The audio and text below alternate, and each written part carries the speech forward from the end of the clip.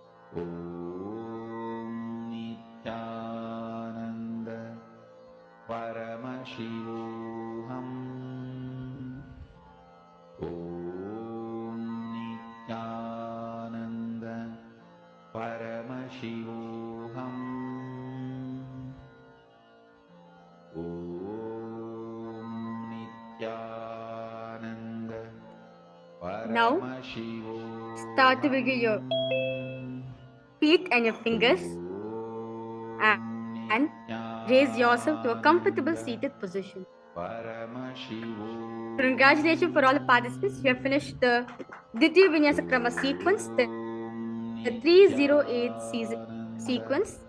So with this, we'll be concluding this session with the Purna Mantra. Request all of you to sit in a cross-legged position with your head, neck and spine straight line. Bring the palms in front of your heart to Namaskara Mudra. Close your eyes. We'll be concluding with the Purna Mantra. Om Purnamada Purnamidam Purnat Purnamudachyate Purnasya Purnamadhaya Purnameva Vashishyate Om Shanti Shanti Shanti Hari Om Tat Sat Sarvam Bhagavat Shri Nithyananda Paramashiva Padukarpanamastu Om Nithyanandam. Thank you everyone. Nithyanandam. Paramashivoham Om Nithyananda Paramashivoham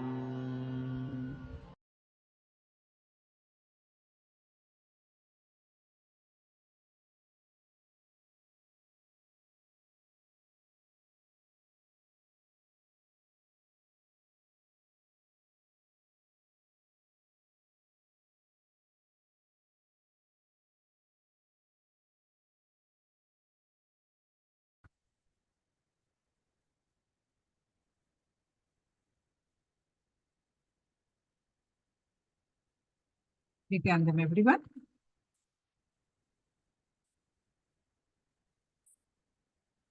Welcome to the Paramashivoham, Glimpses of Paramashivoham, Day 1. With the blessings of the Supreme Pontiff of Hinduism, Jagat Guru Mahasannidhanam, His Divine Holiness, Bhagwan Nithyananda Paramashivoham blessings. Let's start with the Sadguru Vandana. Please sit straight with Mandala Mudra and chant along with me. Nithyanandam Paramasogadam Kevalam Jnanamurtim Dvandvatītam Gaganachadusham Tattvamasyadilaksham Yekam Nityam Vimalamachalam Sarvadi Sakshibhutam Bhavatītam Trigunarahitam Satgurum Tam Namami. Nithyanandam, everyone. I request all of you to be on camera and participating in the sessions. And what we are going to learn in Paramashivoham.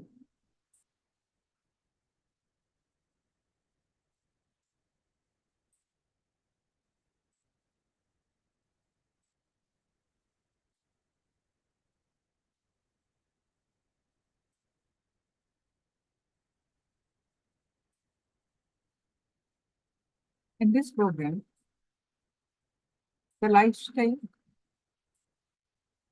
of awakening, experiencing, living, and radiating the ultimate consciousness, our highest self.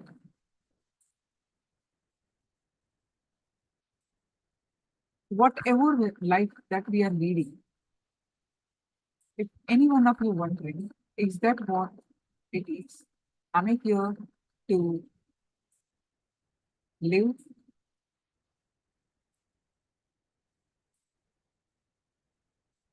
like a limited self? Some successes, some failures, some disappointment, and some happiness, some sadness.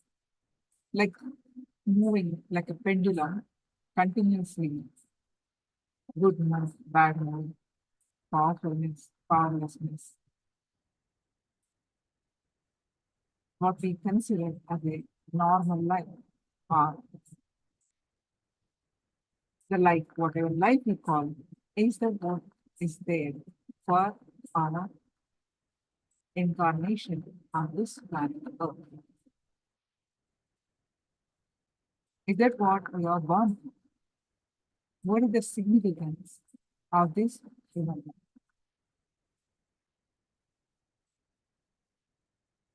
Understanding that we are not just for this, we are here to experience our ultimate flowering of consciousness, and we are born to be this. There are so many tools, techniques, the powerful cognitions that you're going to learn. In this program, it is intangible what you experience, but definitive experience and the signs of awakening to your highest possibility. Awakening to your highest possibility from the Vedas and Agamas.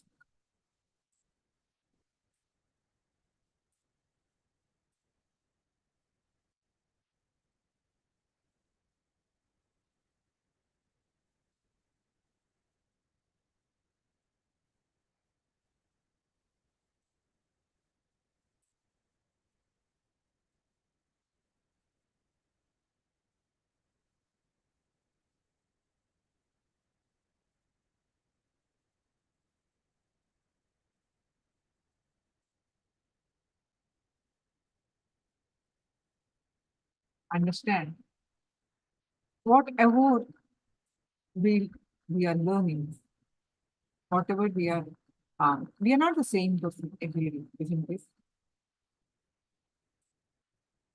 We are learning.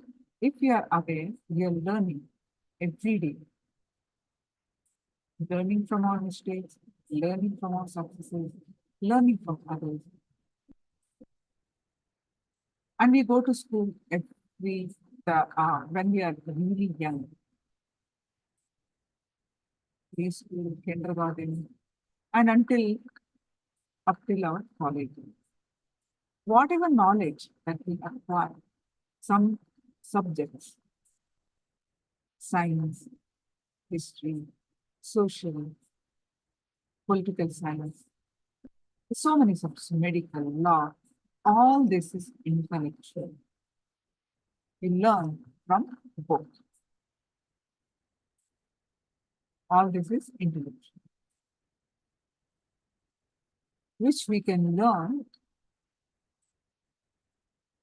from your head, using your mind, using the head. It is just use your mind, and that's enough.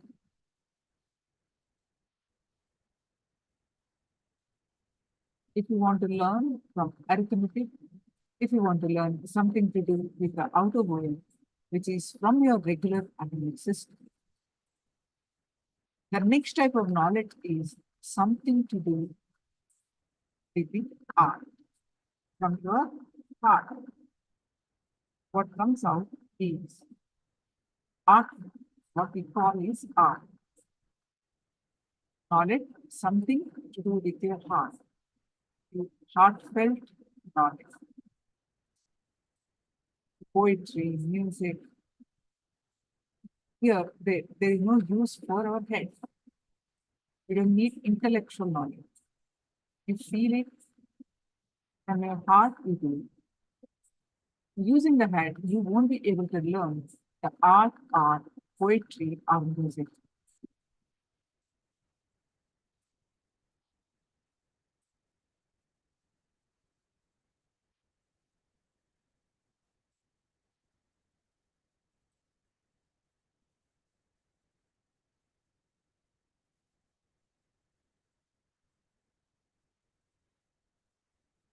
There is a tale.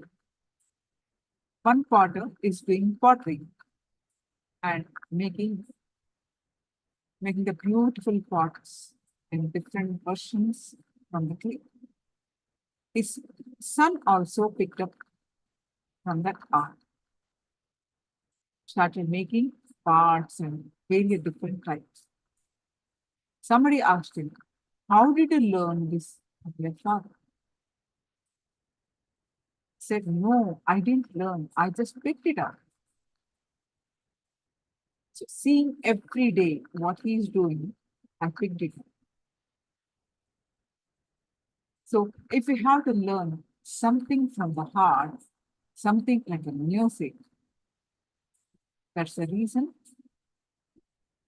in ancient times, music cannot be taught in by the classroom. It can only taught by the Gurukul education system. All the great musicians we can see are trained by Gurukul system.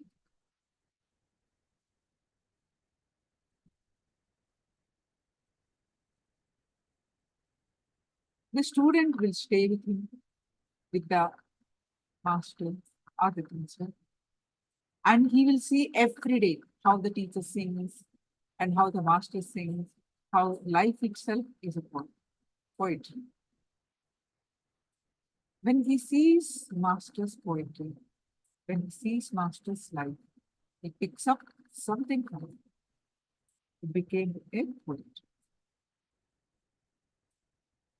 If the poetry taught in the way of intellectual, in the way of arithmetic, the man who earns the poetry will write poem, not poetry.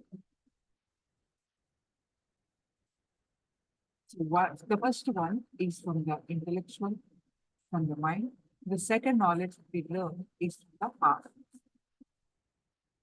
The third one, the third type of learning is a deep knowledge, and it can neither be taught or it can be picked up. It can only transmitted from being to being. That is knowledge transmission.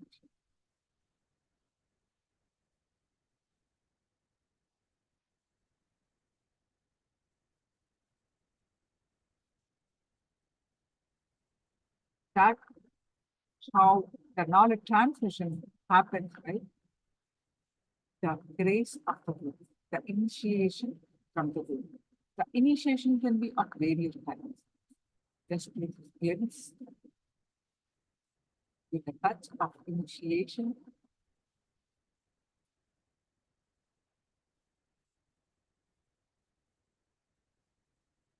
by listening to the powerful cognitions from the master's words, the various ways the knowledge transmission happens. All this with the initiation, with this knowledge transmission, what we learn and what happens to our system is raised in our consciousness, where eventually we experience we are the ultimate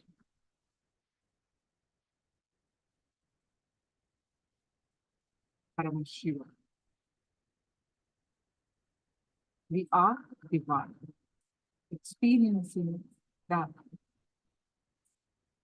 and radiating the state, space, and cause of Paramashiva is Paramashiva God, and declaring that is Paramashiva. Where, where we are missing, where we are get stuck, which patterns we are stuck, what we need to do. Understanding, bringing, realizing, introducing you to you. Meaning from the normal human experience to divine experience, that you are born to be blissful. The ultimate purpose is realizing your divinity.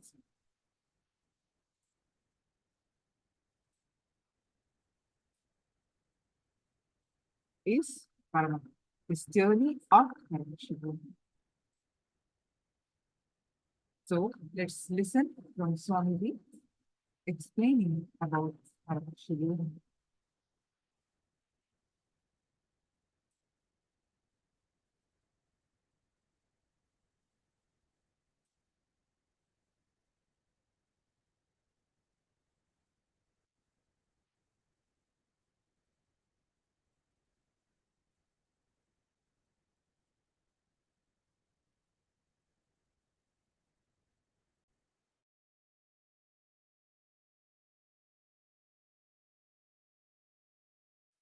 Paramashiva, me, manifesting through this body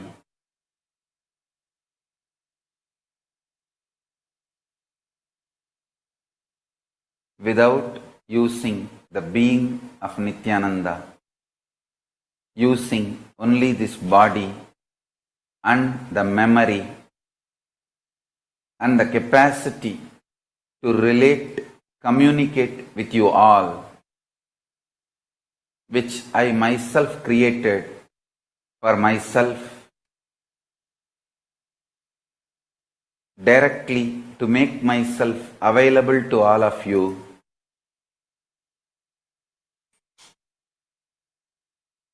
Now, the world is ready and I am making myself available, my very being available through this body,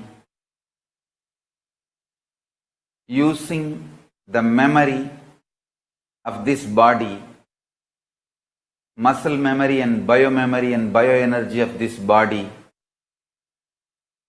my very being, Paramashiva, fully available to all of you to receive, manifest absolutely, understand. All these days I was using the body, memory, biomemory, muscle memory, bioenergy and being of Nithyananda too. Now I am using this body and memory and I am manifesting my being as I am.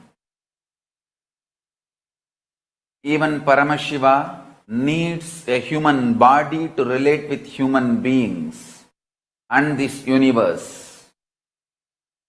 Only if I manifest in this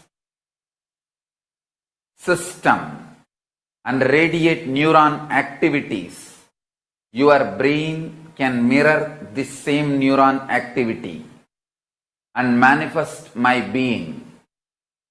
So I made this body, memory, bioenergy, muscle memory and the being of Nithyananda for me to manifest and make myself available to all of you. Now, this body is fully matured and this world needs me immediately. So I decided to manifest through this body using the memory, muscle memory, biomemory and bioenergy of this being.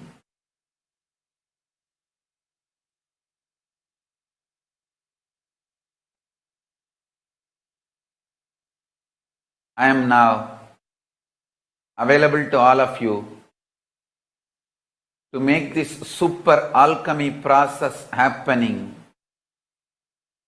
on planet Earth, first time in this mass large scale.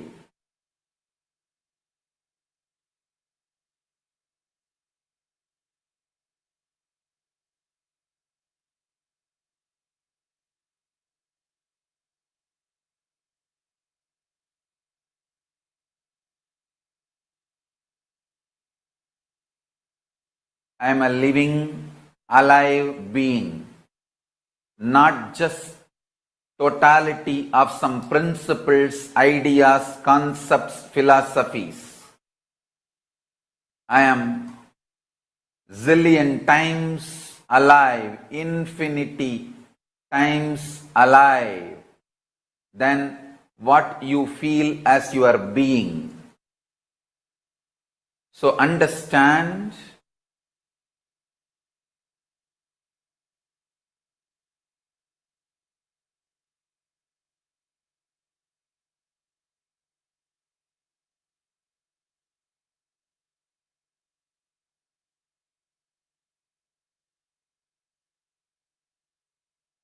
all the fears, greed, everything you go through is superficial, not even skin deep. It is just some dust fallen on your skin. It is neither wound nor deep. Understand this truth. Just like some little dust fell on your skin, which you can wipe it, which you can clean it casually, without much effort. All the fears, all the greed, all the powerlessness you are going through is just simple dust. Unfortunately, you do not want to respect your problems as simple dust, because 90% of what you consider as your being on huge wars of life, too big, whatever you have been taught as too big, as core of your being, is mere dust. If you accept your problems, powerlessness is mere dust. You need to literally drop your being, and you don't know which one to hang on, hold on. That is why you kept your old being alive and suffered a lot. Now I am telling you, I am Paramashiva, fully available to all of you. Absolutely available to all of you. Me, Paramashiva, here, fully available to all of you. Decide to drop your powerlessness, fear, greed, non-integrity, a low way of existing. Drop all of it. I am available now here. Understand? When you hold me, allow me to manifest through you all your lower level, all your powerlessness, fear, greed, non-integrity, everything will become irrelevant. That is why I decided I want to make myself available to all of you.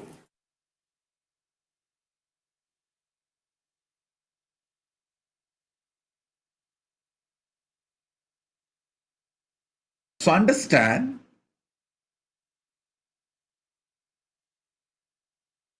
it is time humanity gets a breakthrough and enters into super consciousness. All over the world, recently I am seeing certain kind of a fear about this super intelligence, about this artificial intelligence and super intelligence, and where it may lead. I want the whole world to be assured and reassured. Don't worry. Hinduism has not only solution for the fears and problems you expect, you anticipate due to artificial intelligence and super intelligence, Hinduism can add powerful inputs to use artificial intelligence and super intelligence to give super conscious breakthrough to humanity. It is time. Human beings grow to the next level. It is time. Human beings need to have super conscious breakthrough. I feel and I am very clear, Sanatana Hindu Dharma plus artificial intelligence and super intelligence is equivalent to super conscious breakthrough.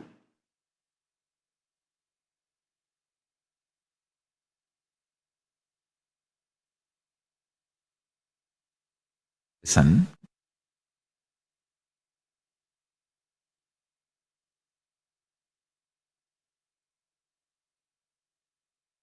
Power manifestation is too simple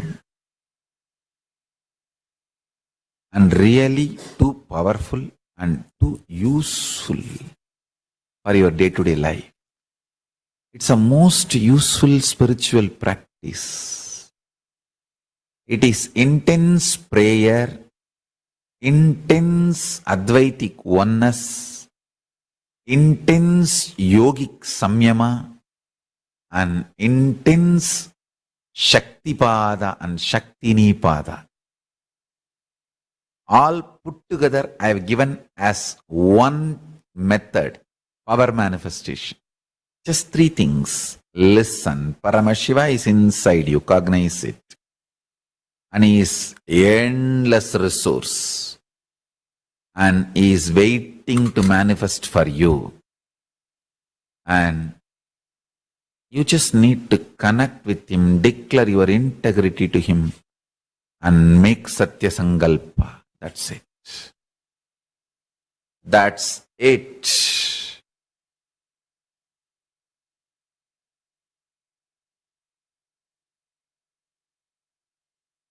Just watch few satsangs related to power manifestation.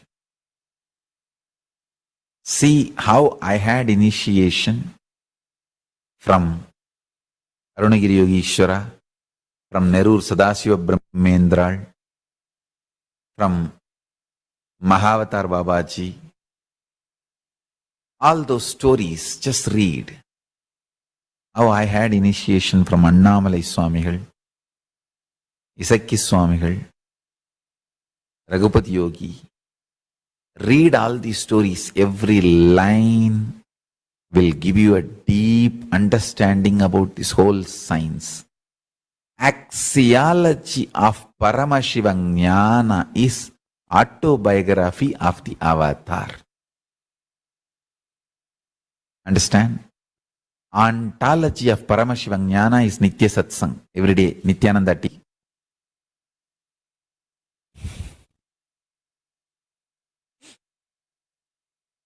Axiology of Paramashiva Jnana and Vijnana is autobiography of the avatar.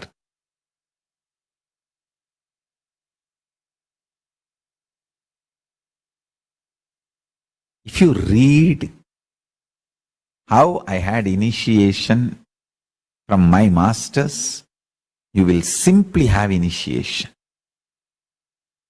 You will simply have initiation.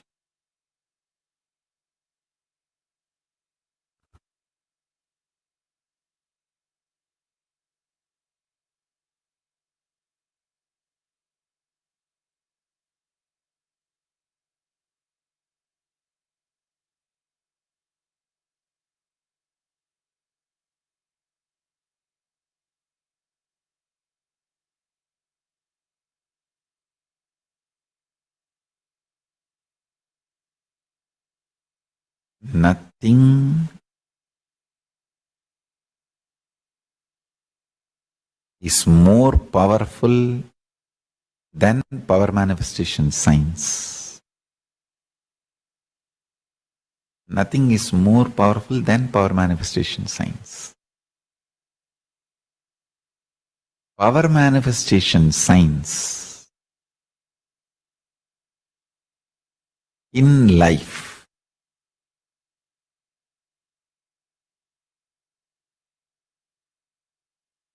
is the most enlightening,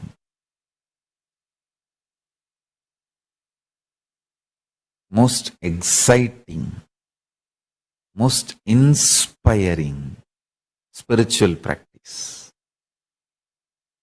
When you decide to manifest powers again and again and again, you know Paramashiva is within you and he is manifesting. You fall in love with Paramashiva every minute. Understand? If he manifests, you know he is real and he is manifesting.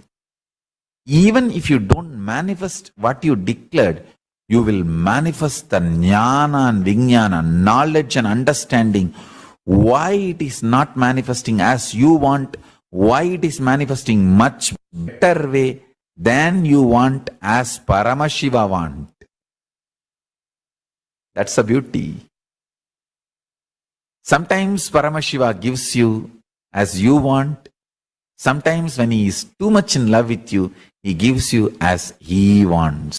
And he makes sure you understand this is what he wants. So this is the best for you. Bestest for you.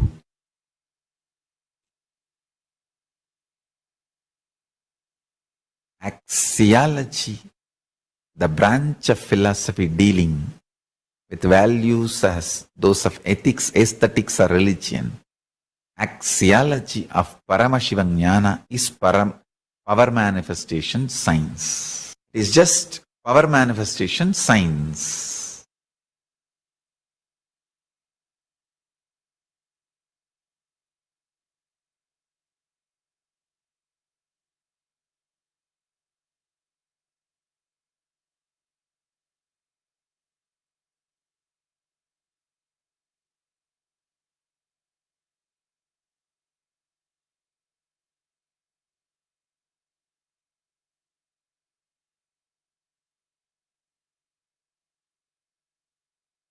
Ontology, eschatology, epistemology, axiology. I am trying to map the Paramashiva Jnana to these four major classification and presenting it in every level to all of you.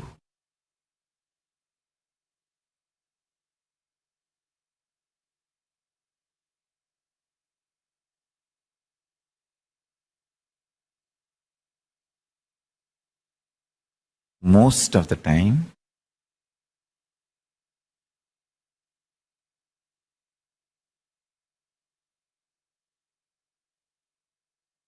if you remain in Santa Swarupa space,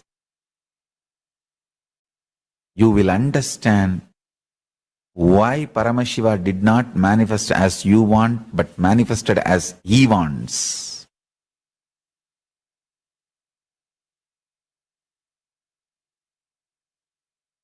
Because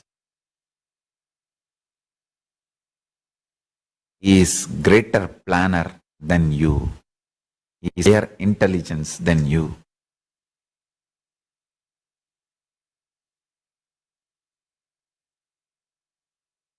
Whether you manifest as you want or you manifest as he wants, power manifestation is the best way to connect with Paramashiva, talk to Paramashiva, level by level, raise and become one already.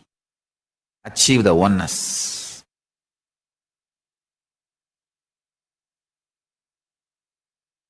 Listen. This is the most important revelation. You need to know.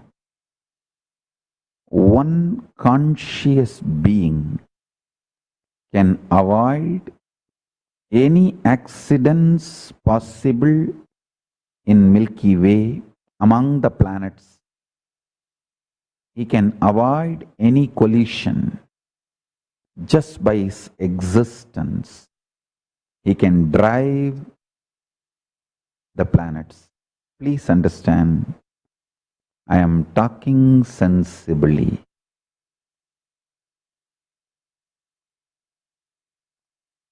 I am talking sensibly, and I am revealing the truths as it is. Just listen to what I am saying 2-3 more times and meditate on it. Pray to Kala Bhairava to help you to cognize the truths he is revealing now through this body. So you can be liberated from all the delusions related to time. Please understand. Just only switching on is required to operate the gadgets in your home. Same way, just deciding you are a conscious being, and consciousness is the most superior form of existing than any matter, any principle, is enough for you to manifest the powers to move the planets and play with time and grahas. Because the solution I am giving looks so simple, you either don't trust the solution, sometimes you don't even think the problem exists.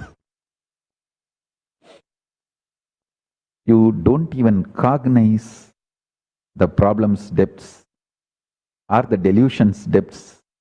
You don't even cognize the solution.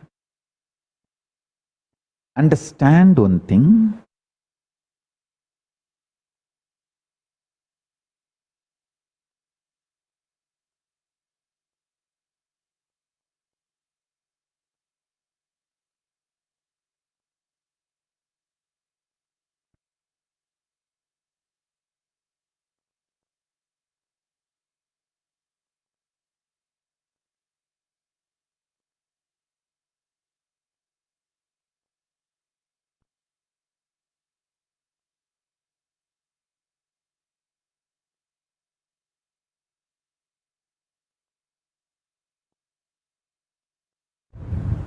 All great truths can become reality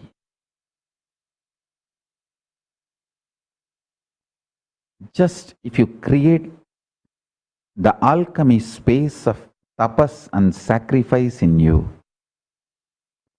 Tapas and sacrifice, Tyaga and tapas is the beautiful space where these great alchemy truths become just reality.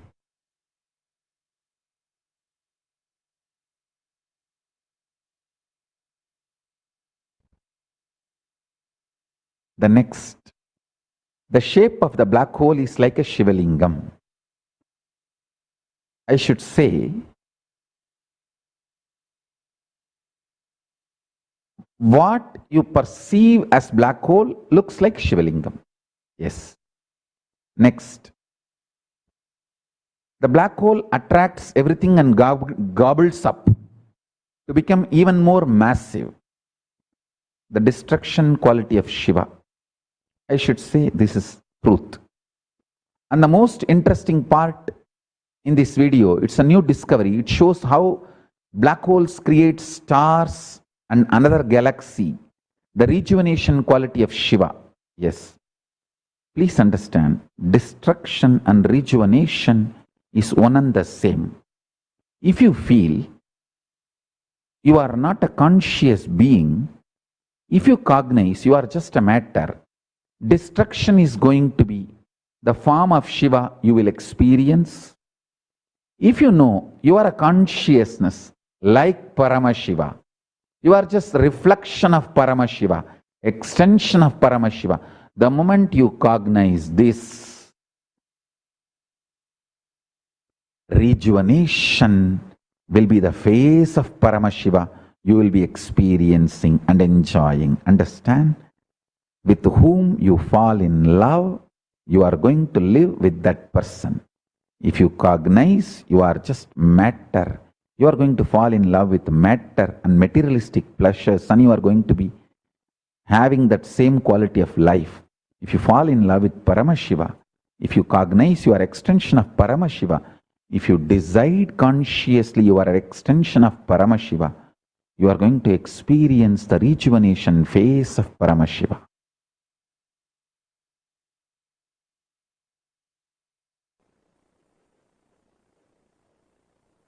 Intensity, by its own existence, is capable of manifesting powers and all different dimensions of enlightenment. See, when I utter these words like state of Paramashiva, that is one dimension of enlightenment. Space of Paramashiva, that is one dimension of enlightenment. Powers of Paramashiva, that is one dimension of enlightenment. Being of Paramashiva, that is one dimension of enlightenment. Superconsciousness of Paramashiva, that is one dimension of enlightenment. KAILASA of Paramashiva, that is one dimension of enlightenment. All these are dimensions of enlightenment. When I utter the word Paramashiva, is all these put together and much more.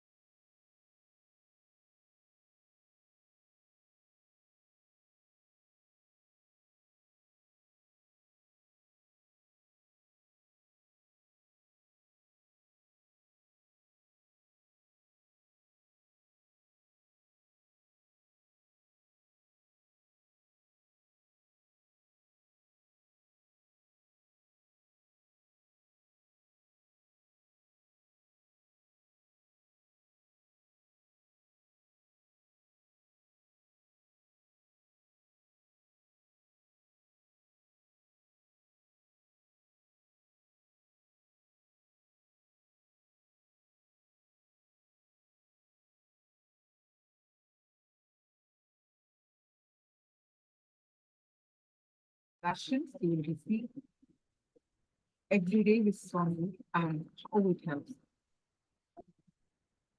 Raise it to consciousness.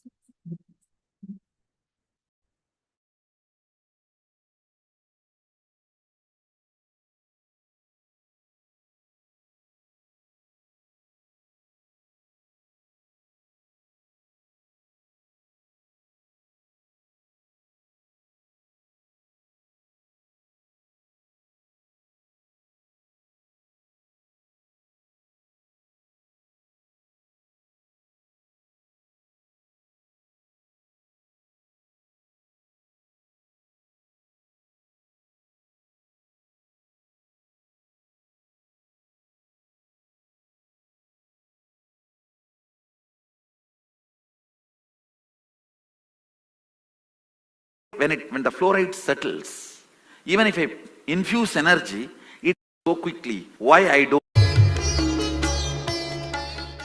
Sometimes you may ask, why the balasans manifest power so quickly? Why I don't? Because you polluted, corrupted your third eye, even physically, with a lot of fluoride sediment. The fluoride, when the fluoride settles, even if I infuse energy, it takes 2-3 days for that layers of settlement to peel off and get cleansed. Not only that, when these neurotoxins settle in your system, you develop certain thought current. I call it toxic mental setup. I'll give you the example. Evening 6 o'clock, you will feel low mood, you don't know why. Every evening 6 o'clock, you will feel the same low mood. How many of you experience this kind of things? That is what is called toxic mental setup. So, by awakening the Kundalini Shakti, pumping it into your third eye, I am breaking the toxic mental setup and toxins. Especially this haritaki, applying the haritaki in the body and taking bath, and enema, washing your eyes. All this helps me in a big way to cleanse your toxic thoughts, toxic accumulation. The accumulated toxins in your system can be cleansed. It becomes a lot more easy for awakening your Kundalini Shakti.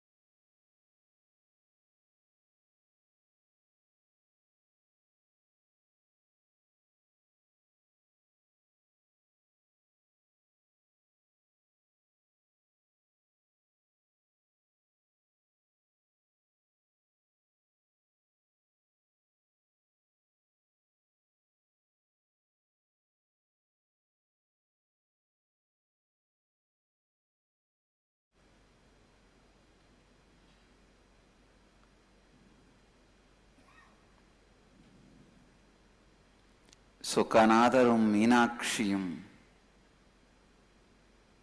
முருகப்பெருமானும் ஆக்கி உலகிற்கு அளித்து கூட்டிச் சுவை சேர்த்து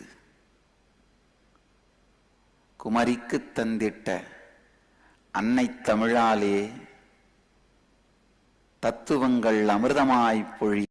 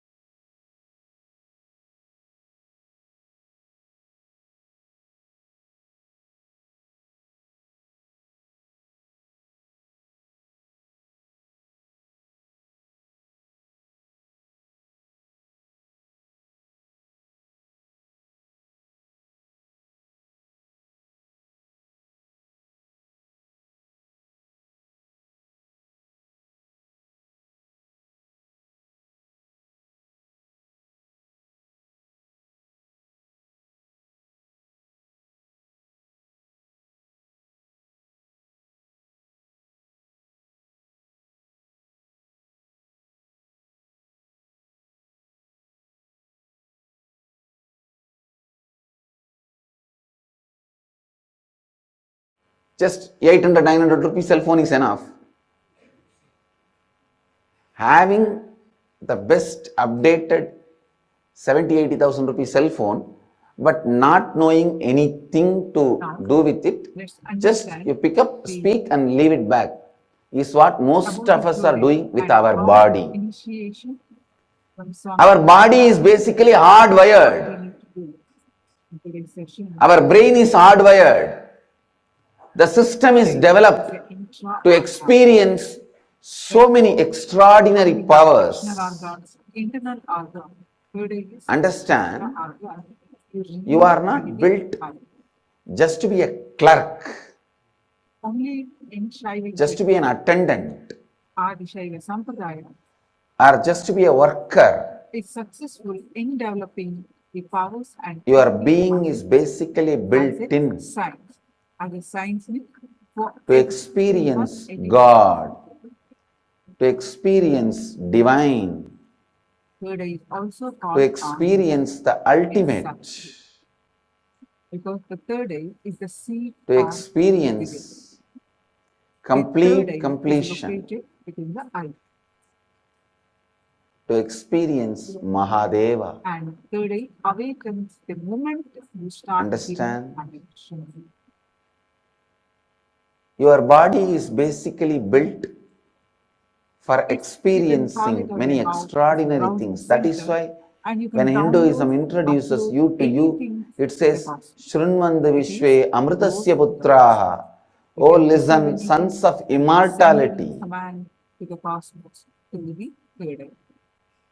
Hinduism does not introduce you to you as a sinner. It introduces you to you as sons of immortality.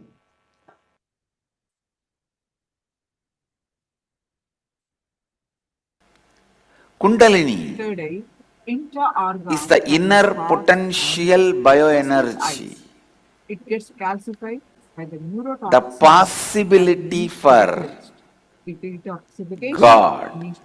The seed of God in man is Kundalini. Understand? The seed of God in man is Kundalini. So if the seed is nurtured awakening, and third eye will help you to achieve health. activated. You will be all aspects, health, wealth, If the anything seed that you is want to achieve. nurtured, Awakening awakened, activated, with your simply intuition. God happens in you. God happens in You know you. what to do exactly, and you will be able to Simply command. God happens in you. Name is called harmony, means order. The third eye has a Kundalini impact. is inner potential bioenergy.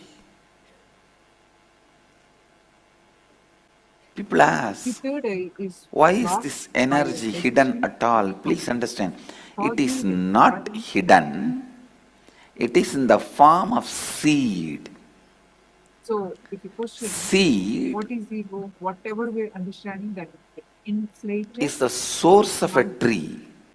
That does not not mean just the the ego. tree is hidden Any inside the idea of seed. ourselves that is different from reality is ego. Your godliness, your A godhood small shift.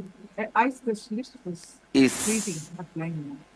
from Kundalini. Kundalini is the Once I source of operate your your eye, you will godliness. have your vision back But that on does not because mean through the stick. Kundalini is hidden The in blind man you. became afraid when he heard this. He asked the doctor, People ask, I why is it understand that not I'm getting expressing in vision, but everyone? how Please can I walk with understand. my stick without my stick? The man was so used to This walking is with a like stick you that he asking, could not why everyone understand is not that by becoming getting his vision, he president could of the throw away the country? stick. He is Why holding everyone on is to not a becoming limited, inadequate lawyer? potential Why of everyone is stick not becoming that he doctor? can't Each imagine one life decides without, what they want to become even and without put it. their Soon after attention he in gets that there. direction and they become that. This is how we all are So moving Kundalini forward. also Ego is an inadequate cognition awakens of in us. people who Arrogance wants is it, holding on to that limited identity, who are ready even to though you know that experience something it, bigger is. who are really interested in Ego and it. identity are very closely related to each other. Kundalini Shakti is responsible So for let's take whether a few minutes and find out who you are, what is it. experience emotional fulfillment, bhakti, Then devotion. now the question to who am I? You experience enlightenment through devotion, or you experience enlightenment through knowledge. Through knowledge, wisdom, you experience enlightenment.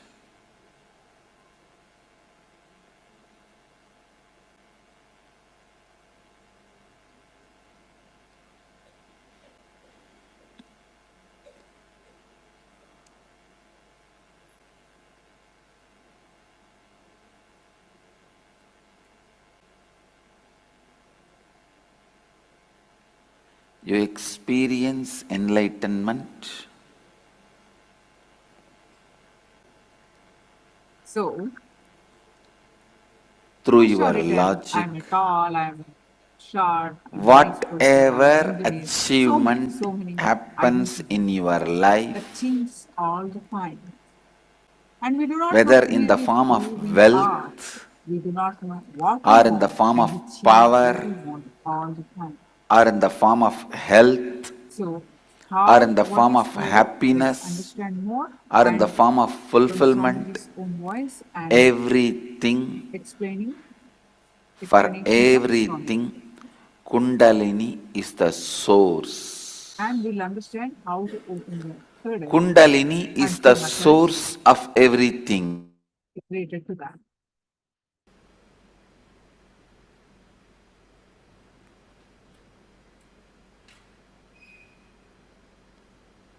Let us understand about third eye. Please listen. Your life is nothing but seeing.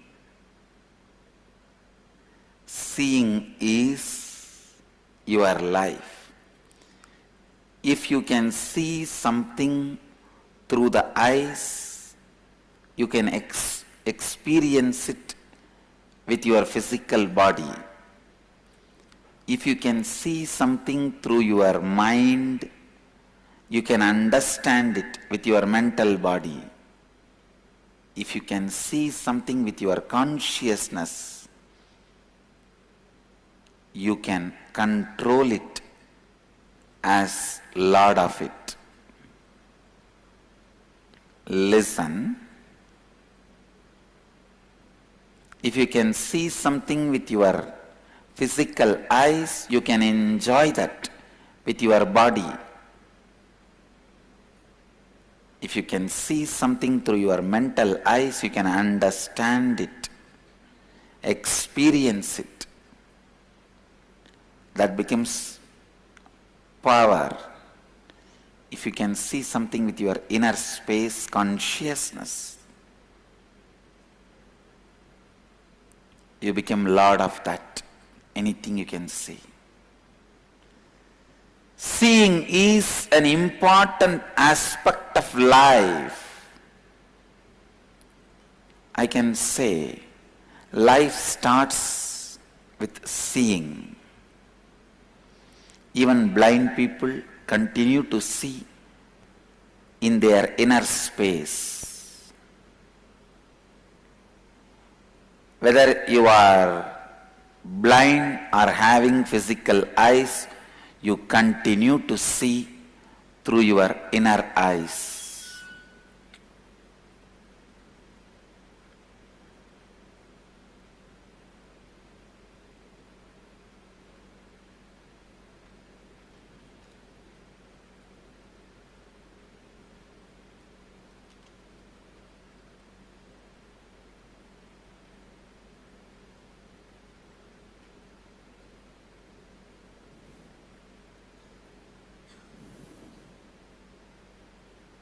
Listen.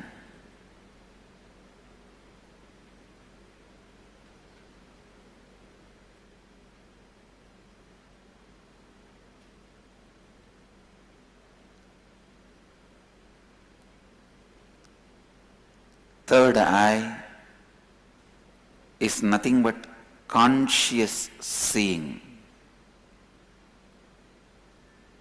Third eye is nothing but conscious seeing.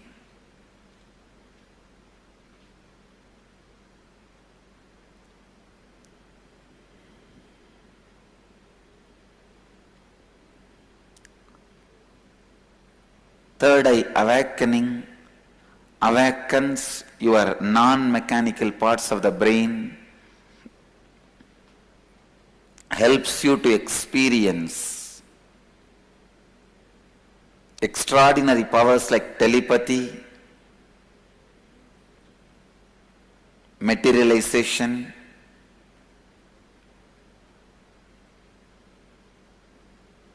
teleportation, many of the extraordinary powers.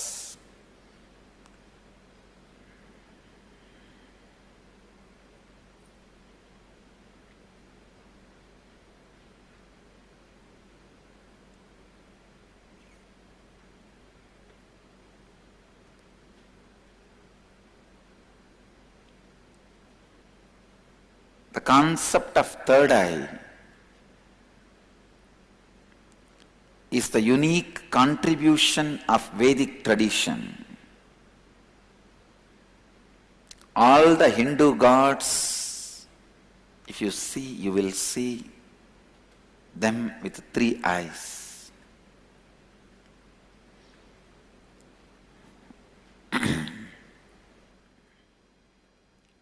It means only if your third eye is awakened, you can become God.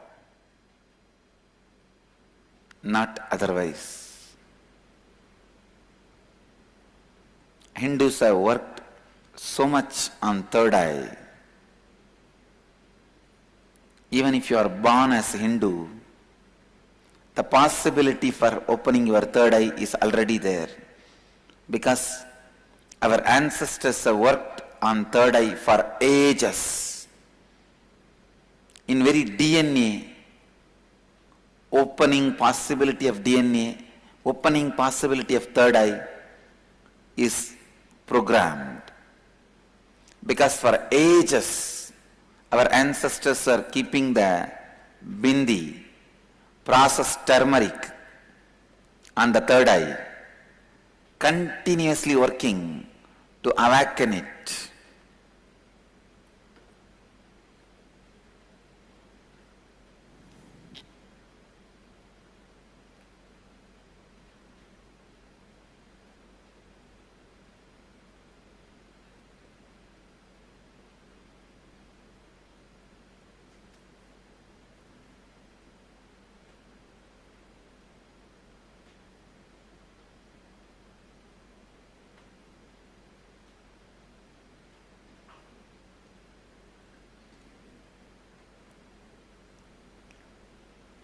Trinetra के बारे में अब हम बात करेंगे। कृपया सुनिए।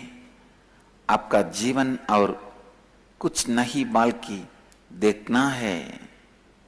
अगर आप अपने देह नेत्र से कुछ देखते हैं तो आप उसका अनंत देह के आनंद देह के स्तर पे ले सकते हैं।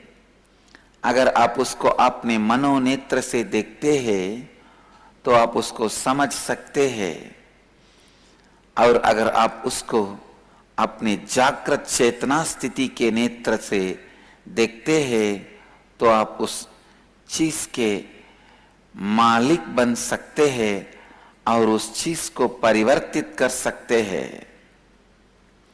आप देखेंगे कि सभी हिंदू देवता त्रिनेत्री है। इसका अर्थ है कि यदि आपकी तीसरी अंक जागृत हो गई है तभी आप भगवान बन सकते हैं।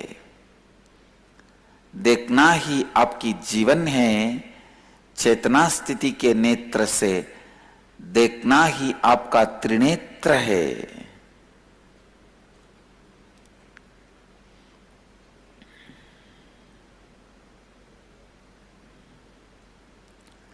Third eye is an important power which is stored in every human being. It is a possibility in every human being. We need to awaken it.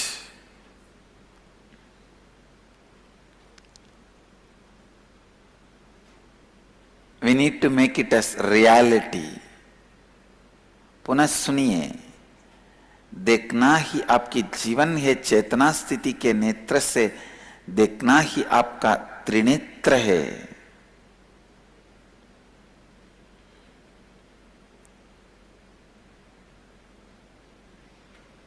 All the extraordinary traditions,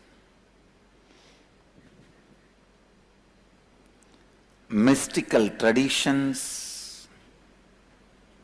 spiritual traditions continuously work on awakening the third eye.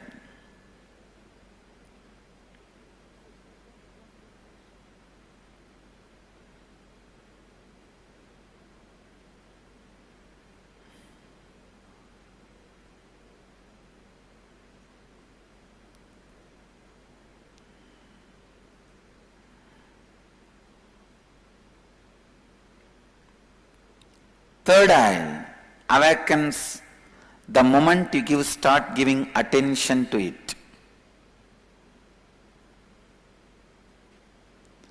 Third eye is awakened the moment you start giving attention to it.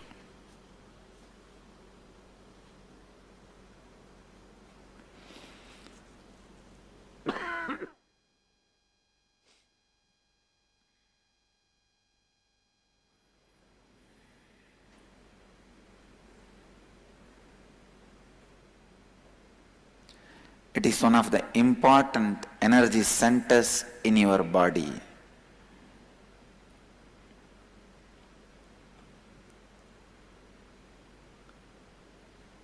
In Sanskrit, we have a proverb. If you die in Varanasi, you will achieve liberation. Varanasi means the space between your nose and eyebrows.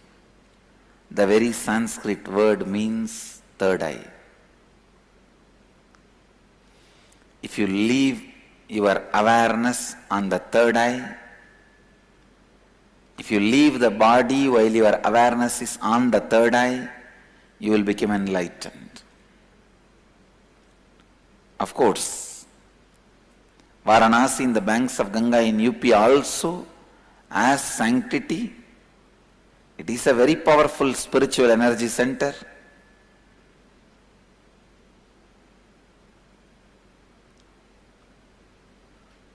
But your third eye, if it is awakened, even while you are alive, you will have so much of benefits.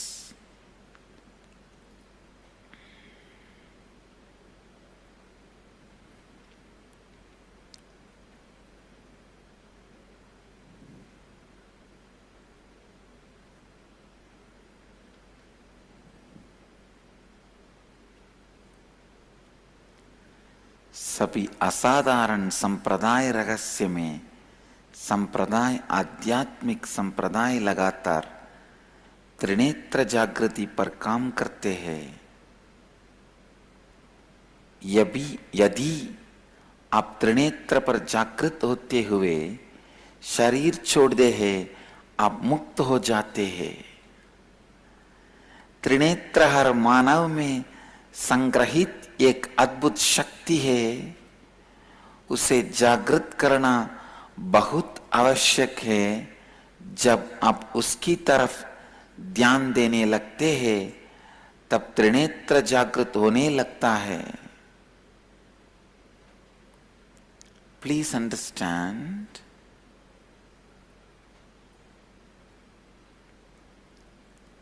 third eye can be awakened by so many ways. One, right thinking. What is right thinking? Aligning all your thinking based on the cognition of tattvas is right thinking. Aligning all your thinking based on the cognition of the four principles is right thinking. Listen.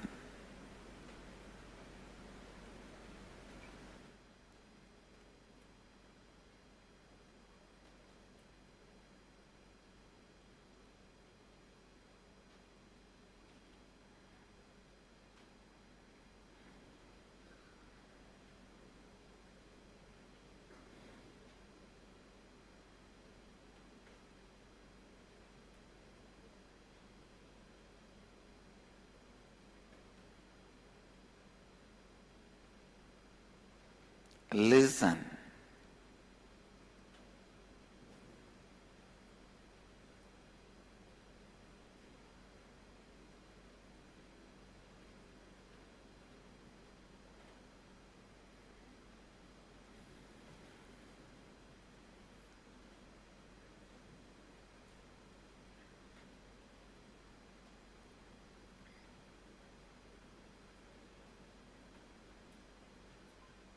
Third eye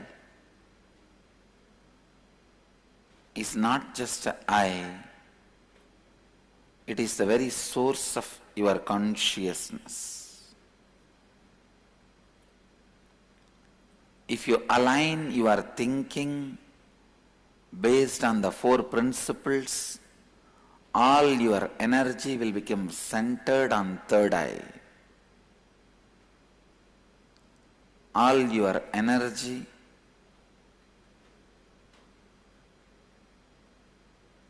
will become stable in your third eye. The functioning of your third eye will enter into the next frequency. Please listen. Third eye is not just brow center, it is browsing center also. Just like how you can upload or download anything to the internet world through the browsing center, same way through the third eye you can download and upload anything with the cosmos. Any Akashic records can be downloaded by you when you open your third eye. Please listen. All the Akashic readings are done by me because of the third eye awakening. That is the process through which Akashic records are read out. Third eye is like a door to cosmos. You can receive anything. Same way, you can send any command to the cosmos through the third eye. Anything sent through the third eye to the cosmos, immediately experienced.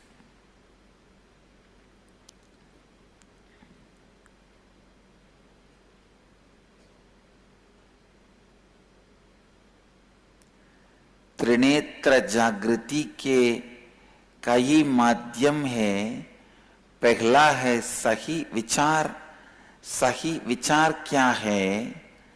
अपने विचार को चार तत्वों की समझ की साथ संरेखित करना ही सही विचार है। त्रिनेत्र के द्वारा आप कोई भी ज्ञान, कोई भी आकाशिक रिकॉर्ड सीधे डाउनलोड किया जा सकता है। इन चार तत्वों पे आधारित समझ को आपको अपने अंतर विकासित करनी होगी। यही आप में त्रिनेत्र जागरण का पहला कदम है।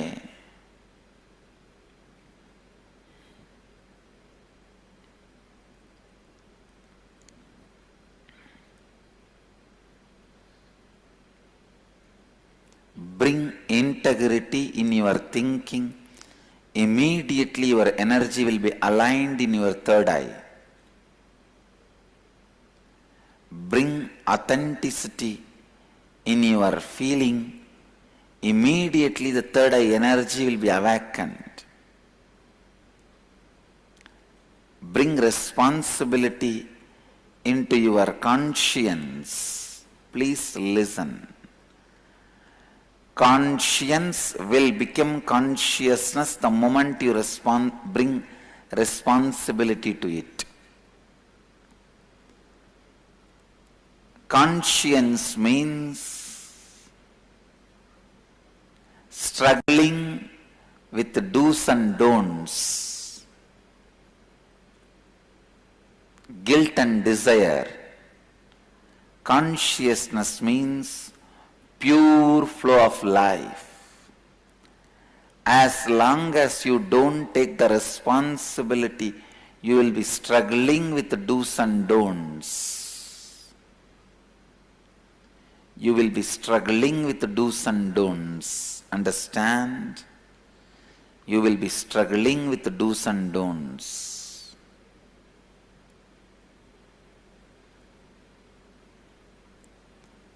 The moment you take responsibility for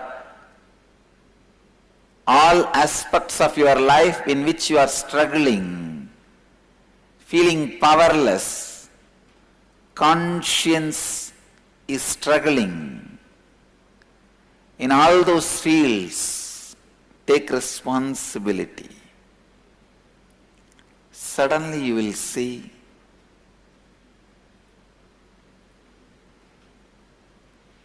your conscience becomes consciousness.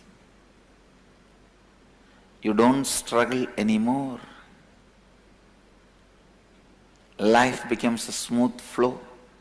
सबसे पहले अपनी सोच विचारा में संपूर्ति लाइए, आपके मनोभावना में श्रद्धा लाइए एवं आपके अंतःकरण में उत्तरदायित्व लाइए, तभी आपके त्रिनेत्र जागरण आरंभ होगी। When you start enriching yourself and enriching others, your third eye flows like a wild river. Listen, whenever you enrich others, the third eye energy flows like a wild river.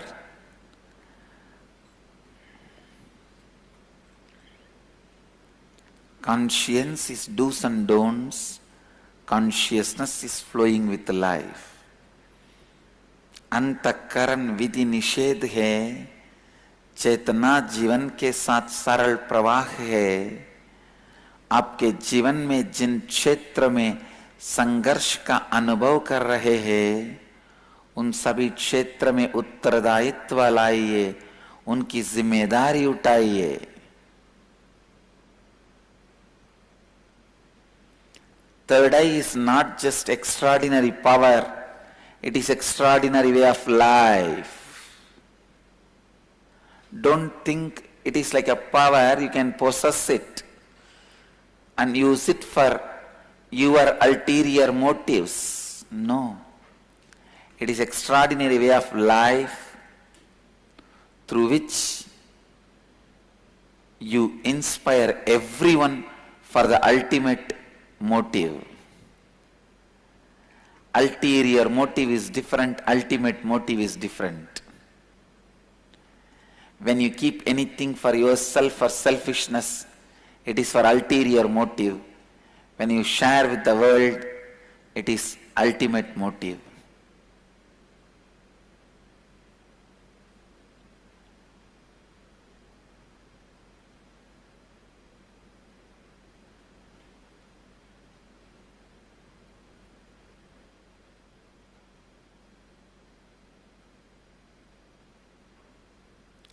संपूर्ति श्रद्धा उत्तरदायित्व के साथ जब आप स्वयं को और अन्य लोग का लाभान्वित करेंगे, तब आपकी त्रिनेत्र जागने लगेगी।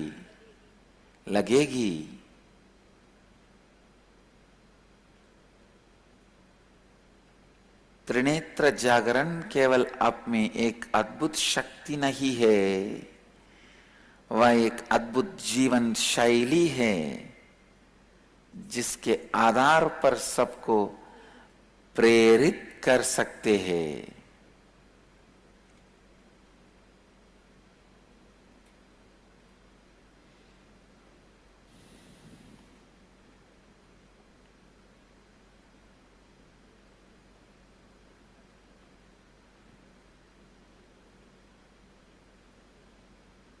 Third eye is the bridge between physical world and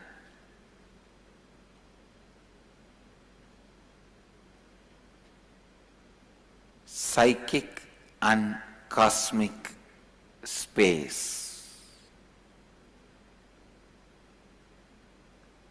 All the extraordinary powers, psychic powers, are achieved through third eye. All the extraordinary powers are lived when your third eye is completely awakened.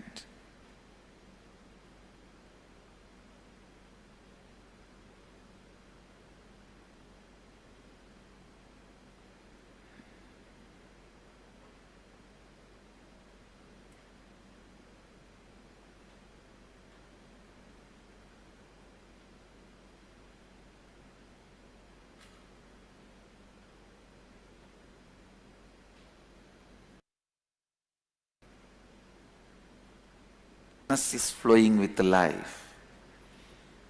अंतःकरण विधि निषेध है, चेतना जीवन के साथ सरल प्रवाह है। आपके जीवन में जिन क्षेत्र में संघर्ष का अनुभव कर रहे हैं, उन सभी क्षेत्र में उत्तरदायित्व लाइए, उनकी जिम्मेदारी उठाइए।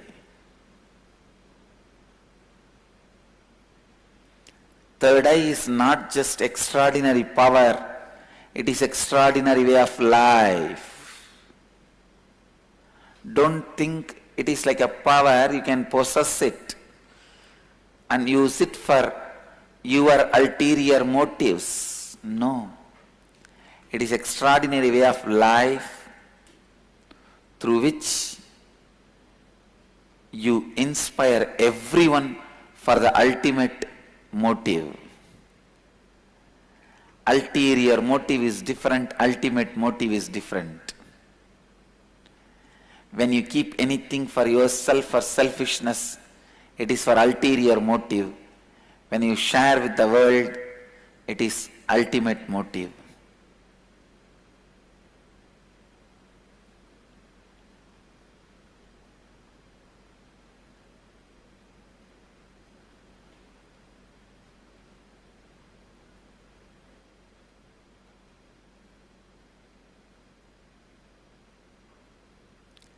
संपूर्ति श्रद्धा उत्तरदायित्व के साथ जब आप स्वयं को और अन्य लोग का लाभान्वित करेंगे, तब आपकी त्रिनेत्र जागने लगेगी।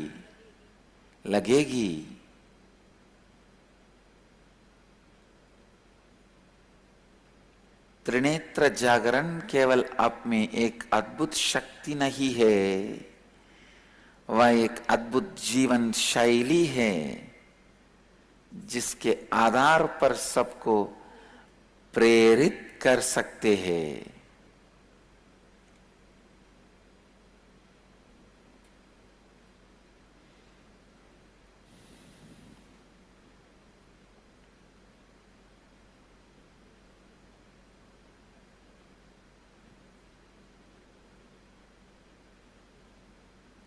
Third eye is the bridge between physical world and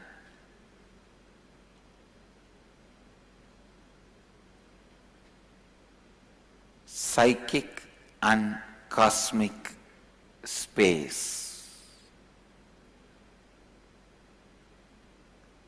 All the extraordinary powers, psychic powers, are achieved through third eye.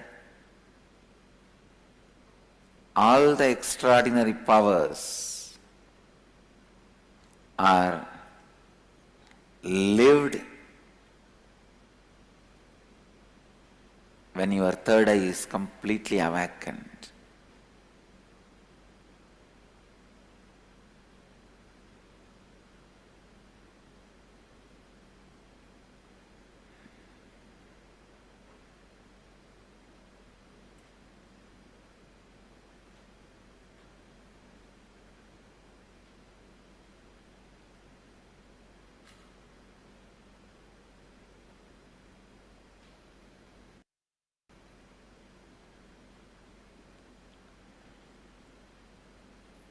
Work on third eye.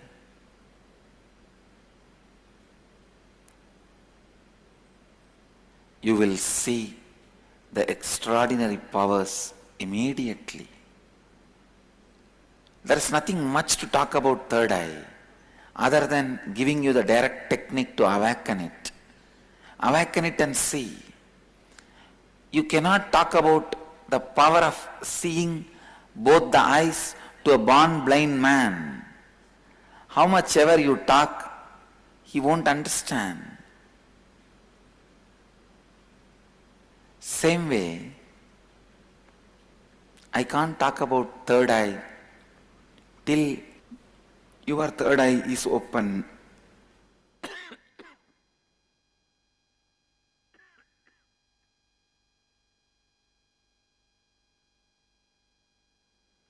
Trinetra प्राकृतिक दुनिया और मानसिक दुनिया और लौकिक दुनिया के बीच में पुल है।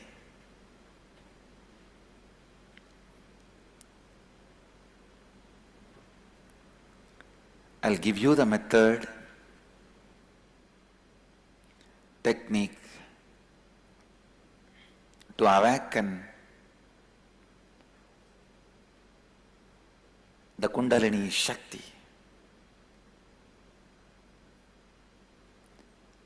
third eye.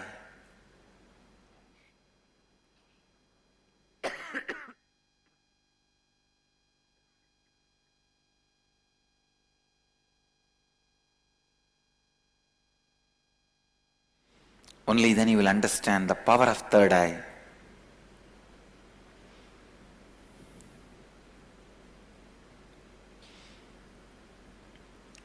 त्रिनेत्र जागृति ऐसी शक्ति नहीं है जो आप अपने स्वार्थी उद्देश्य के लिए उसका उपयोग कर सकते हैं। त्रिनेत्र जागृति जीवन जीने का एक असामान्य तरीका है जो सभी लोगों को सर्वोच्च उद्देश्य को पाने के लिए प्रेरित करता है। The third I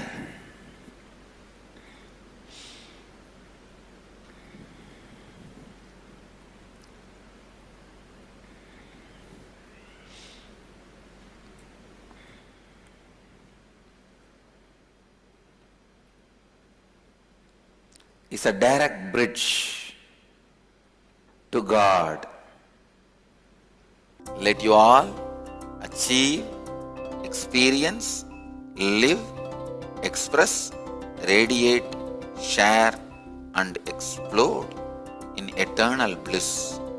Nithyananda. Nithyananda Dhyanapitham, Nithyananda Nagar, off Mysore Road, Bidadi, Bengaluru.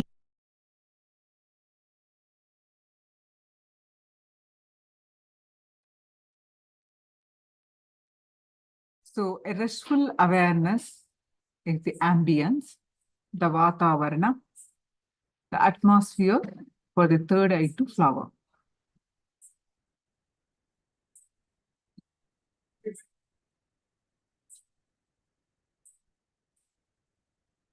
The will persistence.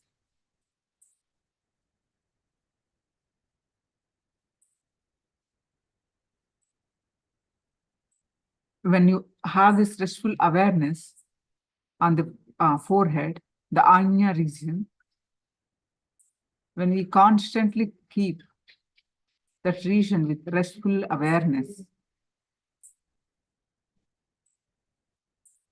the will persistence happens. And when we constantly keep, what do I mean by restful awareness? Swami says, avoiding keeping the tension all the time, the conflict all the time, the chaos in thoughts all the time. When we keep away, when we, whatever method you follow, when you keep away the conflict, contradictions away, keep the Anya region, the third eye region in the restful awareness, the third eye opens. Once the third eye is awakened, it is permanent.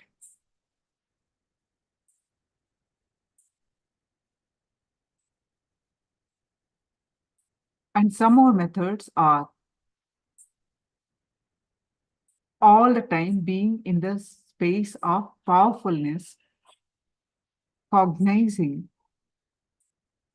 from the scriptures, cognizing the powerful cognition, the sacred secrets, the sacred sentiments,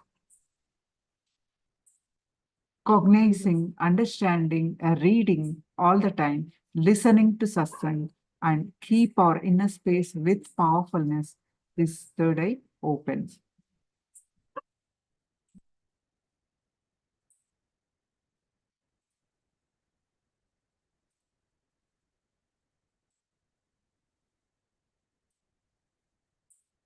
So, what are your understanding so far about the third eye open?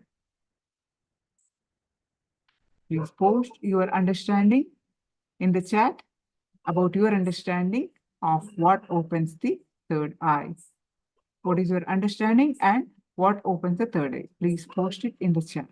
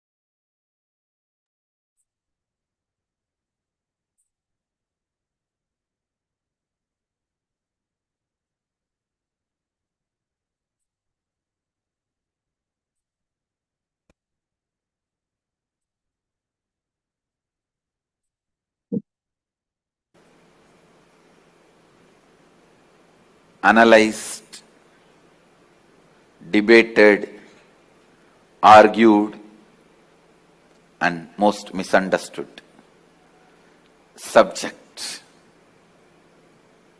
Please understand,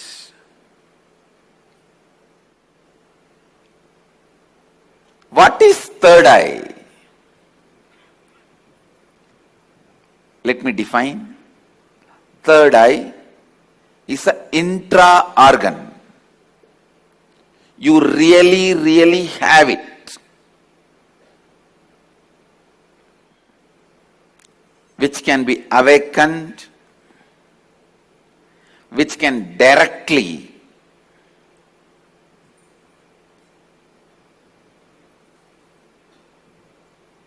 be part of your day-to-day life. Third eye and awakening the third eye is not just mystical alone. It can be directly experienced in your very physical plane.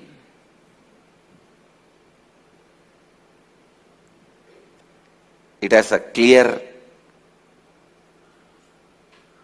defined powers which can add to your day-to-day life, not just exploring the mystical path and spiritual experiences.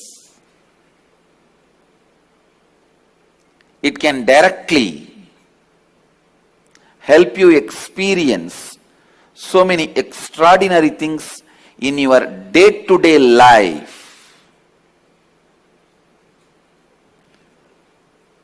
Almost all religions, all spiritual groups, whether it is ancient and tribal based or very modern secret groups, all spiritual groups have worked on third eye because that's the most easiest, most powerful way of awakening yourself to the higher dimensions.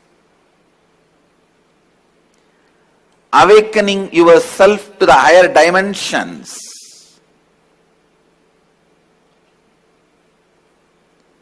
whatever you are seeing with these two eyes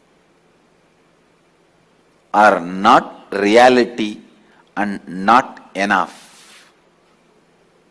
Please understand, whatever you see with the two eyes are not reality and not enough.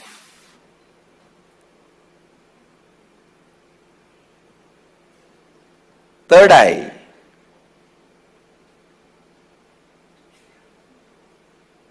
makes you see the higher reality externally in your day-to-day life and internally in your life and death journey. Third eye is one of the powerful energy center in your body. It is located between both eyebrows, where I have this red color kumkum. To tell you honestly, there are some subjects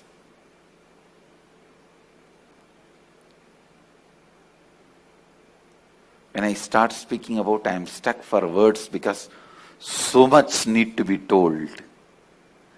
So much need to be told. Whatever introduction I am giving it to you about third eye looks very pearl, very little. When I see the reality of the third eye, I can say it is just third eye. Everything is centered on third eye, whether the lifestyle practices or rituals Our spiritual practices belong to all spiritual traditions.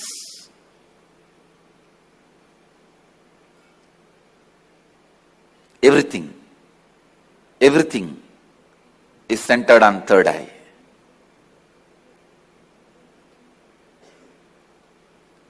Awakening the third eye makes you immediately experience God. I can say God minus third eye is man, man plus third eye is God. God minus third eye is man, man plus third eye is God.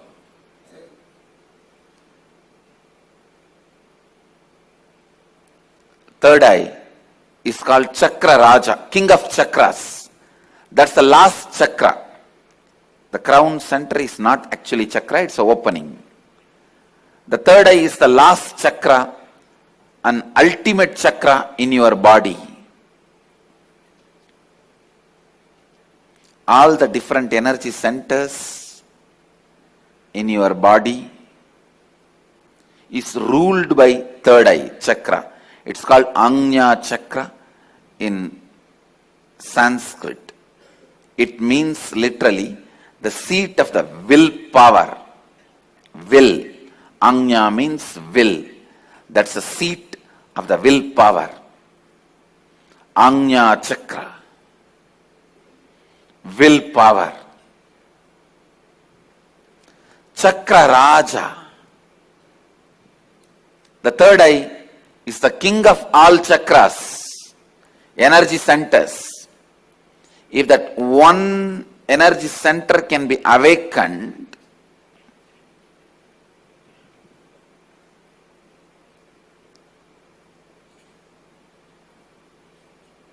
all the energy centers can be awakened. That is why in Hindu tradition, the various pilgrimage centers are identified with the different chakras. But Varanasi, the pilgrimage center of Hinduism, is associated with third eye.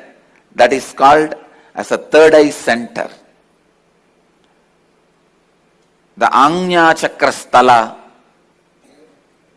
Varanasi.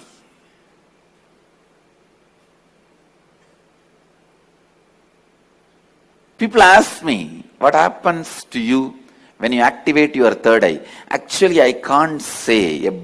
You can't explain to a born blind man what happens to him when he gets the vision.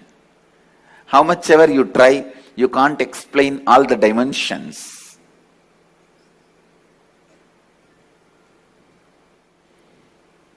Actually, when you activate the third eye, only then the real vision about the life happens to you. You start seeing the reality. You start seeing the truth as it is. Seeing only with two eyes and living, making decisions, seeing through the third eye, living and making decisions, these two lifestyles can never be compared. I can't even say, with the awakening of the third eye, you will get a lot of intuition power or other spiritual powers. No. Let me be very honest. When you awaken the third eye, your whole life will be different. What ordinary people call as intuition will be your lifestyle.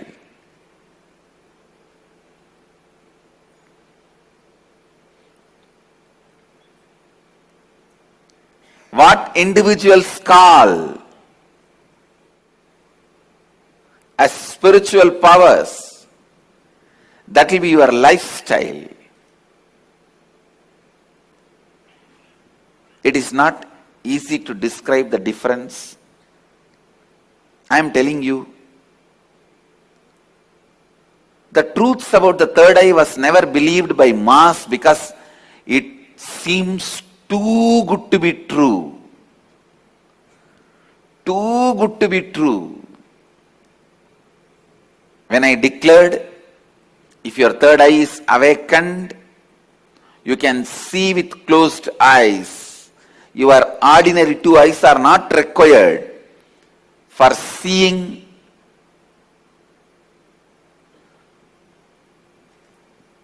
or perceiving, recognizing things. People felt it was too good to be true. When I declared at the age of 12, when I had the third eye awakening, with closed eyes I was able to see 360 degree. People really felt it was too good to be true. But today you are going to have a live demonstration of not just me doing, the kids of the Gurukul demonstrating the power of third eye awakening. When your third eye is awakened,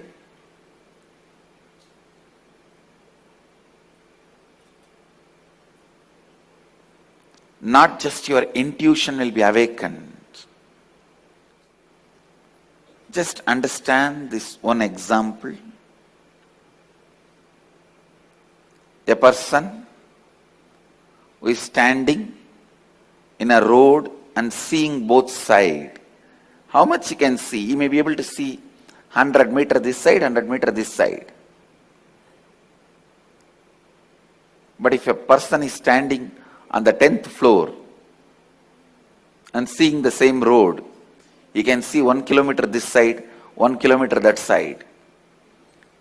So a person who is standing on the 10th floor, if he says a lorry is coming or a Benz car is coming, the person who is standing on the ground, he will think, no, it is not there. How can he say it is coming? Few minutes, it will come. So the person who is standing on the ground will think the person who is standing on the 10th floor is having intuition. It is not intuition, it is in tune with the reality.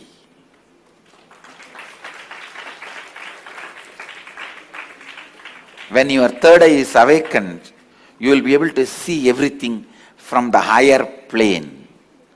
So you will be in tune with the reality. People ask me, can it help me in my material growth? I tell you, it will help you in everything.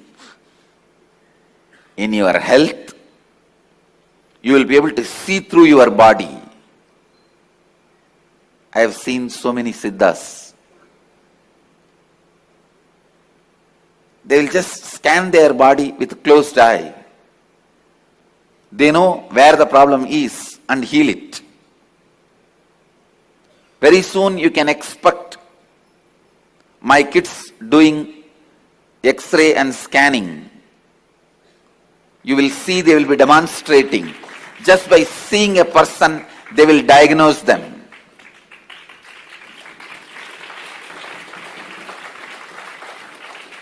Today I am going to demonstrate the blindfold reading.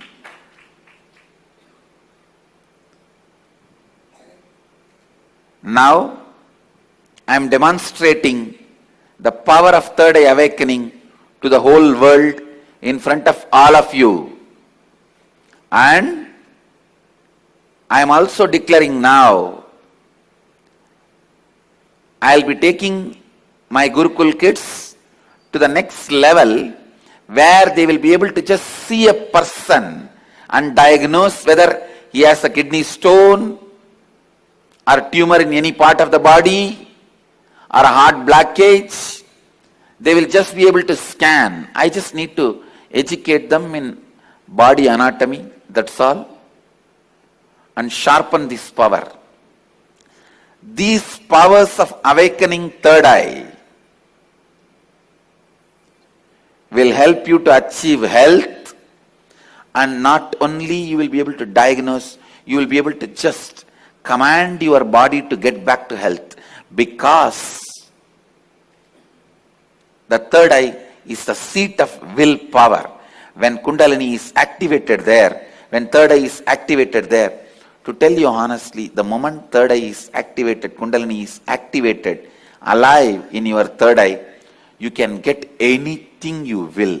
That is why it is called Anya Chakra. Your will be honored by the cosmos. Your will be honored by the cosmos. When I utter through words, it looks too good to be true. But life itself is too good to be true.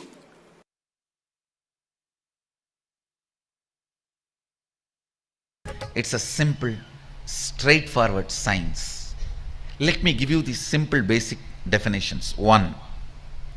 Third eye is an intra-organ, just like both your eyes, which has cords and nerves.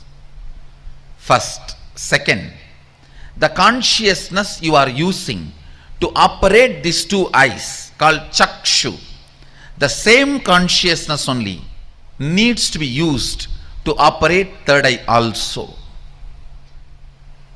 And third, listen, when you start experiencing all this basic introduction is needed for you. So don't think when basic introductions are given, oh, this is not necessary. No, it is needed for you. When you are going to operate some part of you, you need a thorough introduction. See, without reading the owner's manual also you can operate a car, but you will only be knowing the basic things. Like iPhone, without reading the owner's manual you can operate, but you will be only calling, nothing else. Still many of the Indian rich villages use the iPhone only for calling.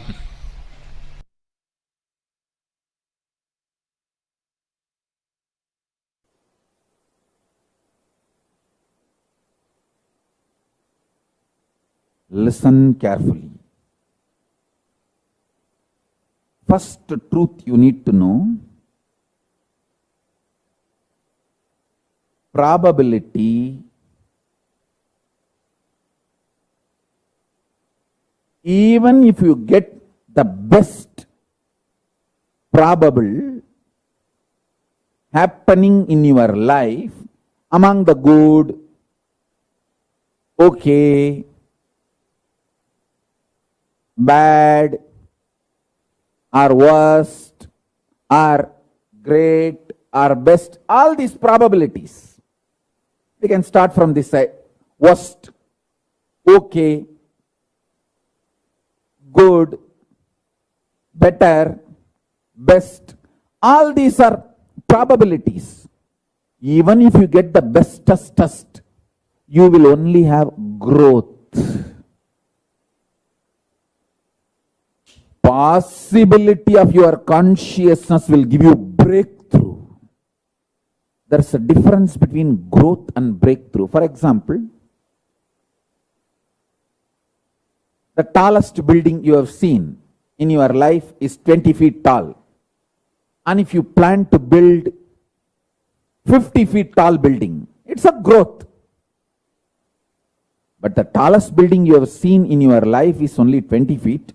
But you straight plan and manifest 2,000 feet tall building. That's a breakthrough.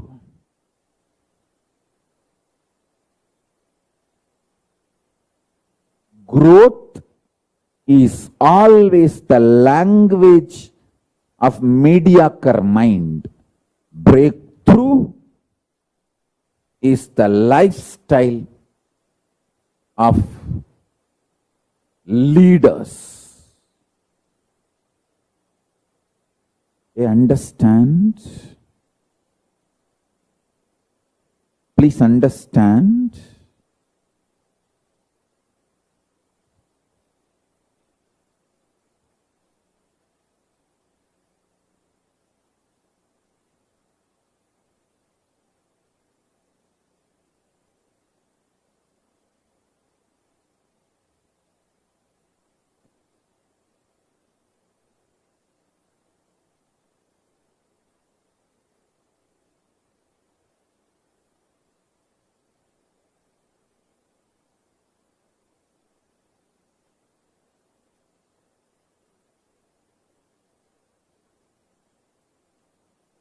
Listen.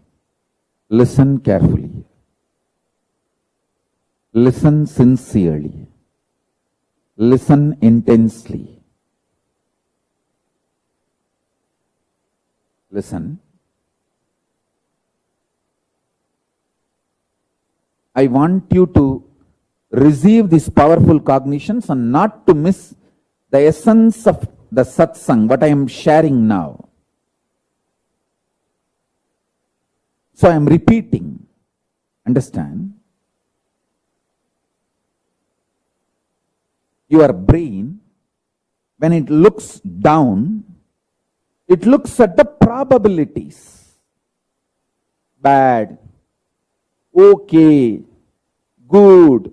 If this happens, it will be bad for my life. If this happens, okay for my life. If this happens, good for my life. If this happens, great for my life. If this happens, best for my life. If this happens, bestest for my life. All these probabilities can give only growth to you. But you just visualize what do you want, your possibility, and 3D print it out of your consciousness and pull it out. Manifest it. That is the real royal life. That gives you the breakthrough. I tell you, if your consciousness through your brain looking down, you will see only probabilities. If your consciousness using your brain looks up, you will see possibilities. Two eyes are probabilities, third eye is the possibility.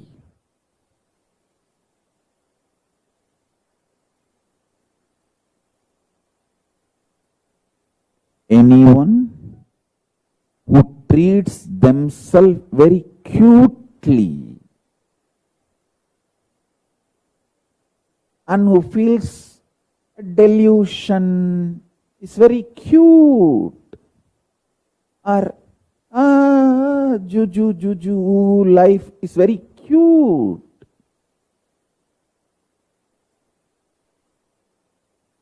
Live and die mediocre life. Behave like Maha Kalabhairava with yourself. Be ferocious with yourself. Take strong decisions. Take intense decisions. Take actions in your life. You will see the possibilities are just printed out of your consciousness and manifested in your life.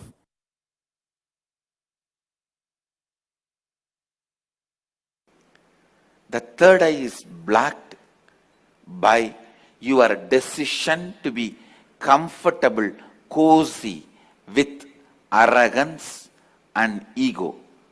Let me define arrogance and ego.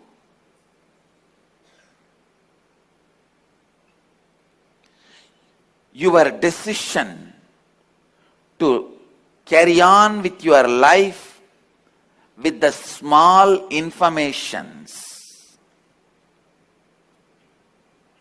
and your false identity built with the small information given to you about you is arrogance and ego.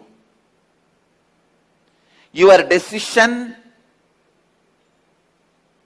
to carry on with your life having you, which is built with very less informations about you. It is like when you are young,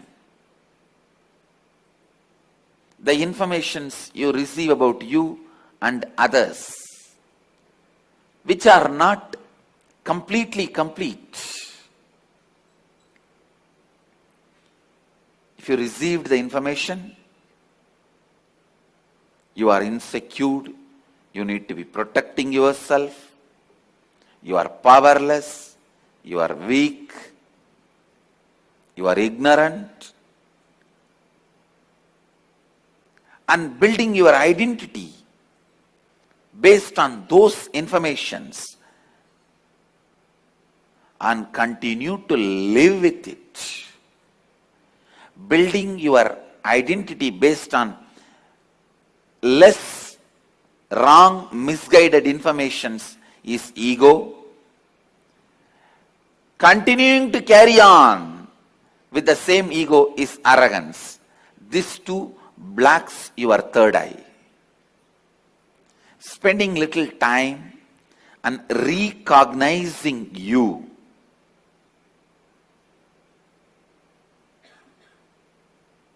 by internalizing some of the truths from the Upanishads, understanding what is you,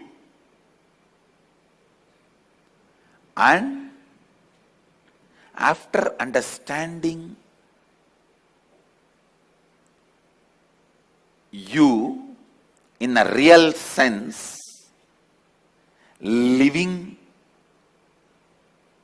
with that understanding makes this third eye open.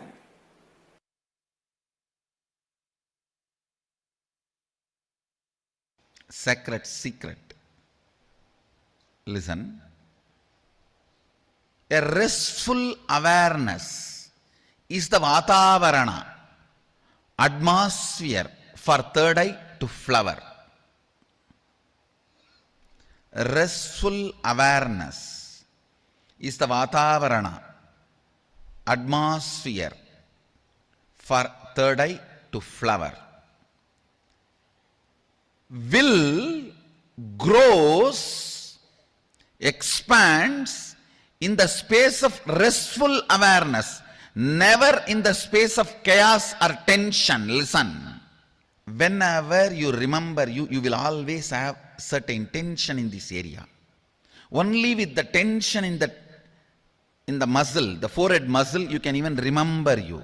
Consciously practice for next 48 hours to keep that area in a restful awareness. Remember, no tension there, no stress there, pure restful awareness, a cool breeze feeling, inside and outside, inside the skull, outside the skull, cool breeze feeling, not hot clay.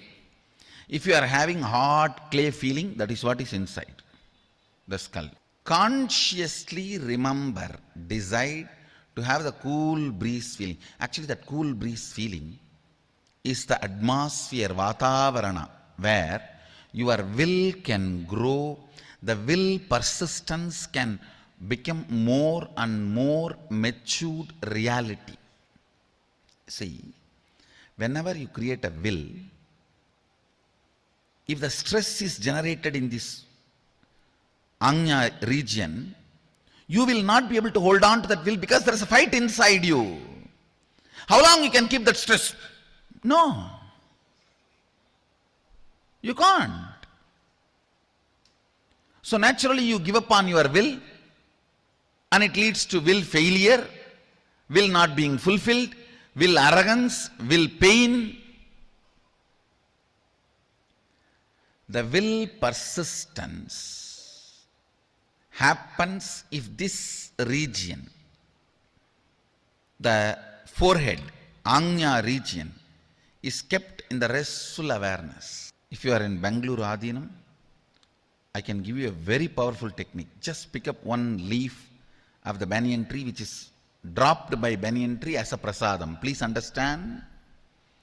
Any leaf dropped by the tree by itself is a prasadam to all of you. But you can't pluck the leaf from the tree.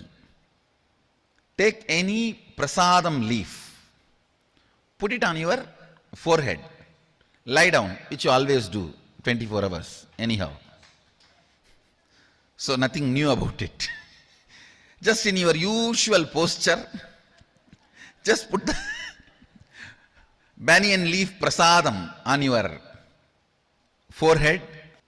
Decide to be in the restful awareness where the ambience, atmosphere, vatavarana in which your will persistence can grow and your third eye can flower. Listen. You can tell even banyan tree leaf, sadashiva.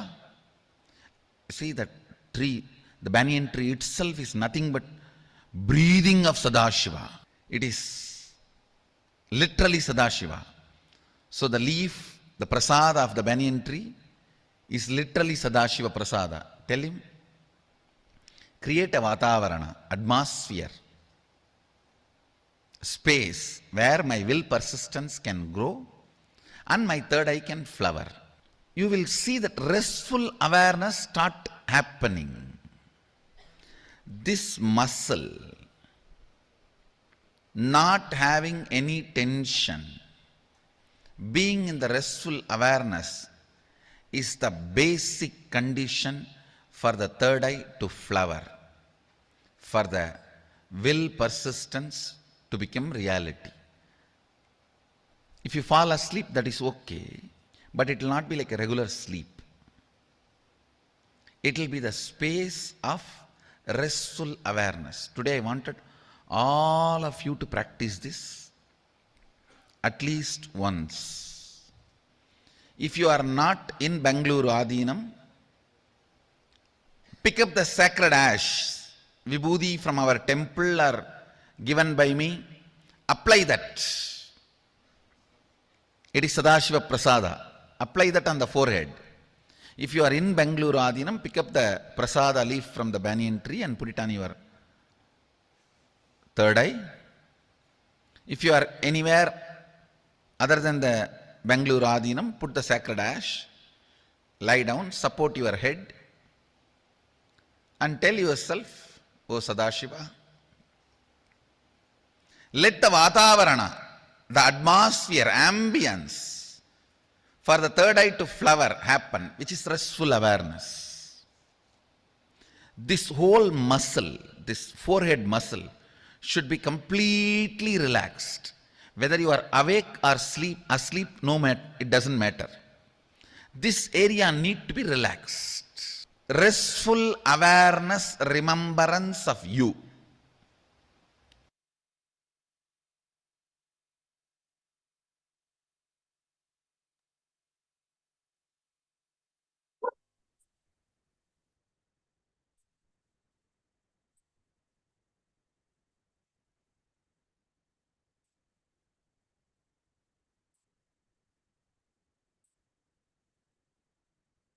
So what are your cognitions? So many powerful cognitions that Swamiji has shared about the significance of the third eye and how it be awakened. You can start writing and make a notes of what are all Swamiji has said about opening the third eye.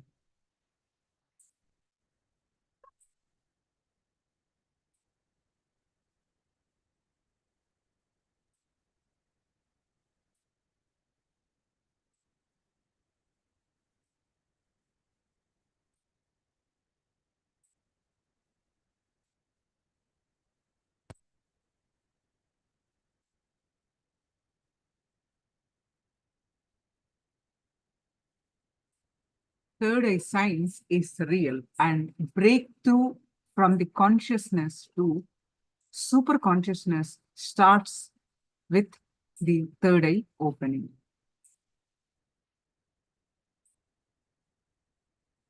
You will not be the same person anymore. The Anya or the third eye is a command center. Anya means command. It's a command center for the being to connect to their highest consciousness, the state, divinity, Paramashiva himself. Through this communication, the human ability expands and express in the form of reading without two physical eyes, enhanced intuition, increased intelligent quotient, the IQ, ability to use all aspects of the brain's potential.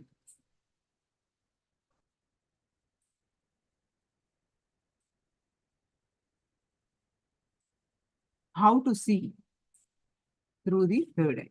The first symptom or the definition or the experience you will have when the third eye is open is you will be able to see without using your two eyes. Completely blindfolded, you will be able to see without any cheating. Even if you have seen once, your third eye is awakened.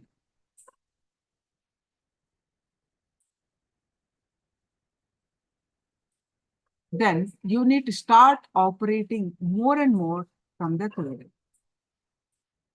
You just need to operate more and more from the third eye.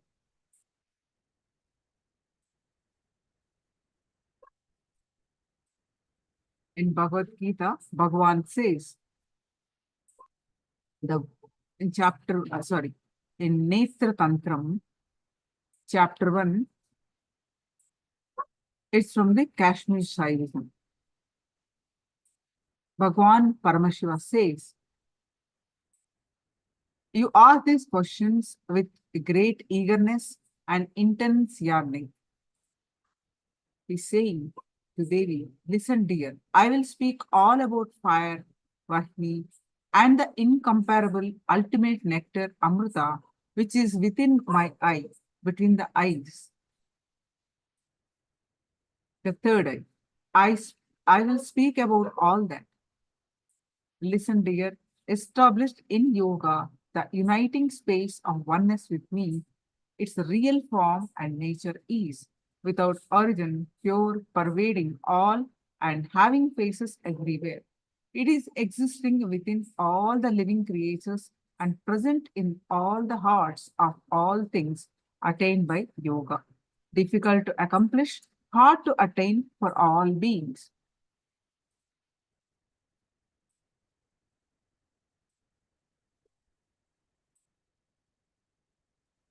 Univocally established, third eye science is for everyone.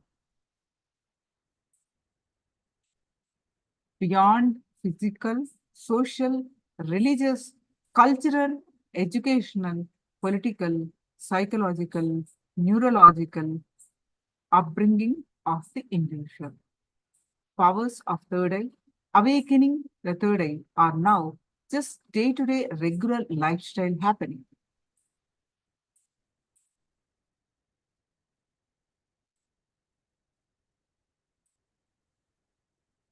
You can see the third eye is an intra-organ and it's really real. When doing daily activities, high activity is measured in the brain where third eye is located. When in deep samadhi state, only third eye region is active and almost 90% of the rest of the brain at peace. Study measures and compare metabolic cell activity of the brain and its conscious and meditative open of the third eye states using positron emission, the PET scan basically. The doctors say that Swamiji is in complete control of brain waves.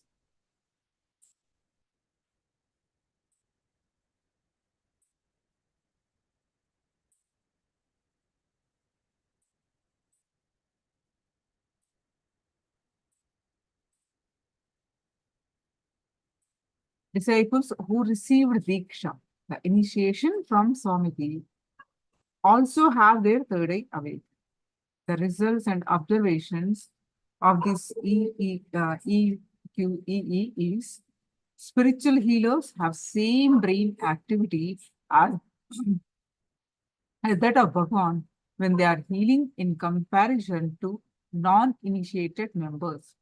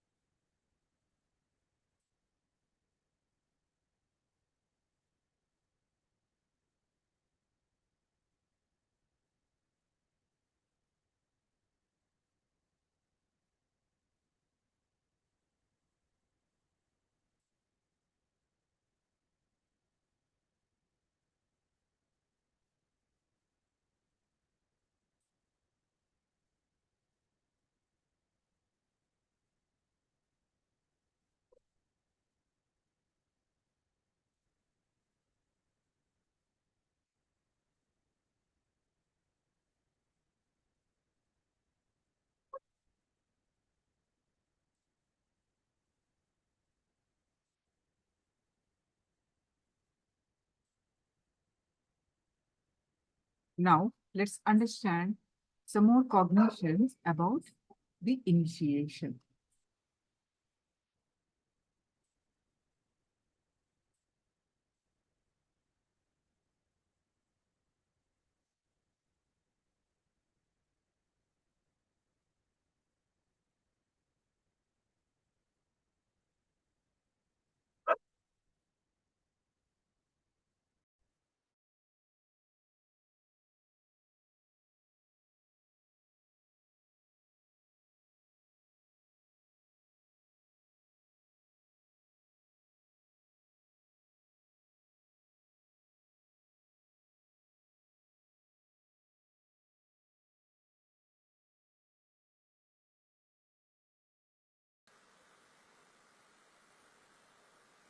Today's subject is unclutching.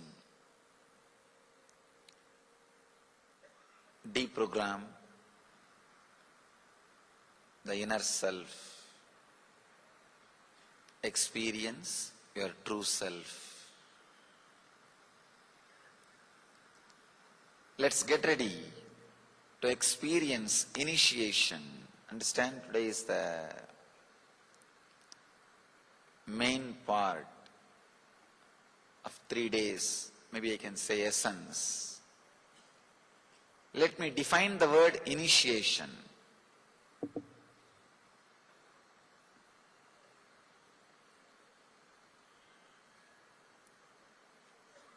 Day before yesterday, I was using a word, psychological revolution.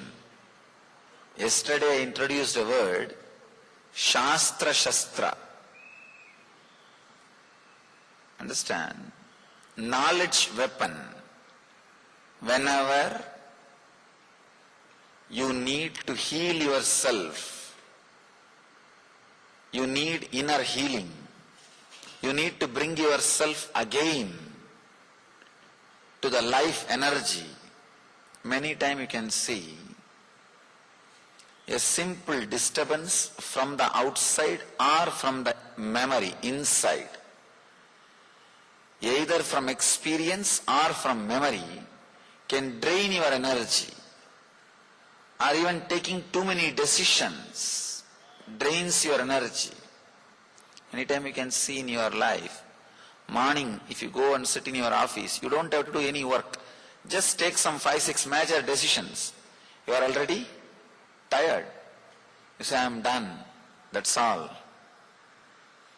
Either the incidents from outside, or memory from inside, or just simple decision makings makes you tired, dead.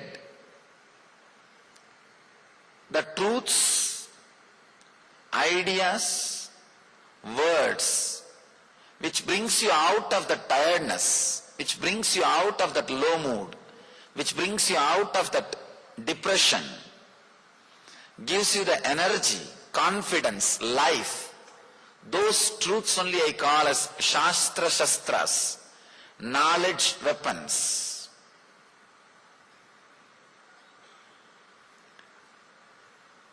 Truths which brings you out of depression, low mood, and adds self-healing energy and confidence, life into you, is called Shastra Shastras. The truths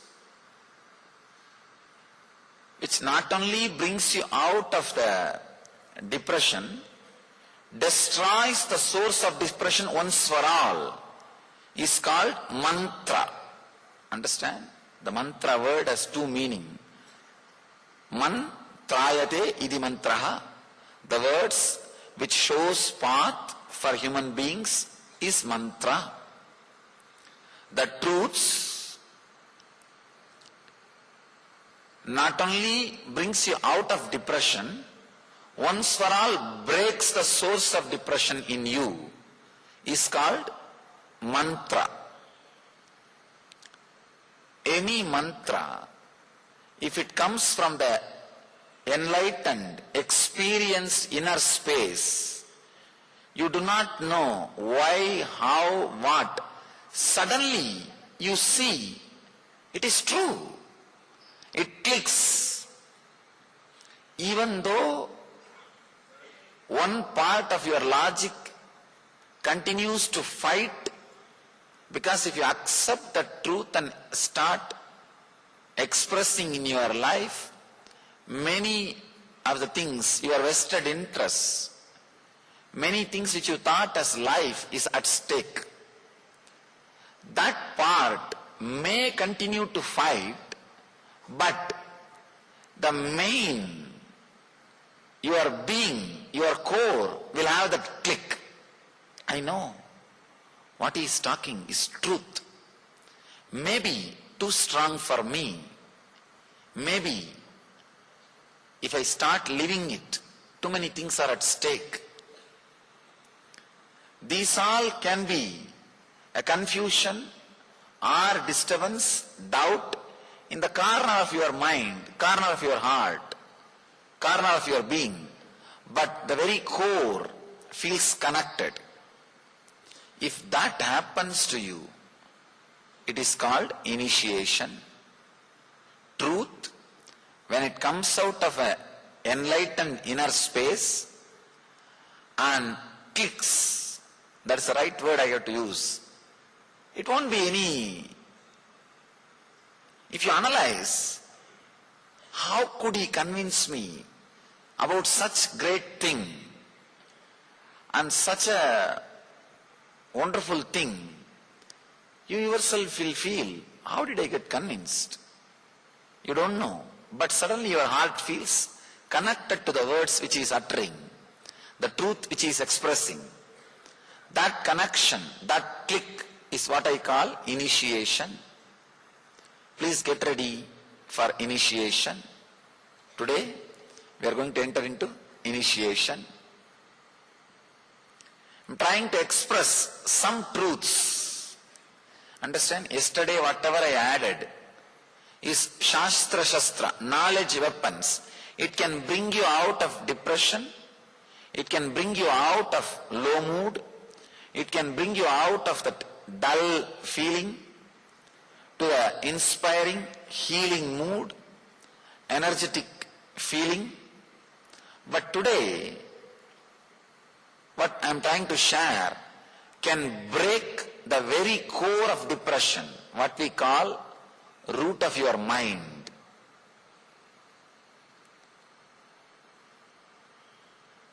There is every possibility. Just be available, receptive, and ready to let this Satya, truth work on you. Suddenly you will see that click, that initiation happens in you. Just two things. Do not sleep, not only closing the eyes, even with open eyes. Many times, like changing the channel, in the house you are trained, more than 5 minutes you don't sit in front of one channel. In 15 minutes you go one full round and come back.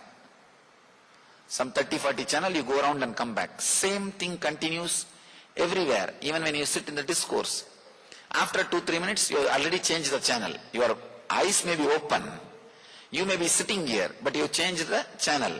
Either in the dream state or daydreaming state or almost sleeping state or just somewhere. Just today, please do not change the channel. And second thing, completely be relaxed, and the words which comes out of the enlightened inner space, just play with the understanding. Oh, yes, what he says sounds great. Even if it is sometime, it will give you an idea. Oh, if I start practicing this, what will happen to this, what will happen to that? The prejudiced, presupposed, hypothetical questions If you can just push them aside. Yesterday I saw many questions. If this happens, what to do? If that happens, what to do? The if has no answer. You can suddenly say, if world disappears, if world is destroyed, what to do? What to do? Nothing can be done. That's all. That if has no answer. The if is just a cunning way of postponing the truth. Now, only these two things. Just do not change the channel. Second, just be relaxed. Go with the whole flow. Go with the whole expression. Suddenly you will see, somewhere it clicks. Somewhere it just clicks. That click is what I call initiation. Initiation does not mean chanting some special mantra in your ears or doing something special. It straight away means making you experience a solid truth, giving you a clear inner space and confidence to live the truth. In Vedantic tradition, we have 3 words, beautiful words. Shravana, Manana, Nididhyasana. Shravana means intense listening. Manana means internalizing, contemplating. Nididhyasana means living. May I request you not to photograph or videograph? The problem is, they video record part and they say this is what I taught. Not only video recording, even when you go out and speak, people ask me, Swamiji, can we teach this meditation to others? You are free to teach. Knowledge is free. Understand? You are free to teach. Not only, I always tell knowledge is free. All these meditation techniques which I taught, everything is printed and published in book form. It's available in book form. All I request is only one thing. Please teach completely. Do not teach off and say that I taught all this. That is the only thing. So, this recording also, the same problem. They record some in between and it does not represent exactly. That is the reason I request you.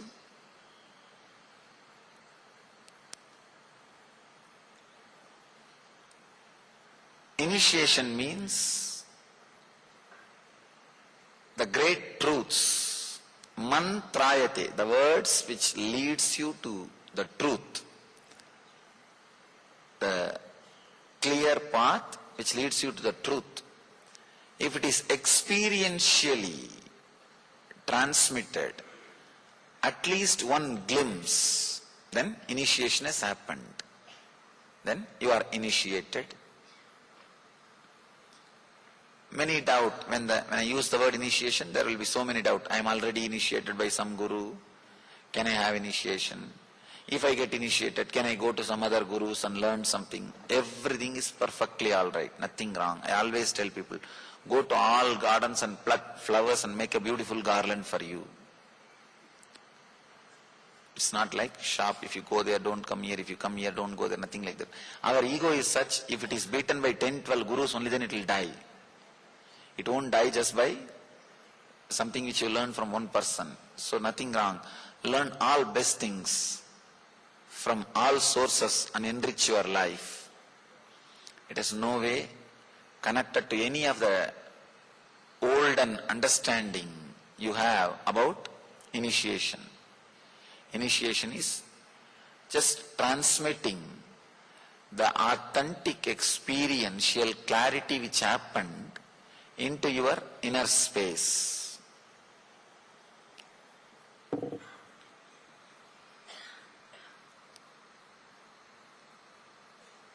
Many times, when I start the initiation, I have seen people sitting, what does it mean by initiation? How is this going to help? How is this going to change? After all, few more words. That's the usual mentality. And especially when I give such a big introduction about initiation, people think, oh, he's wasting too much time on introduction. Why not enter into meditation, enter into initiation? The big problem is, whether you believe it or not, it takes at least half an hour for you to listen to start listening to somebody. First half an hour, you will be preparing your replies. Usually conversation never starts till half an hour. Till half an hour, the listening never starts. It is just monologue will be happening.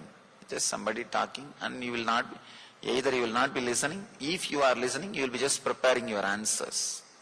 That's the reason I am just preparing the mind.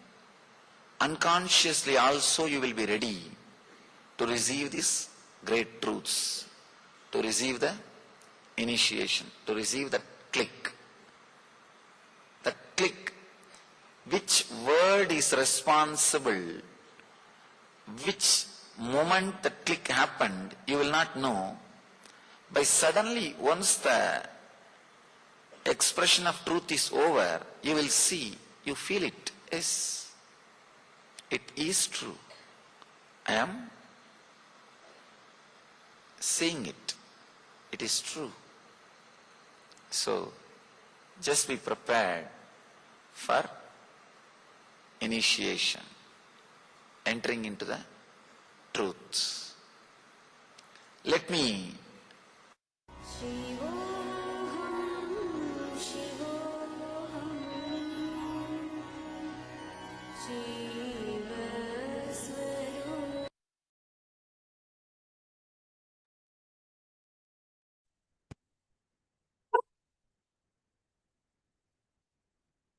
So, what are your cognitions, understanding about what has Swamiji shared now? What is initiation? Internalize and post your comments.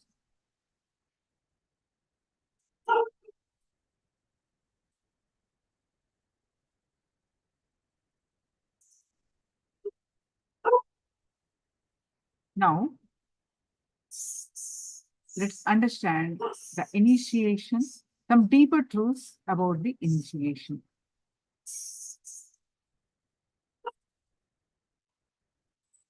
Is initiated, the initiated person, for him, whole world is heaven. Amritasya, immortal heaven. The person is uninitiated.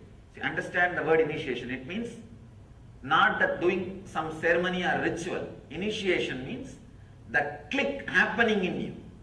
When a master expresses the truth, the realization, if the click happens in you, if suddenly you feel, oh God, right, what he says is right. I was always thinking this. He put it in the right way. If you feel, whatever I am speaking, always you thought about it, but I am verbalizing it. I am properly putting it in word. Initiation has happened. That is the scale, whether initiation has happened or not. If the initiation happens, the whole world is heaven. If the initiation is not happening, then the whole world is hell. All you need to understand is this two quality. When you do not accept this moment, starts the greed. When you do not accept the moments which may come, there starts fear. Out of greed, the quality of rajas gets added into your system. Out of fear, the quality of tamas gets added into your system. All you need to understand, the more and more time you spend in the middle path means accepting the inevitability and accepting your present moment, accepting you as you are now, understanding the inevitability of the life which may happen in you, happen for you. When you have these two understanding, that is what we call sattva, means relaxed, restful middle path. Neither you are driven by the non-acceptance of the present moment, nor you are driven by the non-acceptance of the future moments. Non-acceptance of the present moment and future moment are the root of rajas and tamas, restlessness and fear, restlessness and inertia. This simple understanding, this psychological revolution, actually the moment initiation happens in you, every word which comes out of the master rings bell in your heart, and that becomes a strong, clear programming in you. Programming your life based on the Vedic knowledge. Even the Vedic knowledge seems to be too small word. The right word is the true knowledge. Actually, Vedic knowledge is true knowledge. But in course of time, people have started thinking Vedic knowledge is something like a branding. No. All of us need to understand the word Veda. Veda means the knowledge which comes out of your inner space when you are unclutched. When you are unclutched and relaxed, whatever research and development happens automatically inside you without you contributing or you interfering. That is Veda. If you just keep quiet, Veda will happen in you. That's all is the basic truth. When you unclutch and rest in a silence, relax in silence, a strong visualizations without verbalizations will happen in you. Those truths are only called Vedas. There is a beautiful description about who is Rishi in Sanskrit. Mantra drashta is Rishi. Understand? Not the person who heard the mantra, but the person who sees the mantra. Mantra drashta. Drashta means who sees. Means the whole knowledge or truth will happen in you as a visualization, not as a verbalization. When you drop from verbalization, unclutch from verbalization, mantra drashta will happen. Now we are all only listening the mantra, means like a sound, either from outside or from inside. It comes out only as a verbalization. Then you are not Rishi. Relax. Then it is not Vedas. It is not the true knowledge. It is perverted knowledge. In Sanskrit we use the word, the perverted knowledge. Means half truth or perverted truth. When you unclutch from the verbalization which is constantly happening, a strong visualizations beyond your verbalization will come out. All you need to do is put all your effort and relax from unclutching. Suddenly you will see a very strong visualizations will start happening in you. Those visualizations are only called as visions. Mantra drashta. You will see the mantras. Mantra means knowledge, truth. You will see the mantras. You will see the truth. That is what is called Veda.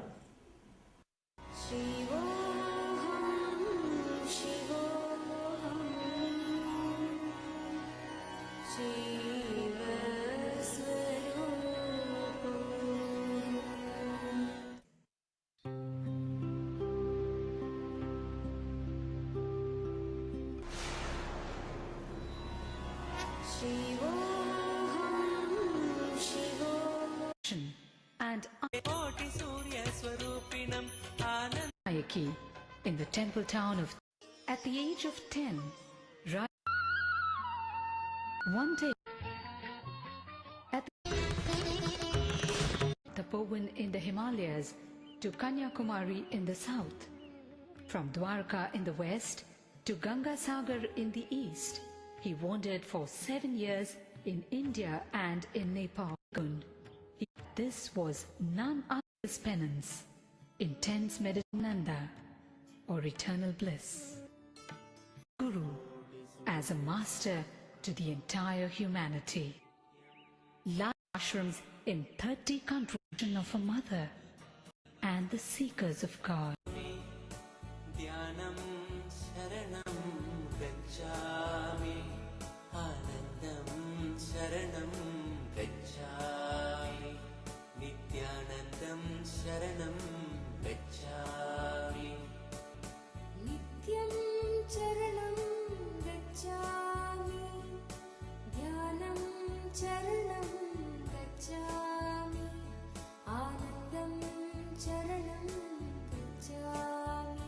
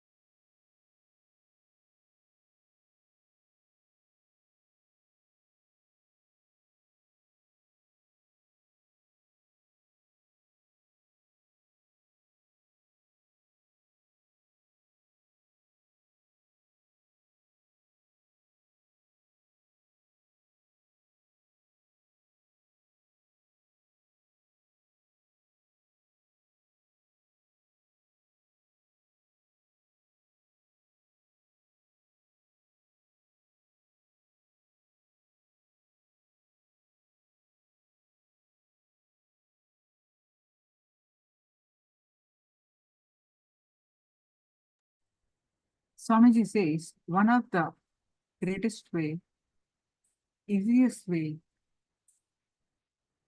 to keep the third eye open is seeking, having the attitude, having the quality of seeking.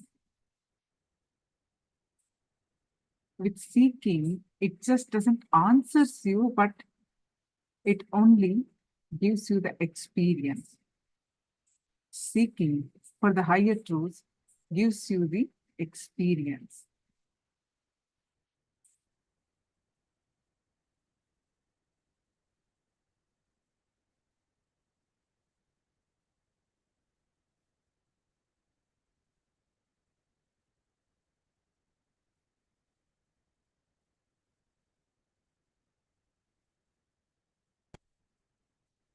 Yes, let's understand more about it.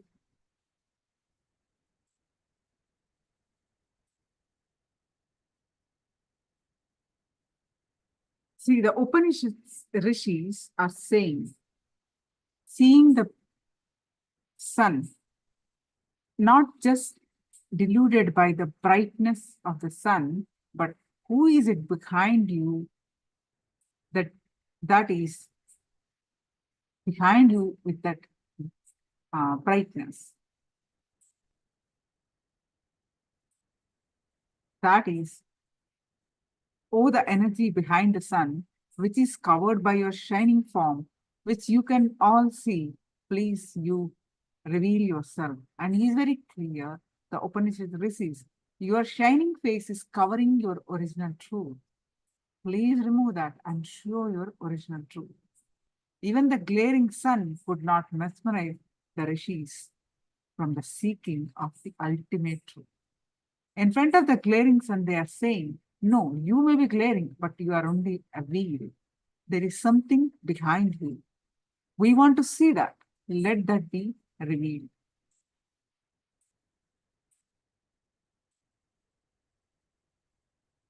Mumukshatva, meaning Shankara says awakening of the seeking in a human being is one of the greatest, rarest thing can happen. Understand?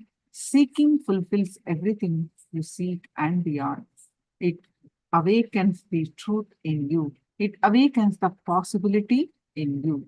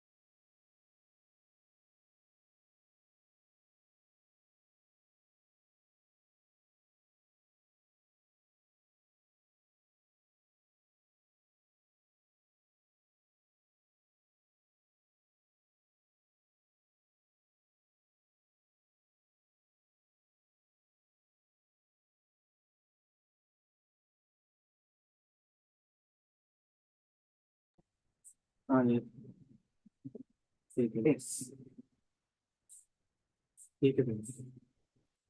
So there is a Atma Pramana, Swamiji sharing that seeking itself is powerful enough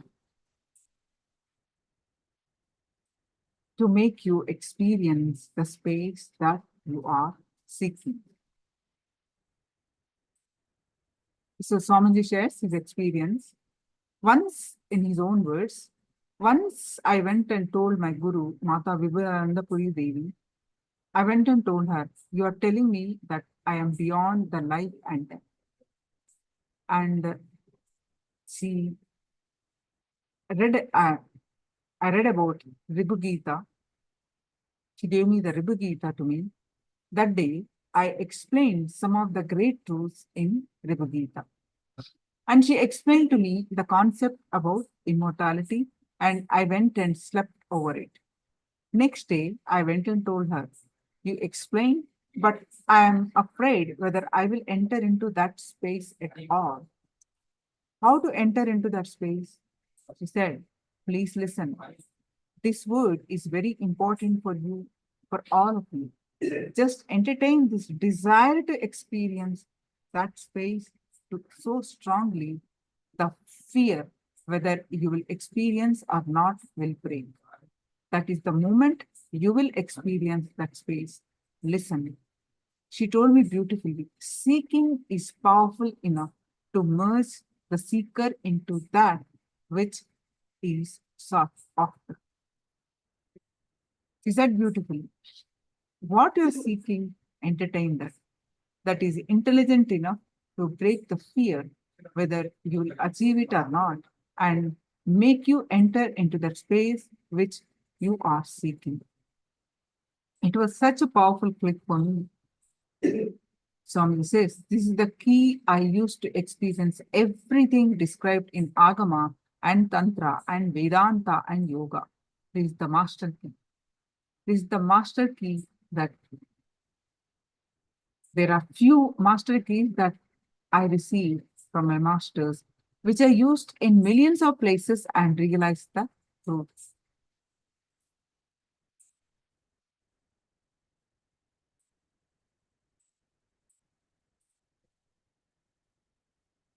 Ferocious seeking, the essence and only priority in life. Seeking is the essence of life. Seeking should be one of the first and foremost and last qualities a man should develop. Constantly seeking the ultimate truth. Whether you pick up a job or build a career, get married, in every decision, every action, every step of your life, seeking should be the first priority.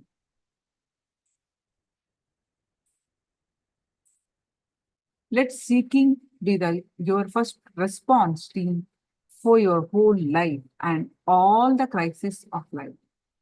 Having seeking as first response team means living enlightenment.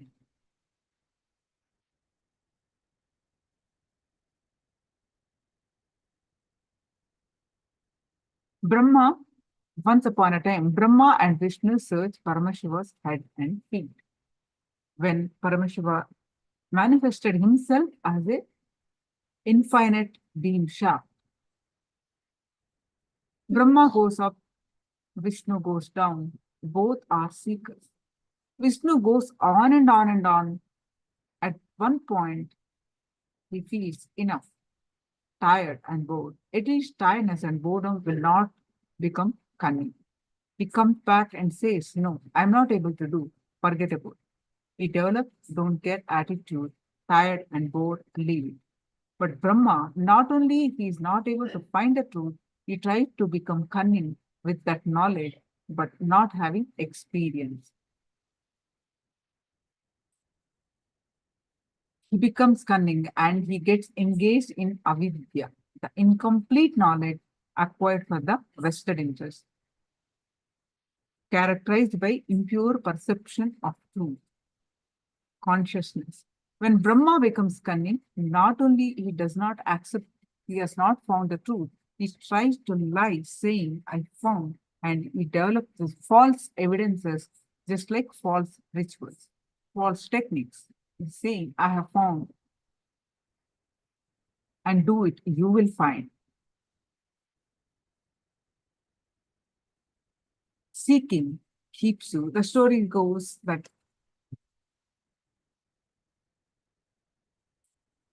the Paramashiva find exposes himself and make him realize Brahma's mistake. Seeking keeps you alive with the possibility of reinventing yourself. Whenever seeking is lost, you lost the capacity to reinvent yourself. You are frozen, you are dead. A beautiful story from the life of Buddha. Once a woman came with her dead son to Buddha. She was mad with grief at the death of her only son. She cried to Buddha, Master, please give me some medicine that will get my boy back to life. Buddha replied, Get me a handful of mustard seed. The woman got up immediately and rushed to get a handful of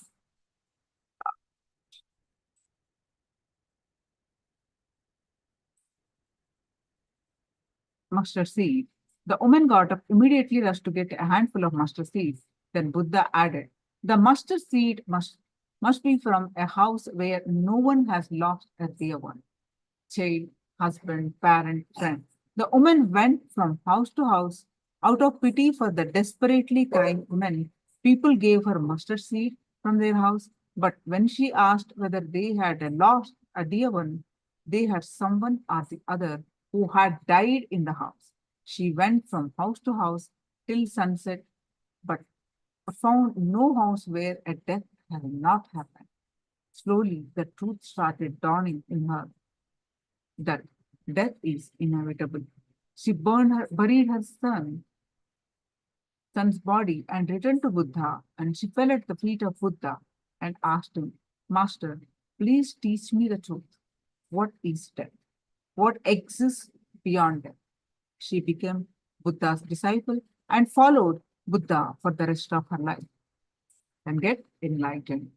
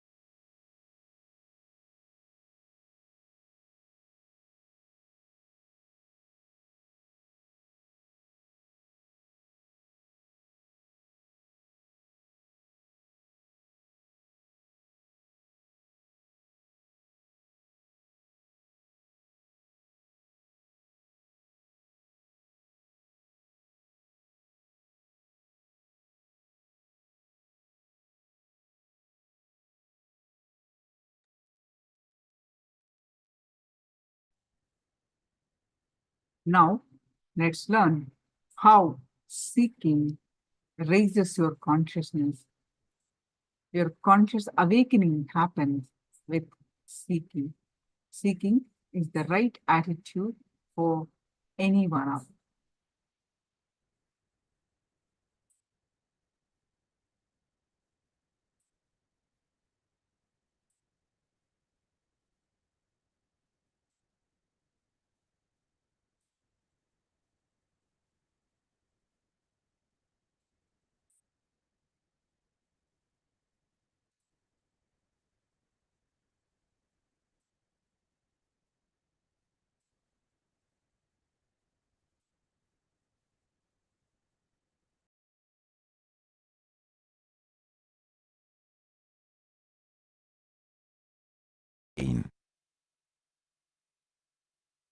You waking up to the truth, your consciousness is what I call conscious awakening. Second statement,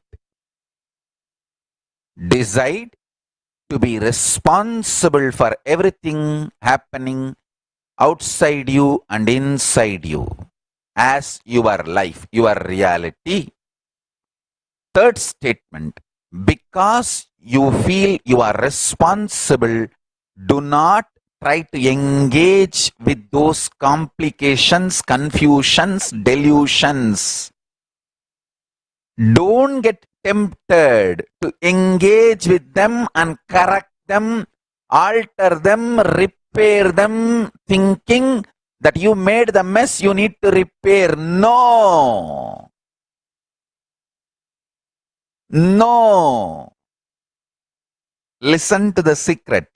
The delusion is not trying to engage with you to come to peace. It is trying to engage with you. The moment you engage with them, the delusion won the game.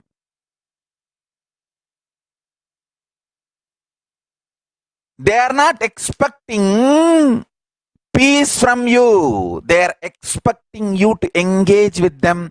Once you engage, you are gone. You are also deluded. That is why I am telling you again and again. Your internal complications are external complications. Do not think by engaging you will solve. No. Neither create nor maintain or fight or destroy or engage. Just absolute unclutching. And I tell you, this absolute unclutching wakes up Paramashiva in you. You will have immediate conscious awakening. Statement of Paramashiva is be unclutched.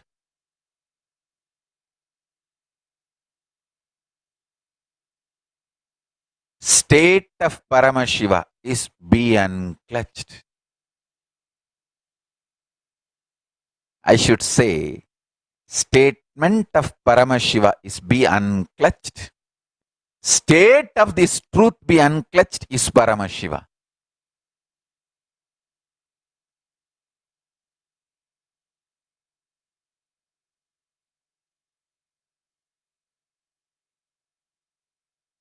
Celebrate yourself because you are consciousness.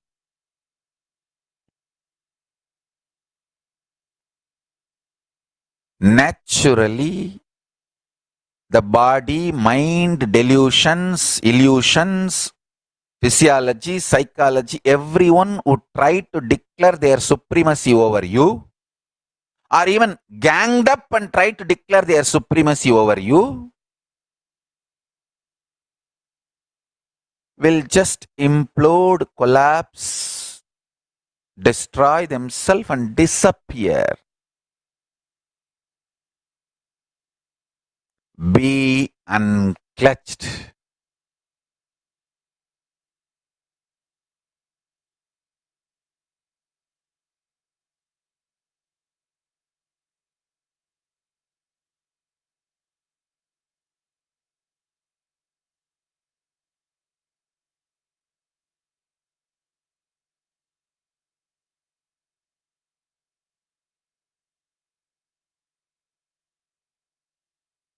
listen intensely.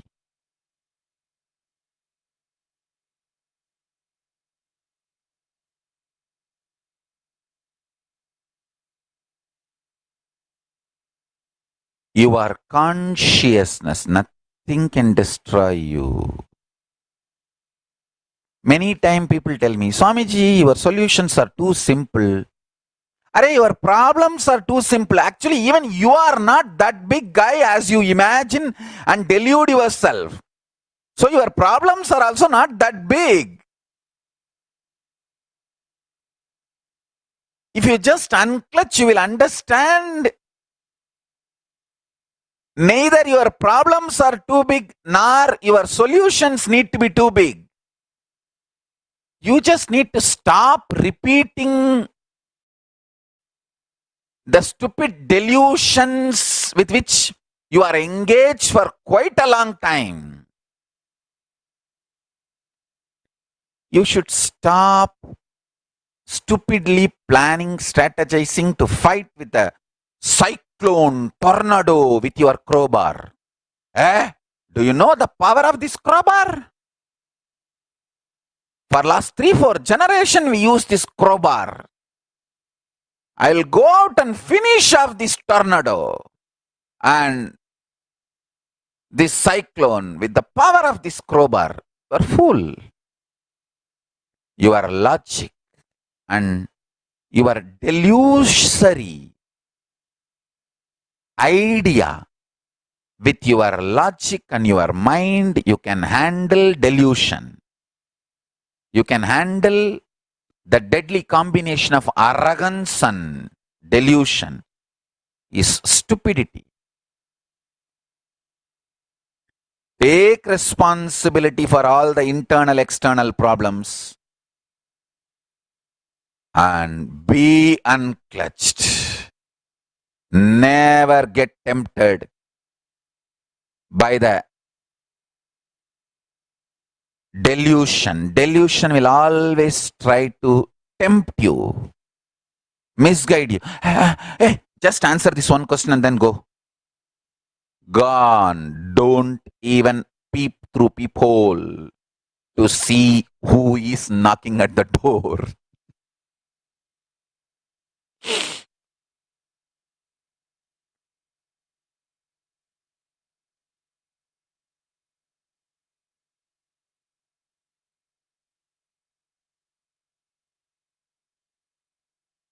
With any delusion, you declare unclutching as your strategy. That delusion will just disappear. It will become redundant in your life. You will never need to handle with the delusion anymore. You will just be Paramashiva. So, essence of today's webinar, just these 4-5 statements. 1. You waking up to the truth, your consciousness is conscious awakening. Not allowing your body, mind, delusion, illusion, arrogance, ignorance, all of it alone or together trying to declare their supremacy over you. Not allowing it is powerfulness. And don't get tempted by your delusion that you can win over your delusion by engaging with it. No. And take responsibility for whatever way your life is, good or bad, externally, internally. Take responsibility. And the next statement, because you are responsible, don't think you can correct it by engaging with it. No, that is stupidity. No. When you feel you are responsible, decide to unclutch. That is the ultimate solution.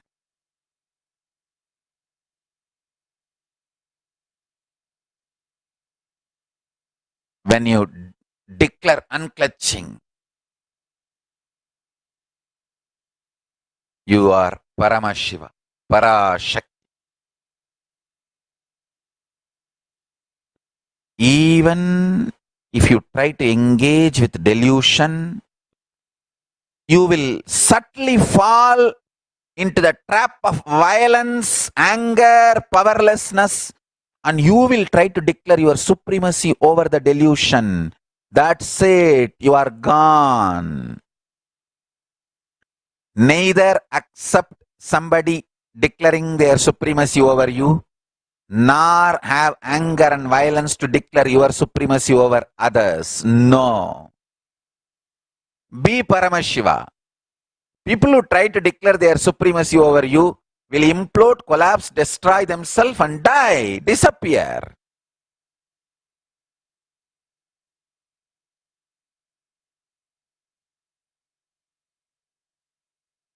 So, solution is be unclutched. You celebrating yourself because your consciousness is conscious awakening.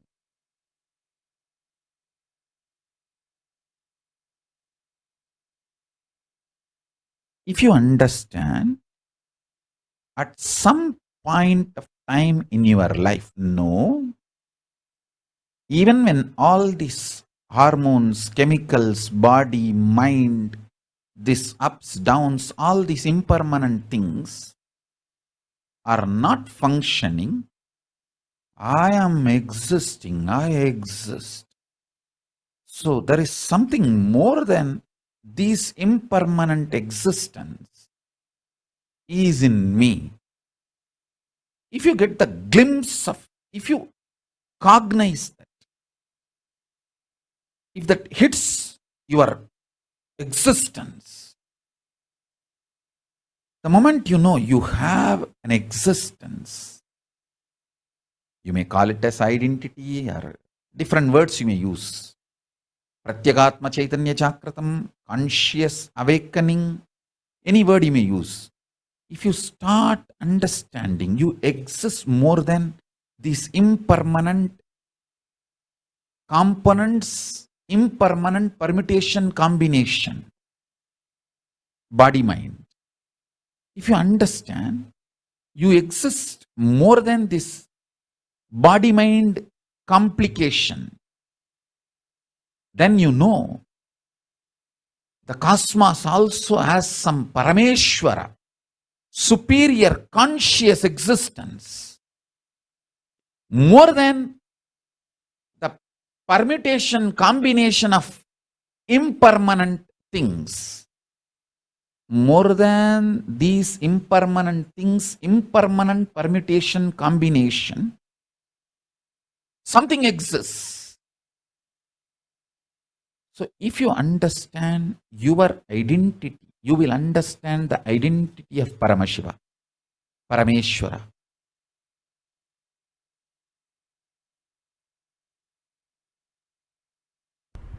Dictators, people who want to be power centers without having any context, right reason, common good as the goal. When they form their vested interest based vidhis, that become laws. That becomes law. If the common good is the priority, then whatever is formed is vidhi. If their individual interests, vested interests become priority, then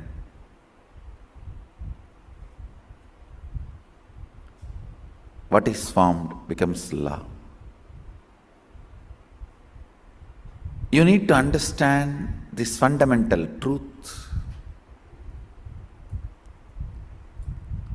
In all the levels, first person, second person, third person, I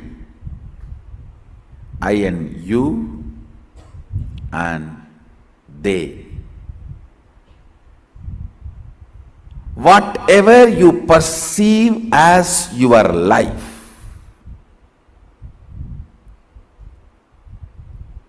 whatever you perceive as you, that needs to be brought to completion. That is the fundamental lesson of Sanatana Hindu Dharma. The first verse you hear from the source books of Hindu tradition, Purnamata Purnamidam Purnat Purnamudachyate Purnasya Purnamadaya Purnameva Avasishyate.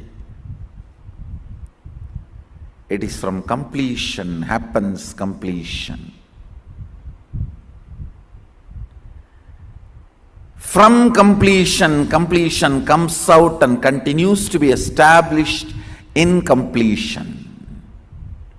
It's not mathematics, understand? It is not logic of numbers.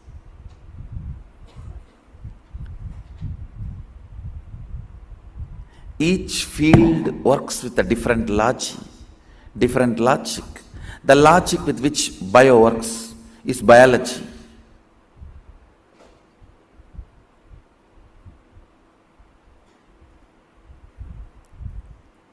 Each field has its own logic.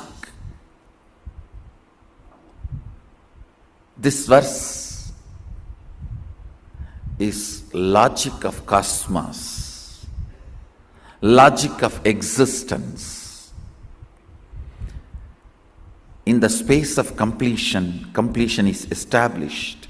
From the space of completion, completion manifests. When the completion is established in the space of completion, completion remains as completion.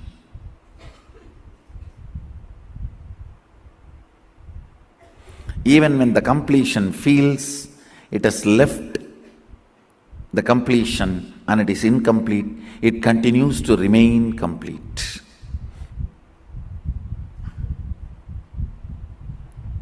It's a logic of consciousness, logic of the cosmos. Today you will understand how the logic of the consciousness need to apply to you.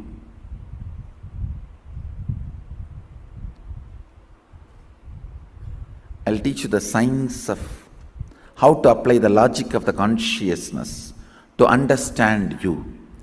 As long as you apply the biology or psychology, you cannot understand you. Understand? You are neither bio nor psycho. So the logic of the bio cannot make you understand what you are. Logic of the psycho cannot make you understand what you are. Logic of the physio cannot make you understand what you are. Logic of the consciousness only can make you understand what you are and bring you to completion. That is the proof you are consciousness. Neither physiology nor psychology or biology. You are not bio because the logic of the bio does not bring completion to you. If you perceive about you based on the logic of the bio, it doesn't fit, it doesn't match.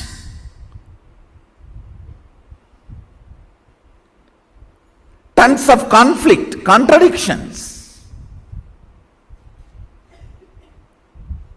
If you try to perceive you based on the logic of physio, again, it doesn't fit. Doesn't match. I can give you 1,000 reasons why that logic doesn't fit with what you identify or feel, perceive, realize as you. Neither the logic of the bio, logic of the physio, logic of the psycho fulfills, completes all the questions and doubts you have about you. It is logic of consciousness that fulfills, completes, answers all the haunting questions you carry from the time you started remembering you.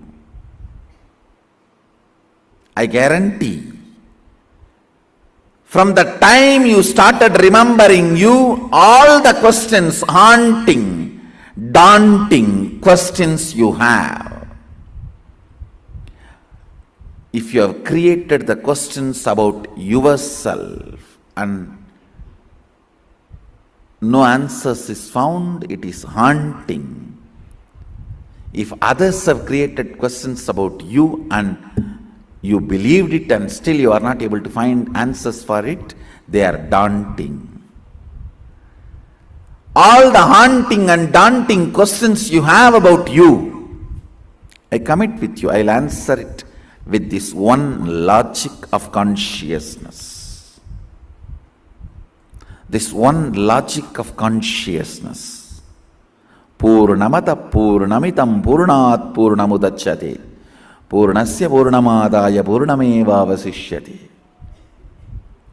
This one conscious logic will answer the whole thing.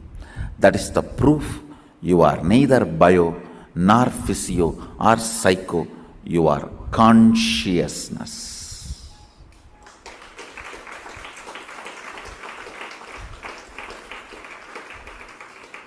So neither biology nor physiology or psychology can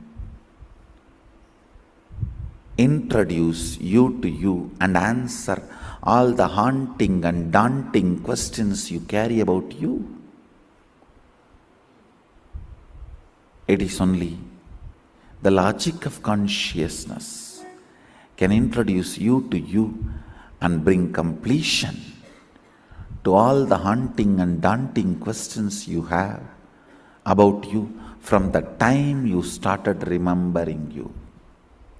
That's my first job, bringing completion to you, introducing you to you from the right logic and bringing completion to you.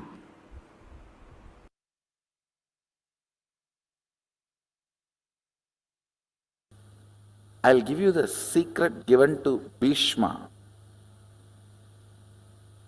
by Ganga. Bhishma is Ichamrityu. How many of you know that? He can choose death when he wants. I'll give you that understanding. Listen. This is the lesson Ganga gave for Bhishma. Exist with what you think as purpose. Listen carefully. Exist with what you think as your purpose.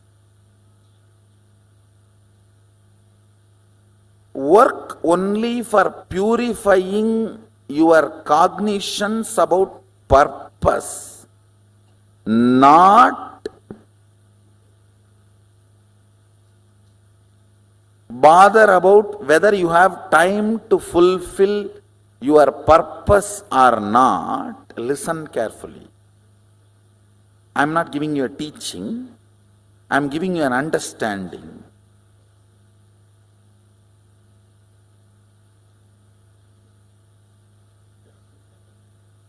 The number of times you remember you have become old makes you old. How many of you understand that? Number of times you remember you don't have time makes you don't have time, not to have time. How many of you are getting what I am saying? Now the next statement I am going to make is little mystical, but listen. If you die as a billionaire, When you assume the next body, you will be born in a billionaire family and whatever you left will be with you. It's a law of cosmos, understand? You don't get cheated. Listen carefully.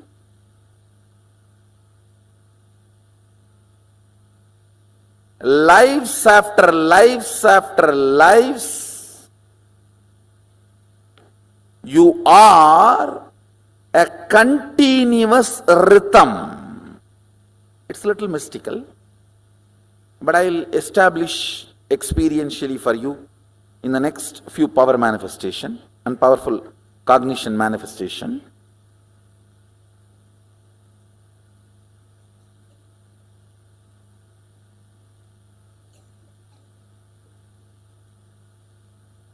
Sometimes in the mathematical class they tell, oh, let us assume x is equal to y till we come to the result. When we come to the result, you will understand x is equal to y. Like that, let's assume this proposal. Your life is a continuous rhythm.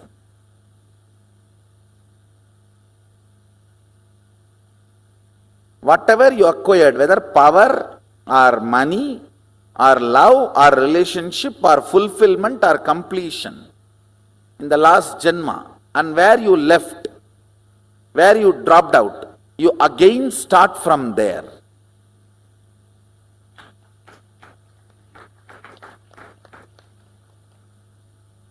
It's a proposal now. It's not an experience for all of you.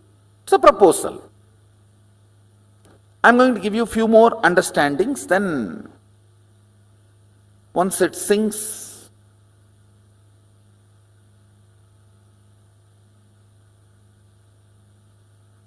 you will understand time. There is no crowd in front of me. There is only one and one and one.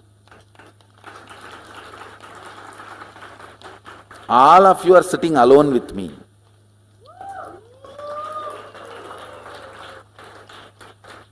Because the profound truths I am talking, I am touching the core of you. I am addressing your individual cognitions. That is why even if the other persons are sitting, you are having a separate relationship.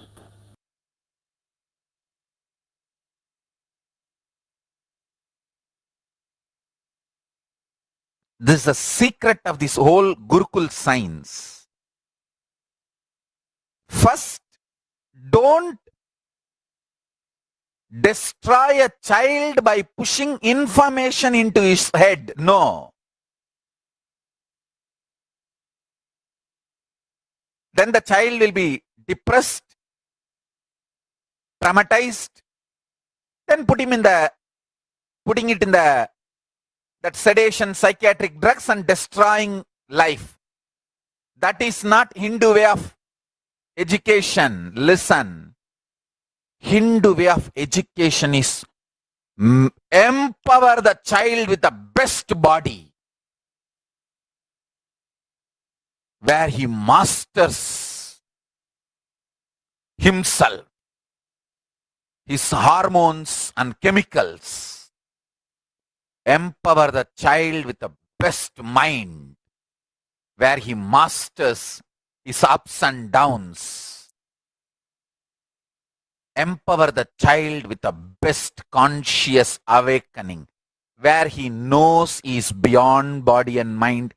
He is power who plays with body and mind. He can just play with his existence. When a child is consciously empowered, he can play in vertical time zones. Understand, life is all about the intensity of the consciousness. Neither life is all about the wealth you acquired, comforts you have, social political powers you have, nor it is about the intensity of the experiences you have. No. Life is all about the intensity of the consciousness. Your ability to experience vertical time zones, higher time zones.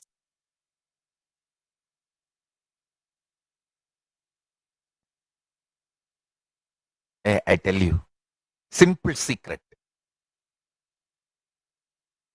When you start manifesting powers, when you know your consciousness, see, it is not that you need to be completely enlightened to know your consciousness. Even if you start manifesting one or two powers, majority of your inner core will start getting convinced your consciousness.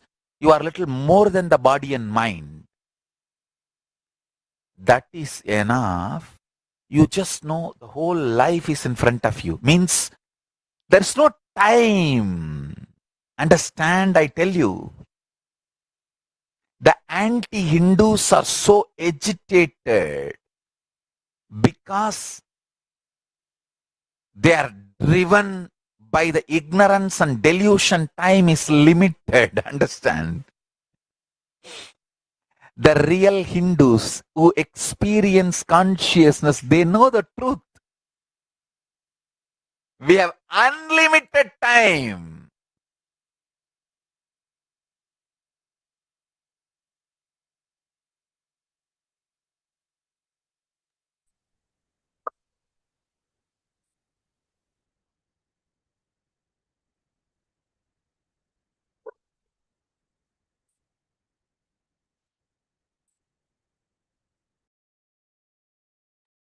You can post what you have learned from this session about the conscious awakening.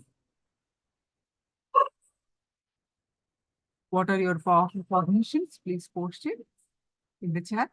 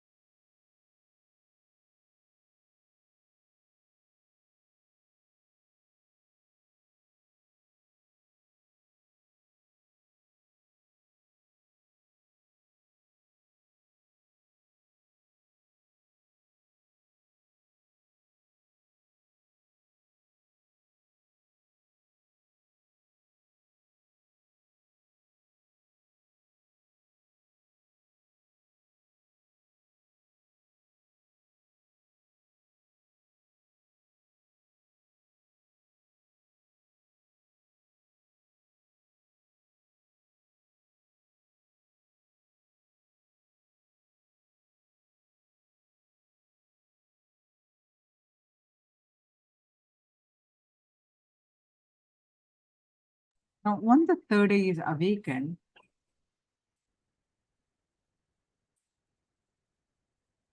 as Swamiji says, it's a doorway to the cosmos, like opening the door to the cosmos. All the powers are at your disposal.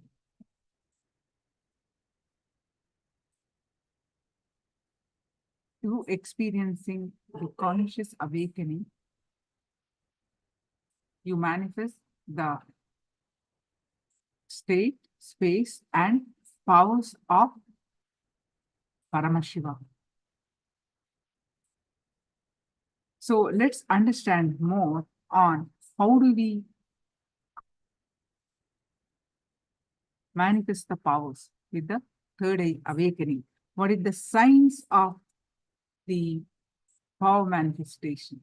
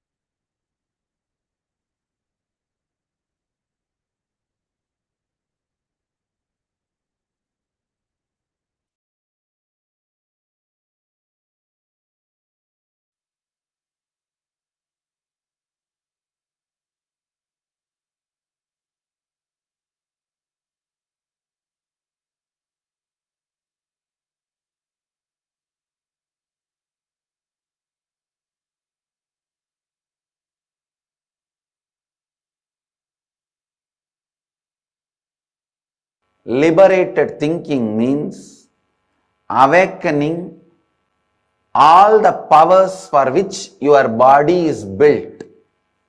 Please understand, there are some people who have the latest, best cell phone, but they do not even know how to send an SMS.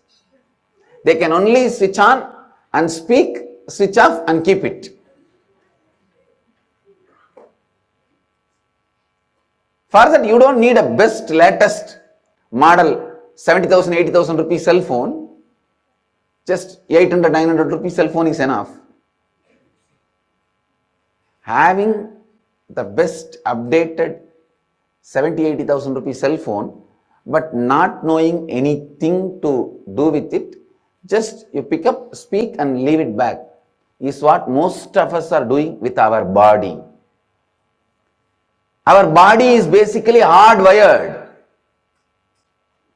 Our brain is hardwired.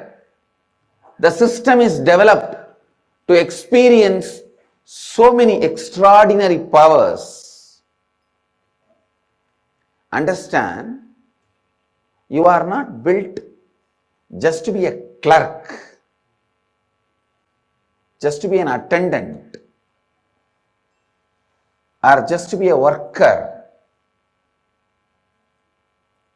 Your being is basically built in to experience God, to experience divine, to experience the ultimate,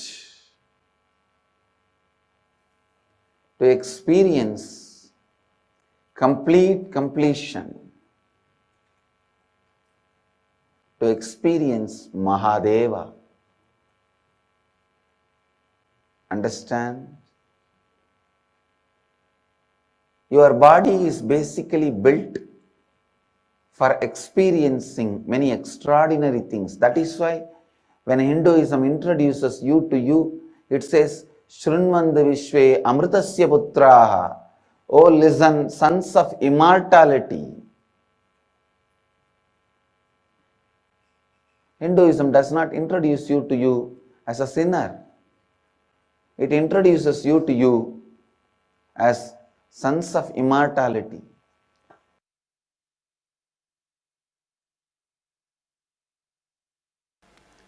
Kundalini is the inner potential bioenergy, the possibility for God. The seed of God in man is Kundalini. Understand? The seed of God in man is Kundalini.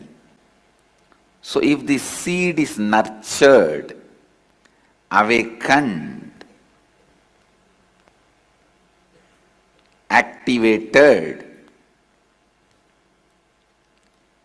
if the seed is nurtured, awakened, activated, simply God happens in you. God happens in you. Simply God happens in you.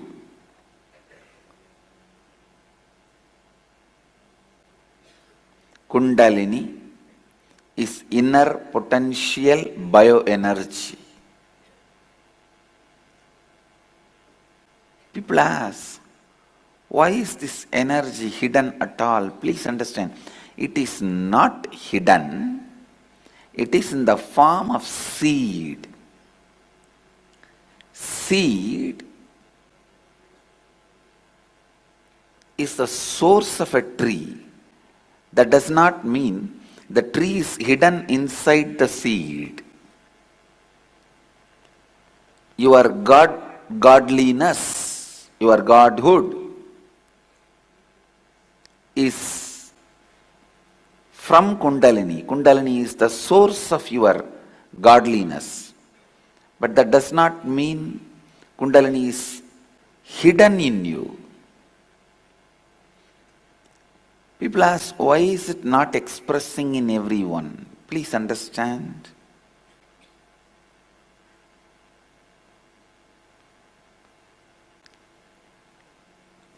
This is like you asking why everyone is not becoming president of the country, why everyone is not becoming lawyer, why everyone is not becoming doctor. Each one decides what they want to become and put their attention in that direction and they become that. So Kundalini also awakens in people who wants it, who are ready to experience it, who are really interested in it. Kundalini Shakti is responsible for whether you experience emotional fulfillment, bhakti, devotion. You experience enlightenment through devotion, or you experience enlightenment through knowledge. Through knowledge, wisdom, you experience enlightenment.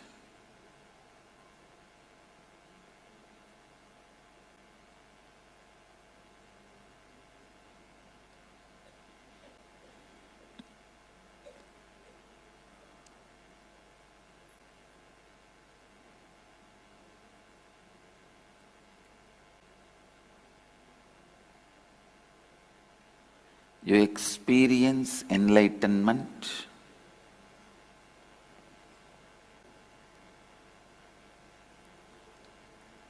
through your logic. Whatever achievement happens in your life, whether in the form of wealth or in the form of power or in the form of health or in the form of happiness or in the form of fulfillment, everything, for everything, Kundalini is the source. Kundalini is the source of everything. If the Kundalini energy can be awakened and directed, it can get anything you want.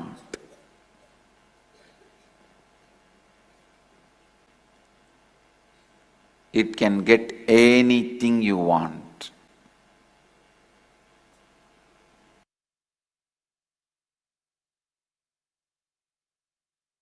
Purnima Tithi, Visaga Nakshatram, evening. When I completed 11 and aging into 12, that year, Vaigasi month, Visaga Nakshatra, Paurnami Tithi. This is the way we Indians keep the date in the memory. We don't keep that, the English calendar date.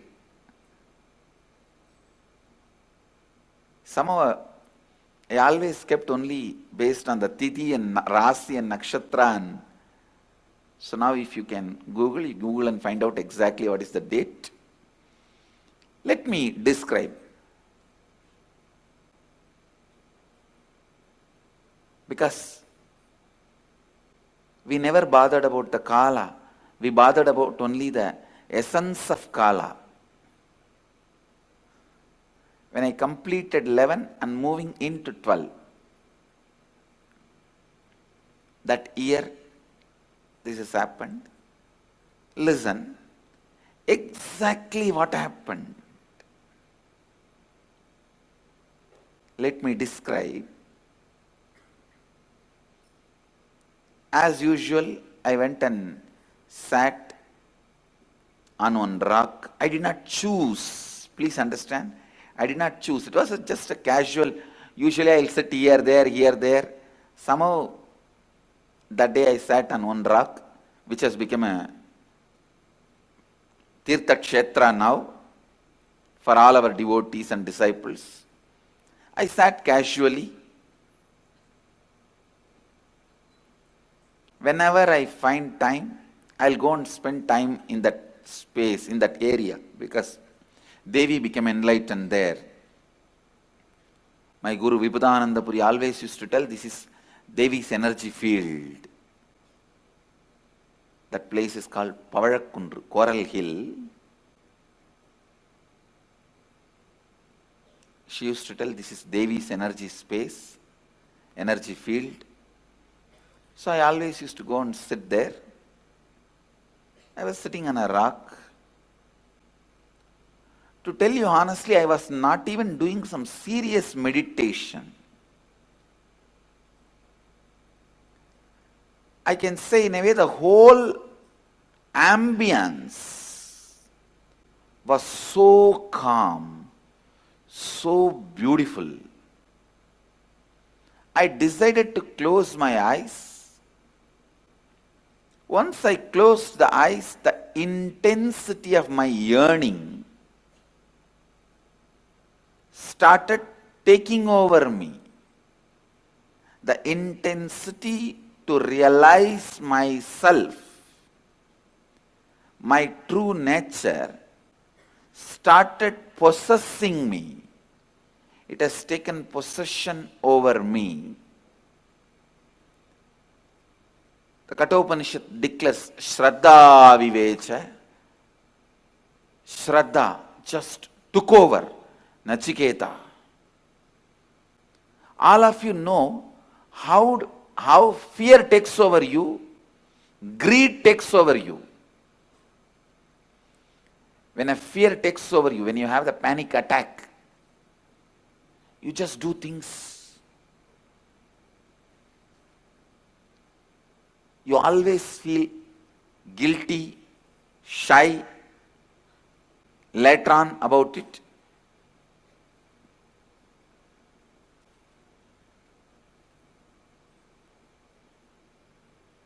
You repent for it. You don't know why you did it. Same way, when lust takes over you, when greed takes over you, you do things which you can never logically justify even to yourself.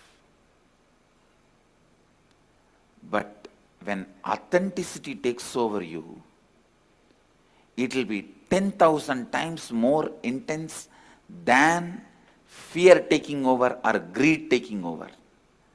It will be 10,000 times more intense, powerful.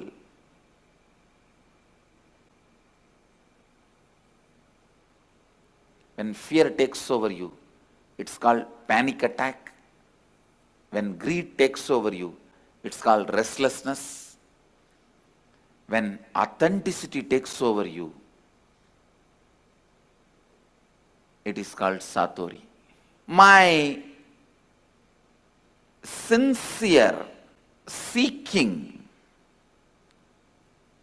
that overpowered me, that's the right word I should use. I just felt, what is it I am seeking? Who is that me who is seeking? Who is that me that is deeply discontented about anything I see, hear? Who is that who is deeply discontented even about my own existence? Listen.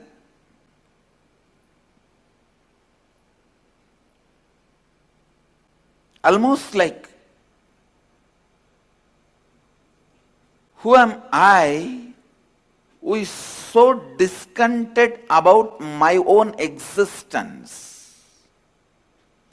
Understand, all of you have discontentment about your own existence, but you never look into why, what, who is having that discontentment.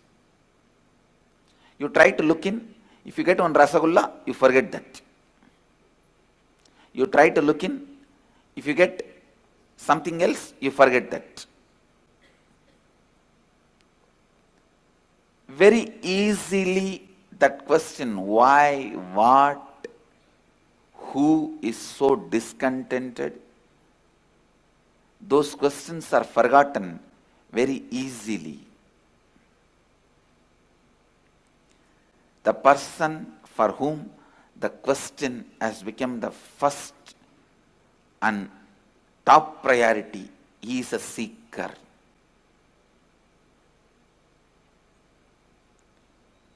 It was such strong taking over. That's the right word I'll use. Taking over.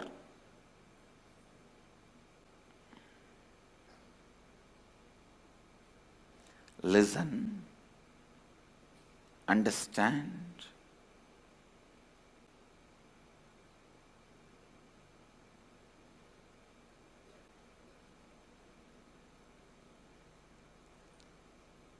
When that whole being took over,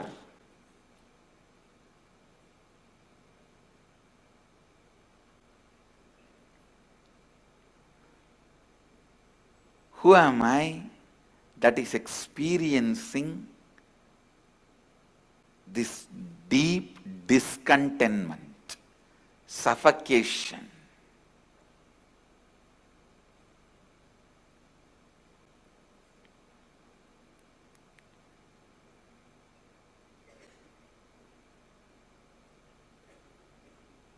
I can see very clearly that heaviness just went into depths of the consciousness. Suddenly, one moment, the first thing happened is that idea inside and outside broke. Please understand, the inner space and outer space broke.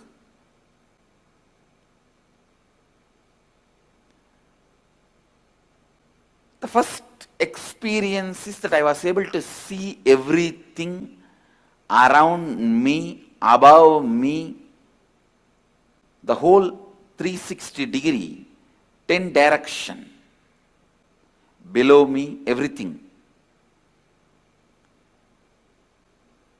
I realized not only I was able to see, I was able to feel, experience.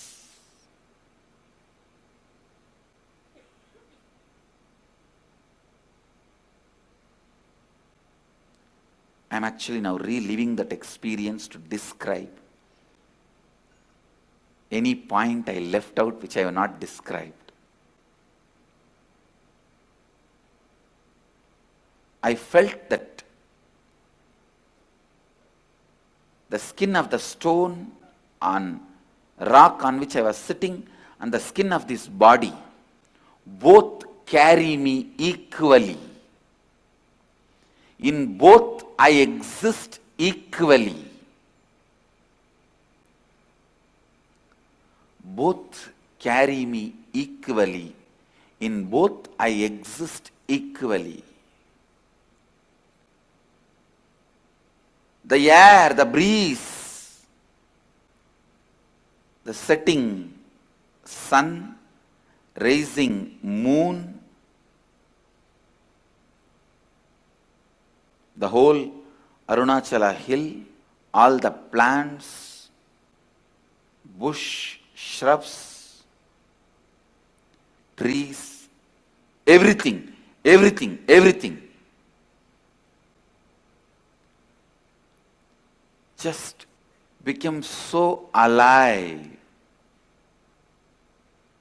The idea, something is inside and something is outside, is completely lost. First, I was able to see all the 10 direction 360 degree.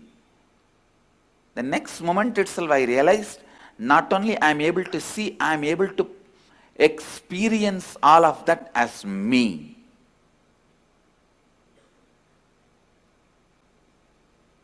I did not feel vulnerable. I felt powerful. I did not feel vulnerable.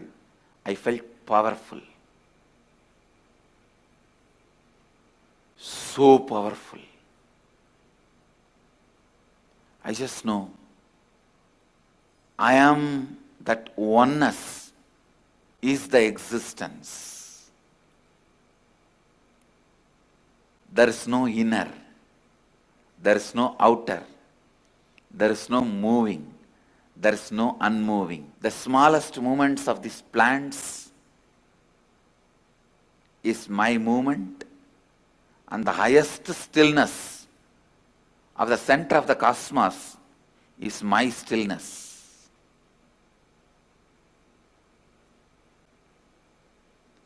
Moves and moves not.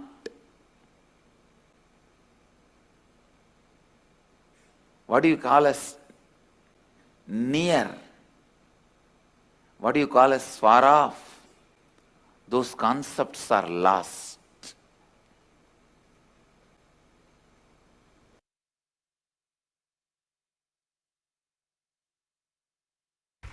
There was a great disciple and great guru in Tiruvannamalai.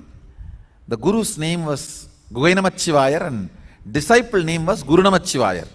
The disciple actually had the title Gurunamachivayar and the guru had the title Guhainamachivayar. And both of them are great saints. Guhainamachivayar got the name because he will always be vibrating that name Namah Shivaya, Namah Shivaya, Namah Shivaya, that Panchakshara, and he used to reside in a cave. Still the cave is there. He will be sitting in that cave. If somebody goes, that cave, whole cave will vibrate with that Panchakshara mantra. You will not know from where that sound is coming. He is not uttering. His mouth is just closed. There is no sound from him. But that whole cave will vibrate with that frequency. That is why he got the name Guhainamachivayar. Because of his presence, the whole cave was vibrating that Namah Shivaya mantra. He had a disciple. One day the disciple was pressing the feet of Guru. Suddenly he took the hands off and started rubbing. Guru asked, "Hey, what are you doing?" The disciple said, "No, in Chidambaram temple, the screen in the Chitsabha caught fire from the lamp, so I just put it off." A remote vision power.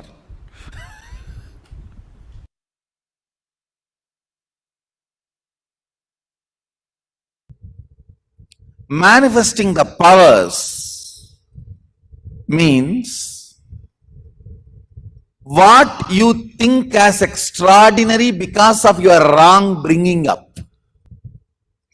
Understand absolutely. What you think as extraordinary because of your wrong bringing up. What you think you have been told as a common standard. Breaking that and manifesting the absolute as it is through your body and mind is manifesting powers. Understand? The first myth you need to break. What has been wrongly taught to you? After all, people who taught you till now are human beings. Forgive them. You don't need to be angry with them, but do not allow them inside you. Get rid of everyone. Understand? Unless you break the standards they taught you, you are not going to have a superconscious breakthrough. Superconscious breakthrough means breaking all the standards you have been taught.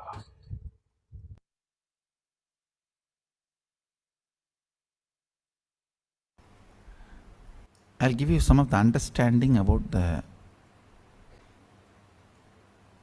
units of physics and chemistry and biology.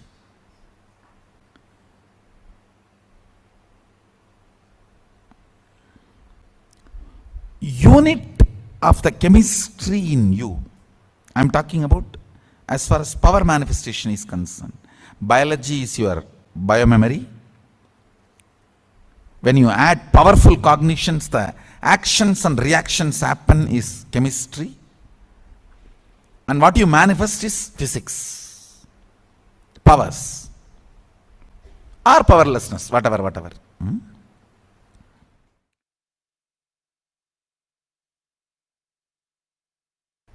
Unit of physics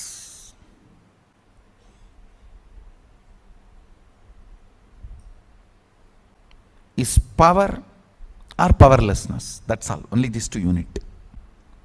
Any happening is only these two. Deva, Asura, that's all. Nothing else. Everything else is attribute. Attribute is different from unit. When I say unit, I am talking about the fundamental unit. Everything else is attribute.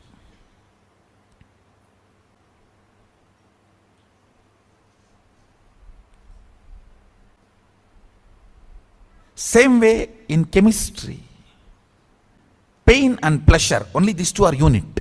Everything else is attribute.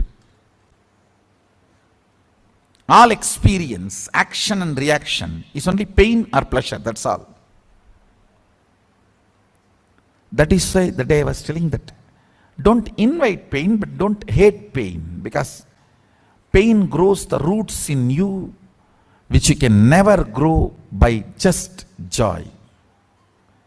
It brings certain kind of a depth in you which you cannot get it just by joy.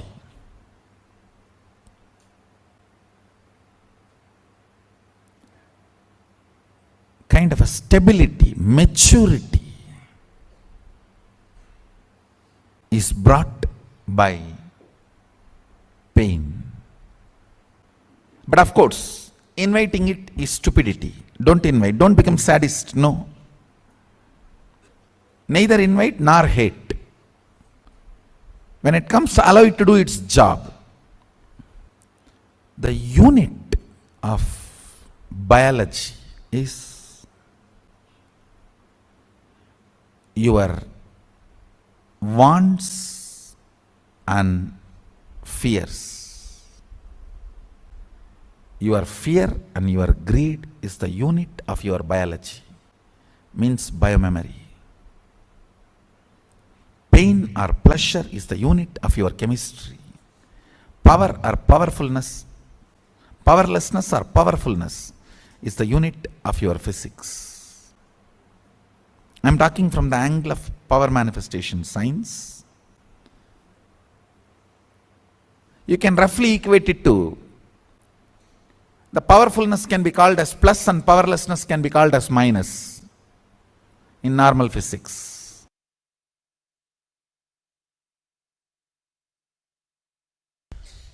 Understand who gives you breakthrough in an ordinary thought current of last few days. If I was in depression, next few days I will be in depression. If you have the thought current, who gives breakthrough is a spiritual counselor. Little higher level, who gives breakthrough for a larger group, a guru, spiritual guru, who gives breakthrough to the universal consciousness is incarnation.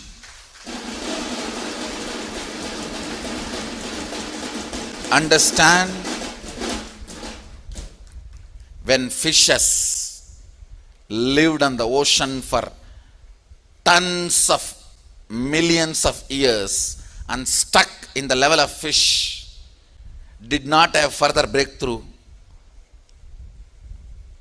the first tortoise appeared and taught the fishes they can live on the beach also, outside the water, is Kurma Avatara.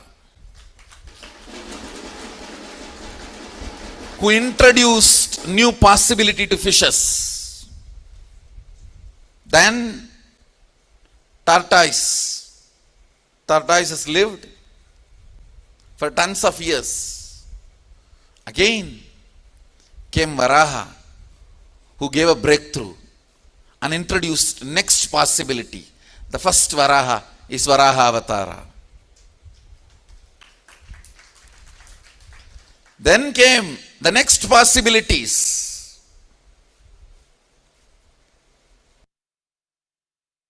In the modern Hindu literatures you find 10, but original authentic Puranas like Bhagavatam records 24 incarnations. The first man who started thinking, Kapila. The cohesive thought current, the idea of cohesive thought current was introduced to humanity, called Sankhya philosophy by Kapila. So he gave the breakthrough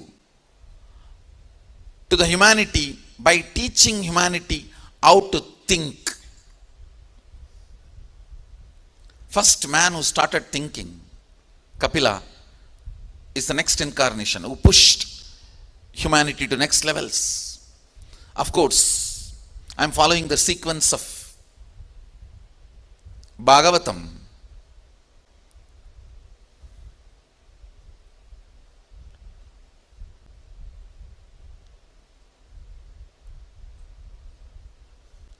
The various incarnations happened, gave a breakthrough to consciousness and gave opening to the next level. Then came Rama, who taught social integrity. Then came Krishna, who taught integrity to love.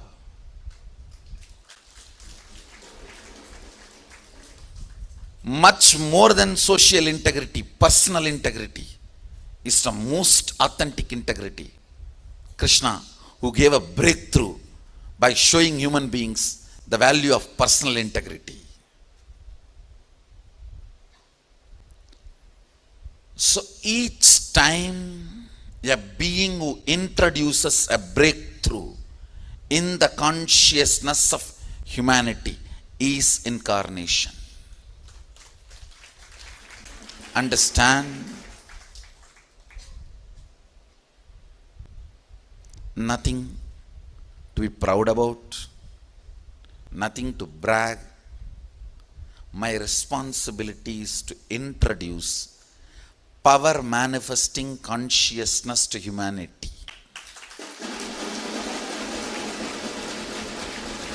The breakthrough I am going to give it to human beings, humanity, is new consciousness which manifests powers of sadashiva. You will see before I leave the planet Earth, third eye will be everyday lifestyle for human beings.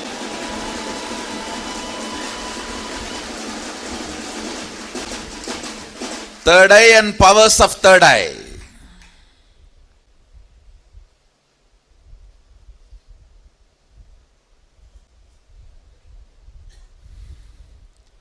Awakening.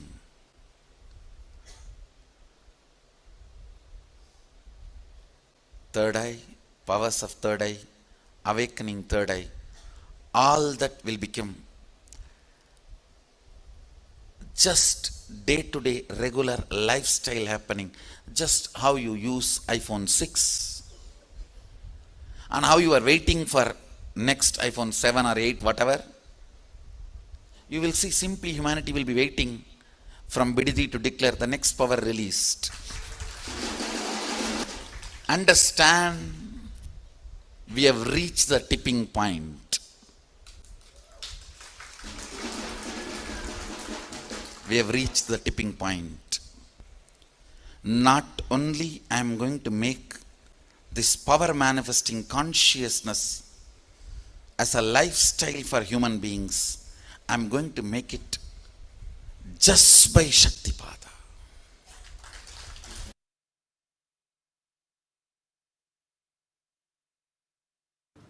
So the first thing power manifestation needs is Shaktipada.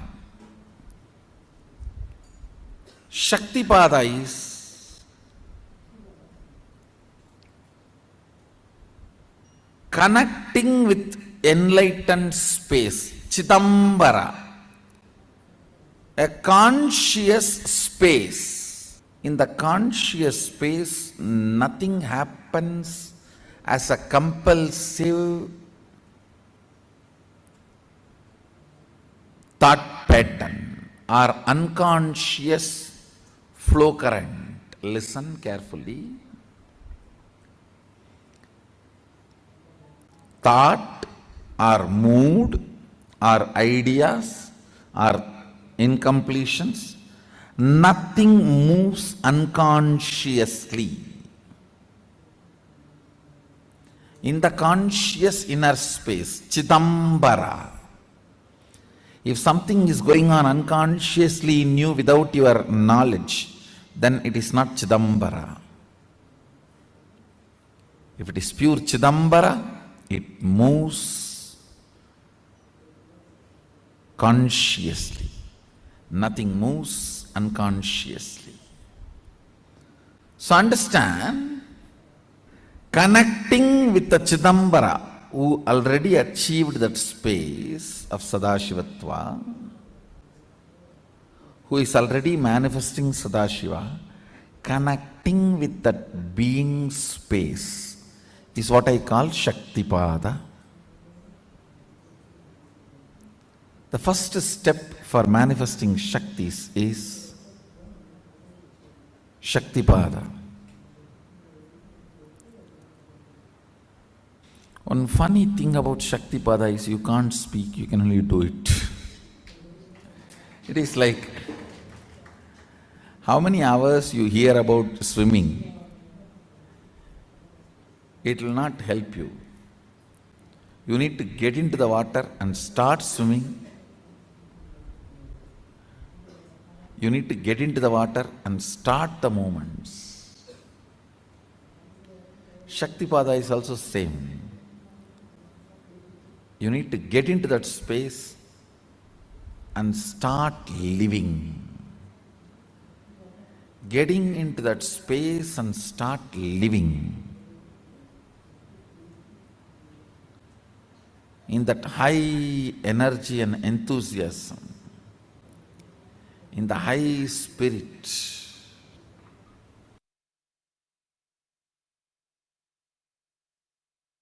Multiple ways Shaktipada happens in our life. Even seeing Guru.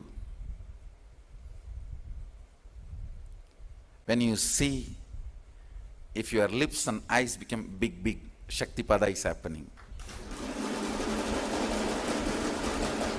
When your two eyes are not enough, when your two eyes are opening wide and not able to catch the master's form, your third eye is opened as a gift.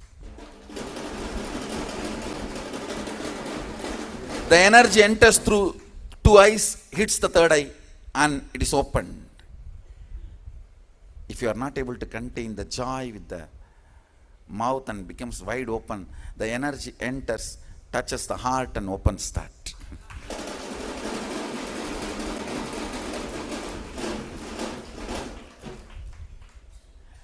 Energy goes through the eyes, opens the third eye. Energy goes through the mouth, opens the heart. And I tell you, automatically your breathing pattern will change, because your breathing pattern is the remote control for your neurological functions. Your whole neurological functioning is controlled by your breathing pattern. Your breathing pattern is your remote control for your neurological activities. The moment you see the master, see the guru, in his presence, you will see the breathing pattern automatically changes because he is operating the remote.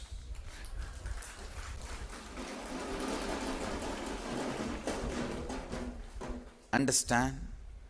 Whenever your eyes open wide, breathing pattern changes, mouth opens wide, ears start deeply listening, you are having Shaktipada.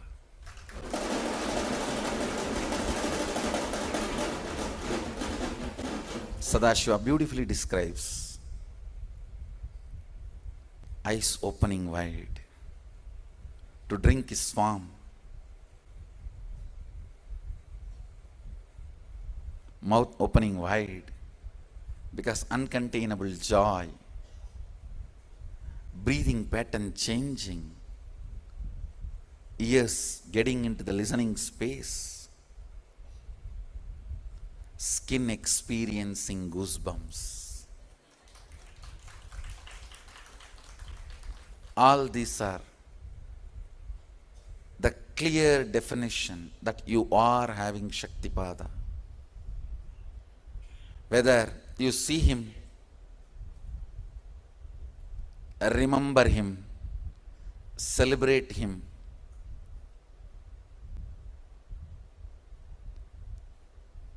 dance with him, eat with him, live around him, or in the modern days, getting a like from him.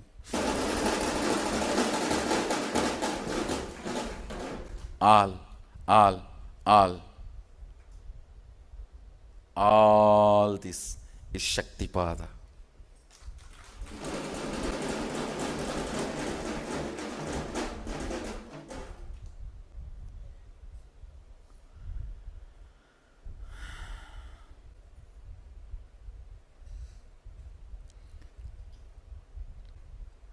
Celebrate Shaktipada. Most practical, easiest, best Shaktipada. People ask me, how to get the best Shaktipada from you, Swamiji? I tell you, live or alive, morning satsang is the best Shaktipada.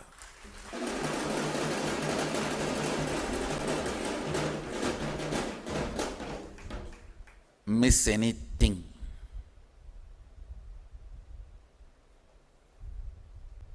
not morning satsang.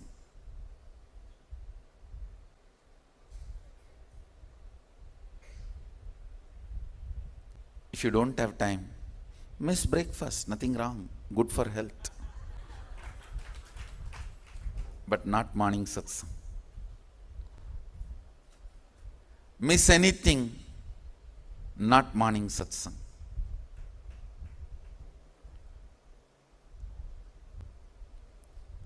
Celebrate Shaktipada. I tell you, it is my integrity to my Guru, Arunagiri Yogi Ishwara. I'll make this Sadashiva's consciousness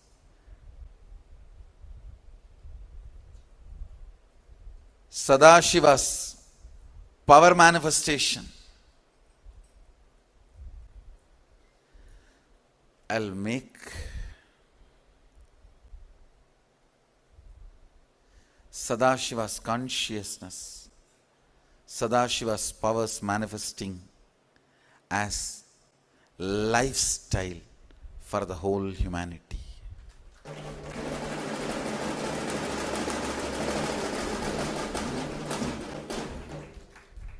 Understand?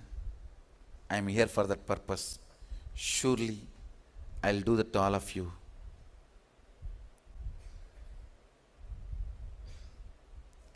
Just by Shaktipat, nothing else.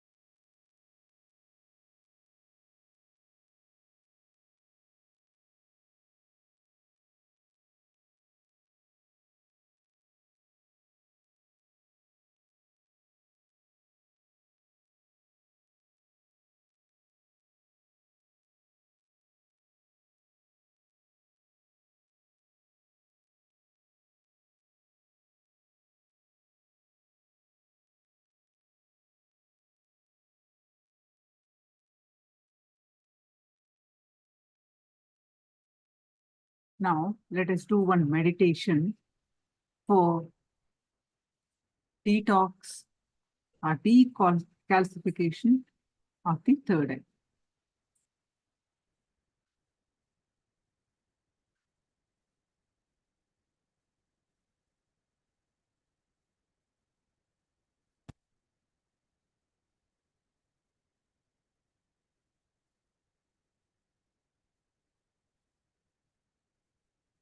Swamiji says, your soul, the Pratyagatma Chaitanya, meaning the connection between the pure super consciousness and Paramashiva and your body. Guru can change that programming and give you the best possible conscious frequency connection between you and your body through Shaktipat.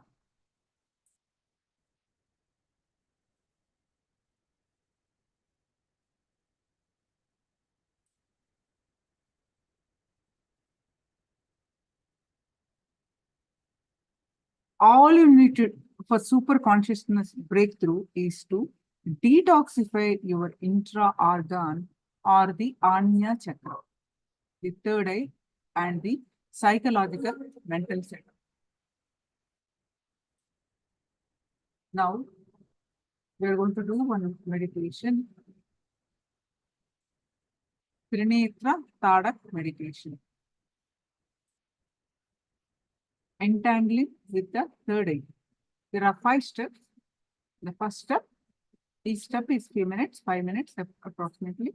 By closing your eyes and concentrate on the third eye. Bring awareness to your third eye. Then feel as if something is drilling from inside. Visualize as if you are drilling it from inside. Drilling it from inside with a complete awareness on the third eye. That is the first step. The second step is you can open your eyes and see through your third eye to the Swamiji's third eye. How to look? Visualize as if you are looking through the third eye. You are seeing through the third eye with the physical 2 eyes open. So basically, pretty much we are going to repeat this 2 times each step. So let's start.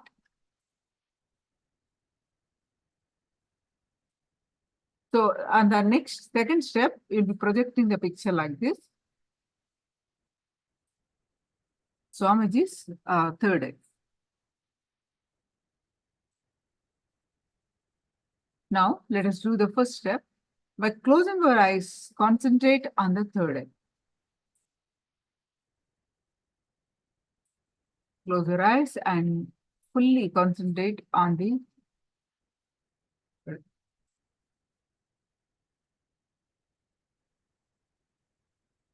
Okay, so let's start.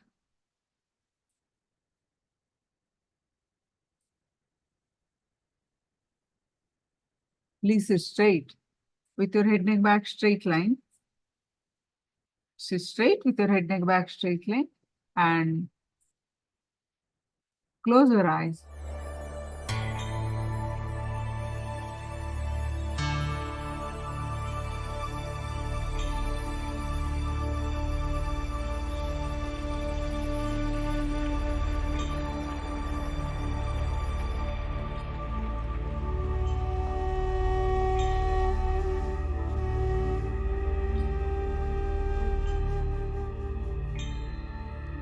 Bring your complete awareness on your third eye. Feel as if you are drilling it from the inside. You're drilling your third eye. Visualize as if you are drilling it from inside.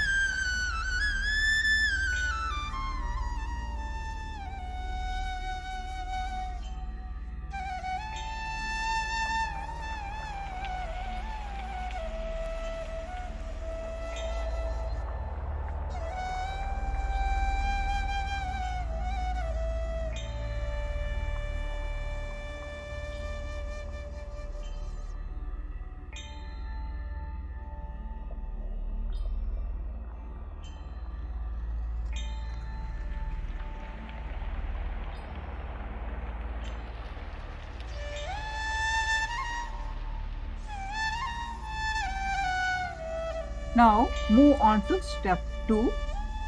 Open your eyes and see through your third eye to Swamiji's third eye. How to look? Visualize as if you are looking through the third eye.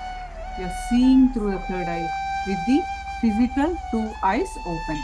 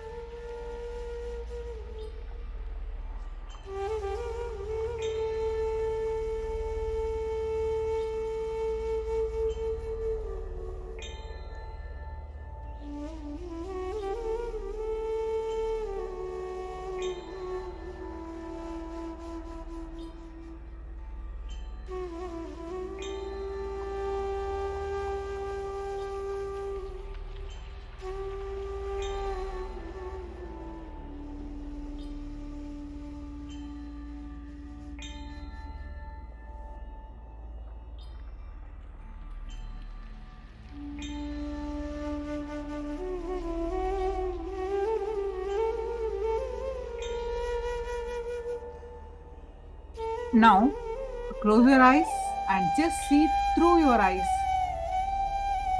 Whatever images you are seeing behind the closed eyes, drill your third eye from inside to outside.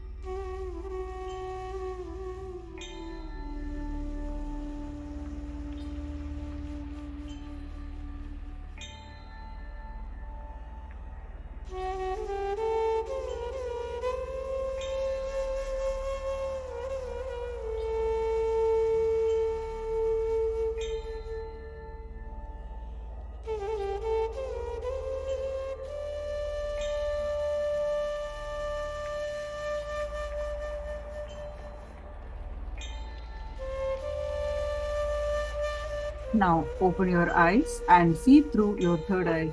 Look intensely onto the Swamiji's third eye in the picture. Look through your eyes.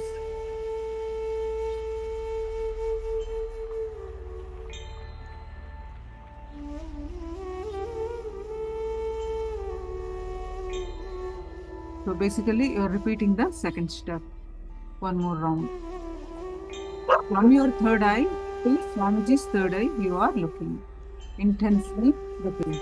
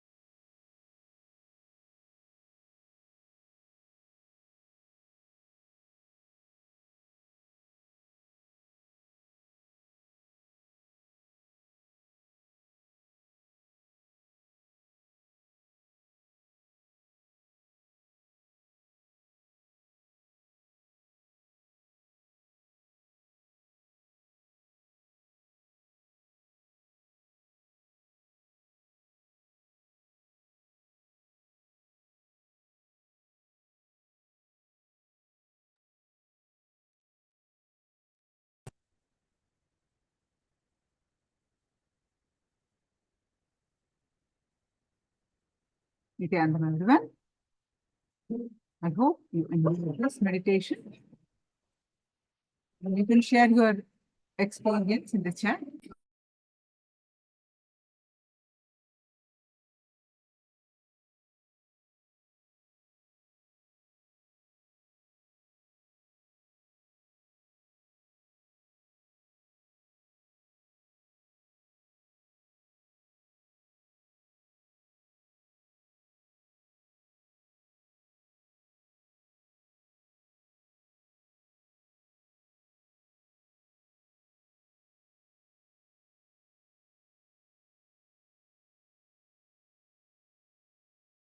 Today, you are going to receive the Shivadiksha, the initiation into Shivadiksha.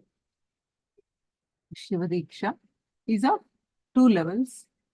Today, you're going to receive the level 1, which is called Samaya Diksha. Shivadiksha is the first step towards manifesting the Paramashivoham from human to God, from experiencing our human self to divine self. Samayam, meaning from experiencing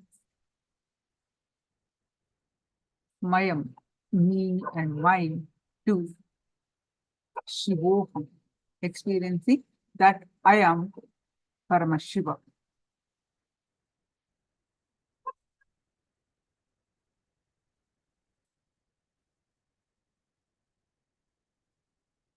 So let's understand the Shivadiksha initiation, the significance and the details of the Shivadiksha initiation.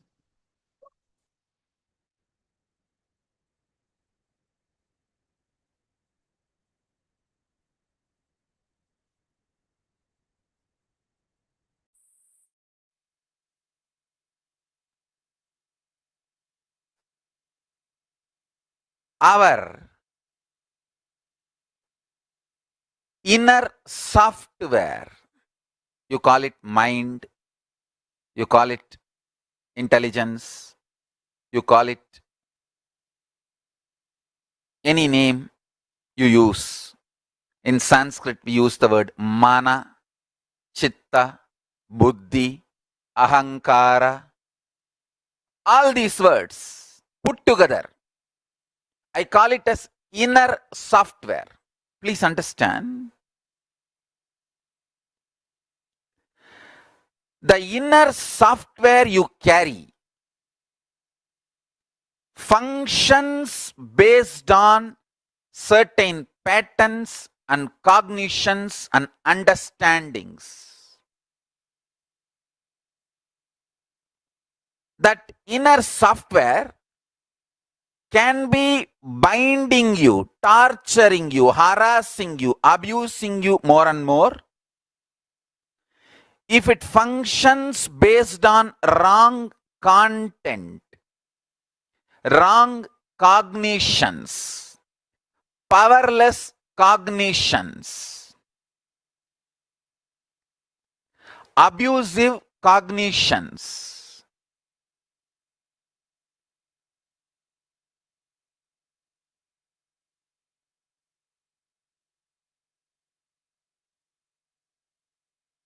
If that inner software functions based on powerful cognitions, right cognitions, intelligent cognitions, it can liberate you. Understand?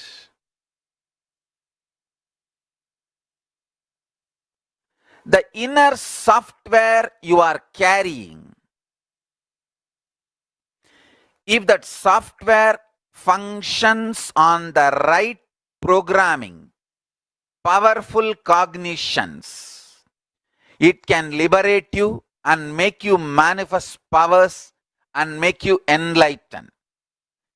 If that inner software functions based on wrong cognitions, powerless cognitions, powerless content, understandings, ideas about you, about world, about God, about you, about world, about God, Jiva, you, self, Jagat, world, ishwara, God. About all these three, the cognitions you have, the cognitions, conclusions you have about life, this all forms the core content for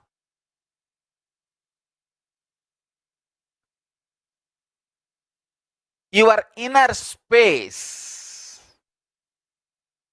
If your inner space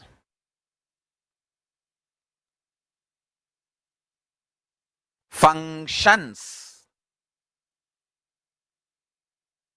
out of powerless thought currents, ideas, cognitions, it can suffocate you, it can torture you, it can destroy you, it can make you powerless, it can do anything. If your inner space starts functioning with a powerful cognitions, right understandings about self, world, and God, not only you can become enlightened, you can start manifesting powers. Understand?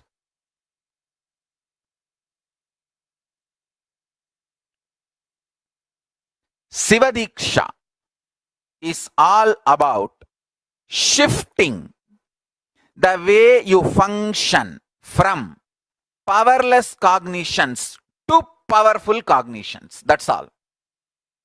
Shiva Diksha is the way to shift you from functioning from powerless cognition space to powerful cognition space. Listen carefully. Understand life. Listen carefully and understand life.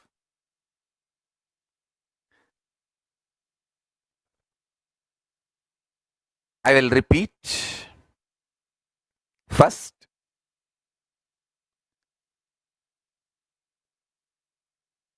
your inner space is like a software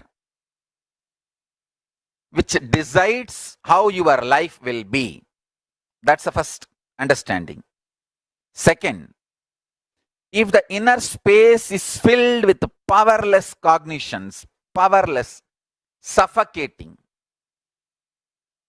wrong ideas about yourself, about your world, about God, it can be more and more suffocating, making your life difficult. And if you can start building the content of your inner space, powerful, start functioning from powerful cognitions, truths, understandings about you, world, and life, you can become enlightened, manifest powers and all possibilities. Now listen carefully. The good news I have is your inner space can be beautifully reprogrammed. It can be reprogrammed with powerful cognitions. It can be reprogrammed for enlightenment. It can be reprogrammed to manifest the state, space, powers of ultimate Paramashiva.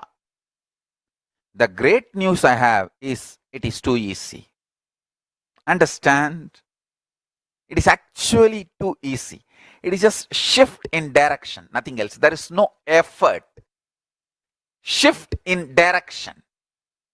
Shift in the direction you think, you perceive, you understand.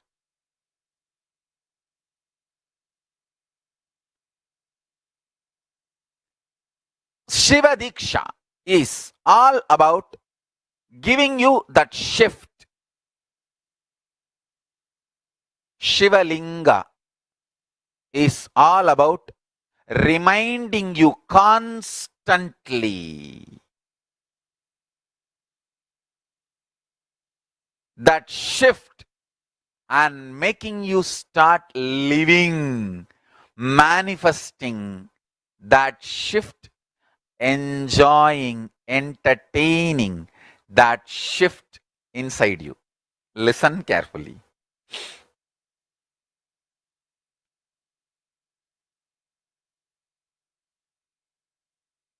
Atmalinga is to remind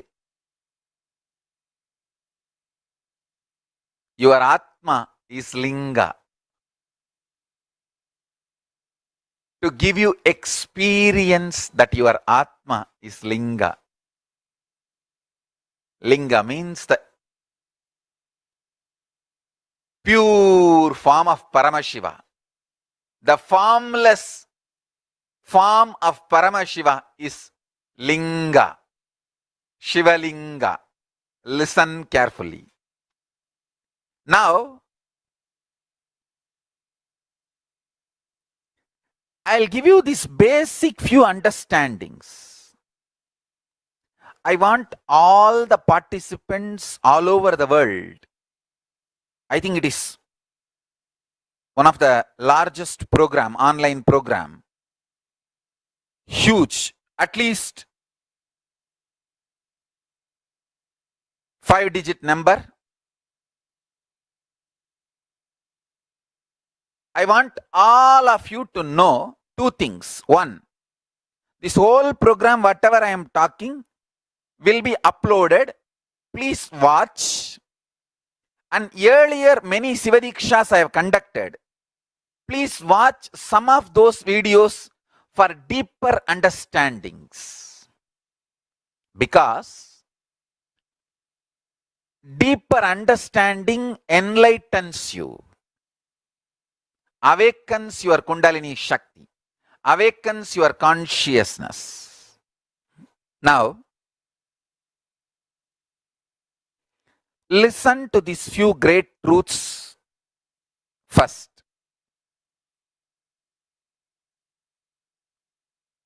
Paramashiva does the 5 actions: creation, manifestation, srishti, sustenance, maintenance, sthiti in Sanskrit, samhara means rejuvenation, destruction, throbhava means pulling out of delusion, anugraha means liberation, enlightening. I will repeat. Srishti, creation, manifestation, sthiti, maintenance, sustenance, samhara, rejuvenation.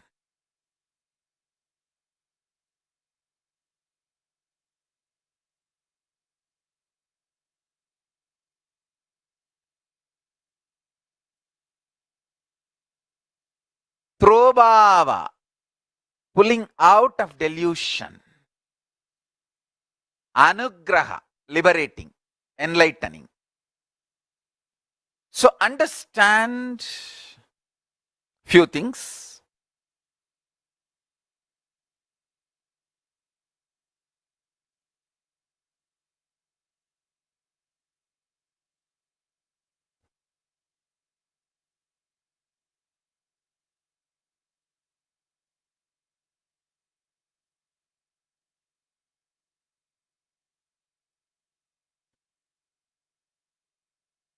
Listen carefully.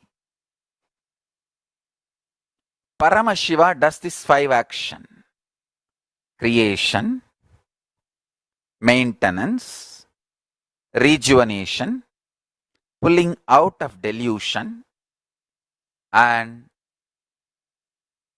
liberation.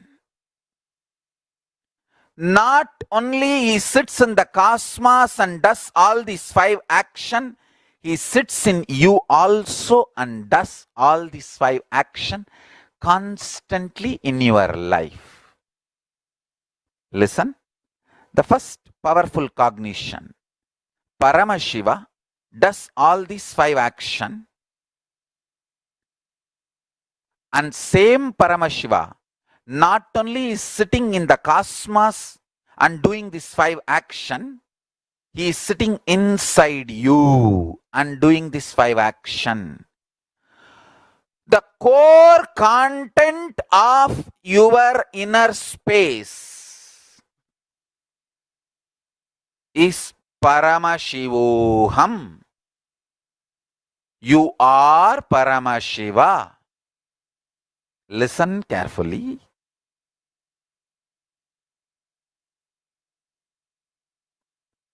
This truth, you are Paramashiva, is the ultimate truth.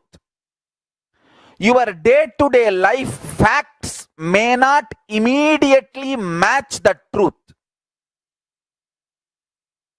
But if you just sit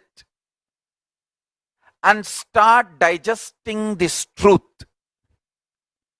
you will see the day-to-day facts and the ultimate truth both matches. When you realize day-to-day facts, ultimate truth matches, it is called enlightenment. When you realize, wake up, yes, the day-to-day facts and the ultimate truth is matching. That is called enlightenment. Listen carefully. The ultimate truth I am telling you now, you are Paramashiva. And your day-to-day facts immediately don't match. No. There are too many conflicts, confusions. How can I be Paramashiva? But if you sit and understand, if you bring love in your life, love, deep love for everything happening, you will realize 2 things. Everything is auspicious. Paramashiva, sadashiva. Sada means everything. Shiva means auspicious. Understand? Whatever me and the Sangha is going through, in this moment I am uttering this truth. Not only this is truth, this is fact. Nothing falls apart. Everything falls in place. Nothing falls apart. Everything falls in place. Understand this great truth.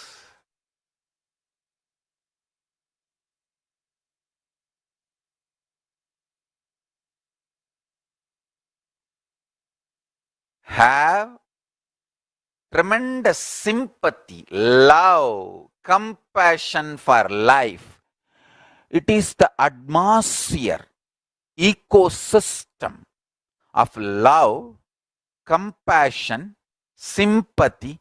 That is the atmosphere where these higher realities are realized, manifested.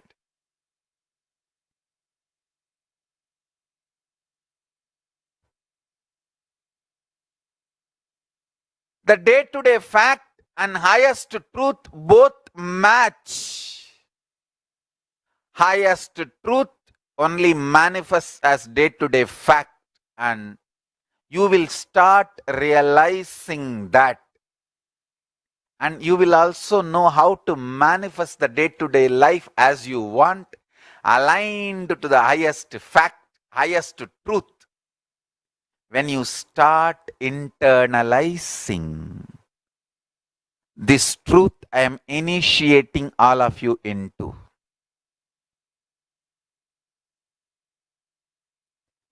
Waiting to get hurt or waiting to feel blessed.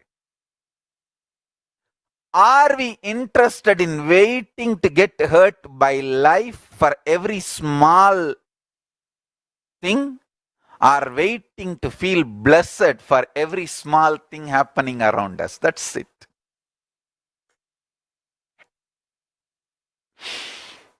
I tell you,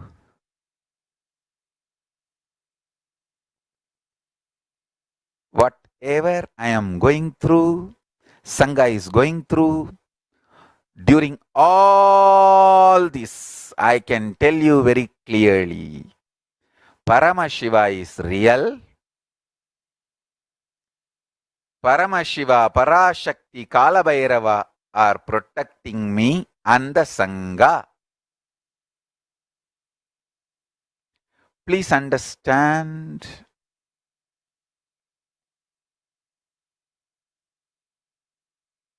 I can give you the same assurance, commitment, protection through this initiation. As much as you can start living these powerful cognitions, don't worry, you are not expected to be 100% perfect.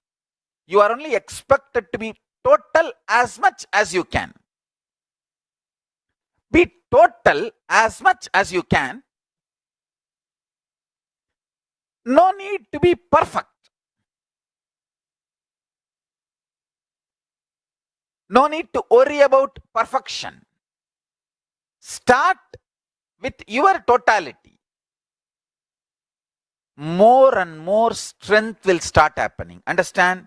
You have 14-inch biceps and you see somebody having 24-inch biceps and you feel, oh, when will I build 24-inch biceps and triceps? Impossible, forget about it. No, then life doesn't work in that way.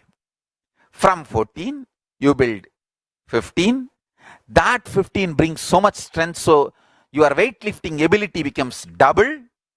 That becomes 16. That increases your weightlifting ability to triple. Then that brings 17, and that every inch muscle getting added adds strength and your ability to lift, and then you build. Finally, you achieve what needs to be achieved.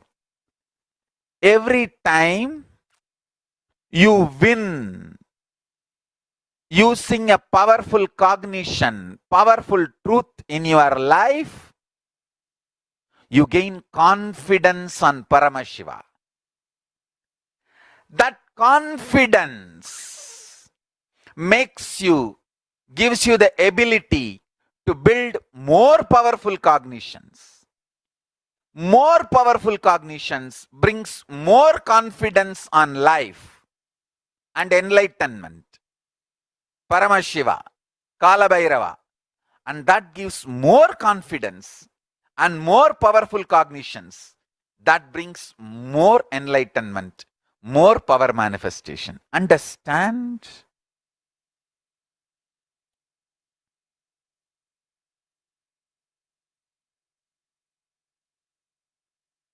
Somebody goes to God and asks, God, bless me. Everyone should praise me. Give me the boon. Everyone should praise me and accept me.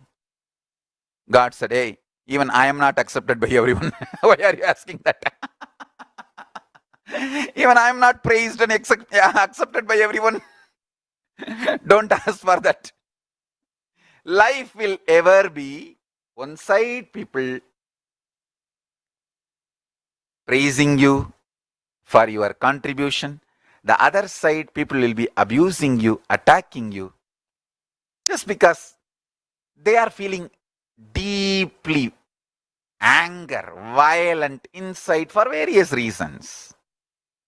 You need to know, are you going to hurt yourself because they are vomiting their pains on you?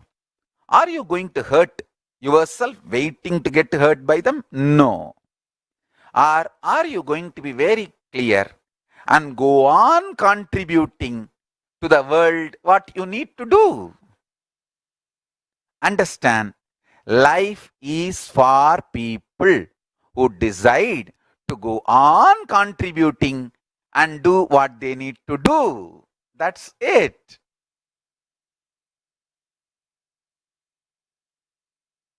I am not just talking this truth, I am living this truth and demonstrating. Whatever now I am talking, I am living this truth and demonstrating. There cannot be more testing times.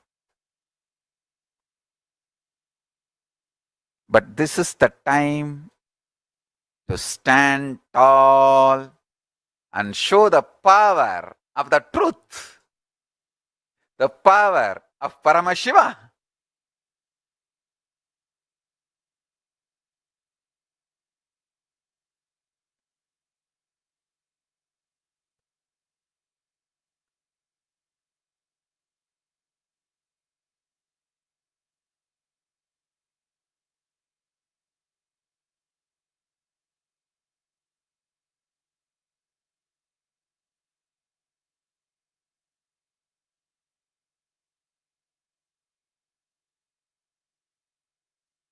All of you understand?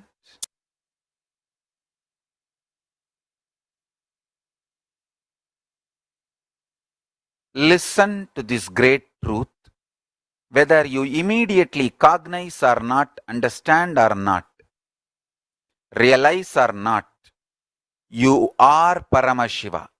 Because all these 5 actions, creation, maintenance, destruction, pulling out of delusion and liberation, all these 5 action is constantly happening inside you. Unless Paramashiva is inside you, all these 5 actions cannot be happening continuously inside you. All these actions continuously happening inside you proves you are Paramashiva. Paramashiva is inside you. Start cognizing. Start internalizing. Start realizing. Start absorbing this great truth in your life and start implementing. Understand? Start living. Start implementing this great truth. Truth is the only solution for life.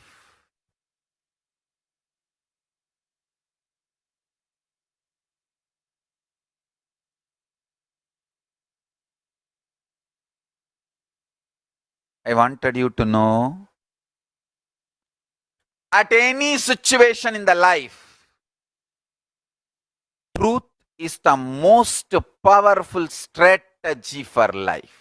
The truth is you are Paramashiva. Whether you understand or not, nothing falls apart, everything falls in place. Understand, I am telling you. With all this so much attack, I am surviving, thriving, not just surviving, thriving is just because Paramashiva is protecting me. Kala Bhairava is protecting me. Not because I am legal savvy, I am intelligent or brilliant, I am a high school dropout, I am not even a graduate. I am not a graduate, high school dropout.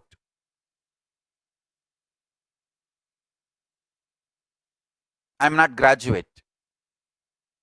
I am from a small village, but from Arunachala, from Paramashiva. Understand, I tell you, if I am surviving and thriving, it is just because Paramashiva is protecting me. Kalabhairava is protecting me. I want the world to know Paramashiva is protecting me. Kalabhairava is protecting me. I am neither legal savvy nor arrogant or intelligent enough to save myself from all these attacks. I just know I will live integrated to Paramashiva, to my commitment to him, and he is protecting me. Kalabhairava is protecting me.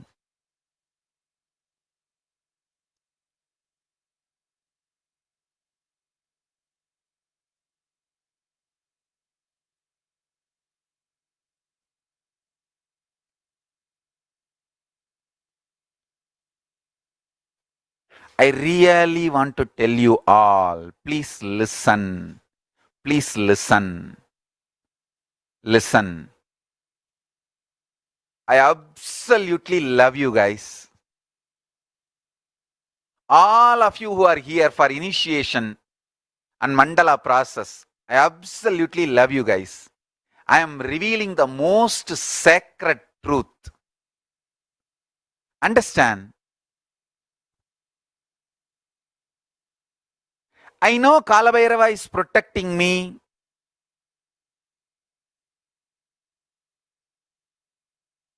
I am going to live for a long time.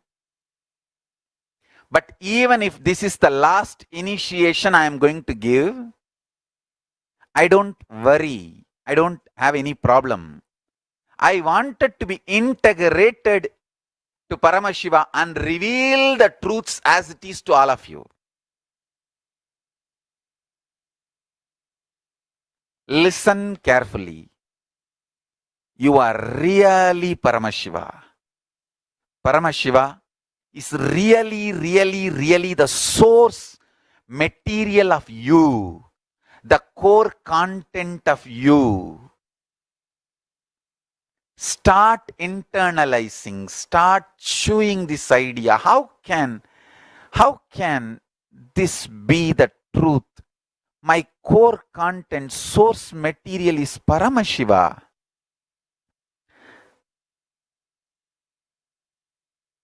In fact, there is so many incompletion, hurting, pain, contradiction.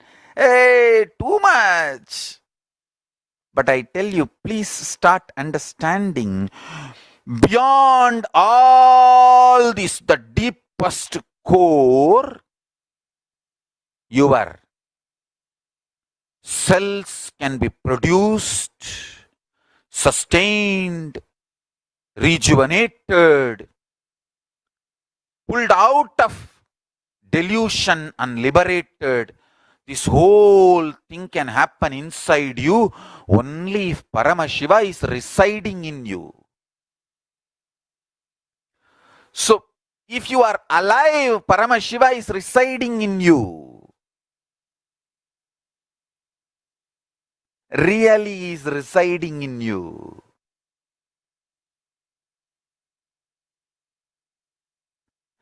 Just to tell this truth to all of you, Paramashiva is keeping me alive. Understand? The number of assassination attempts, I should have been dead. I don't know how many hundreds of times long before. But neither I am dead nor hurt. Not only alive, surviving, thriving. It is just because I need to tell you this one truth. You are Paramashiva. Start functioning from this core cognition.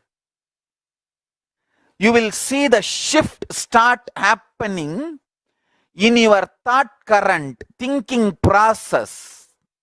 shift starts happening in your cognition about you, world, and God. I tell you.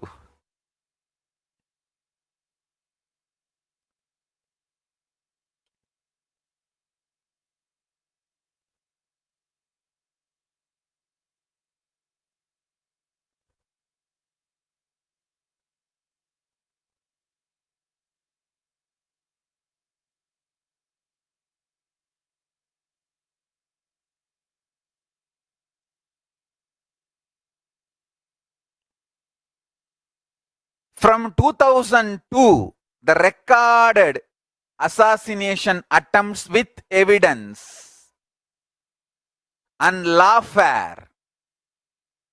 How many times?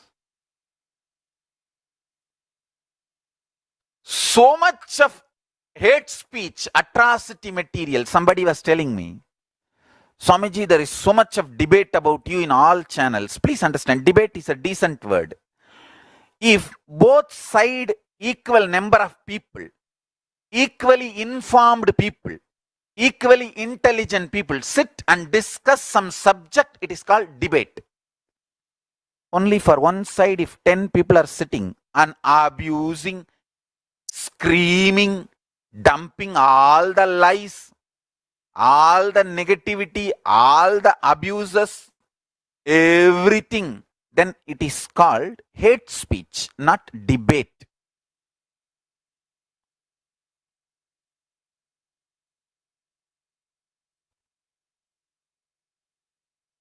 It is hate speech, not debate.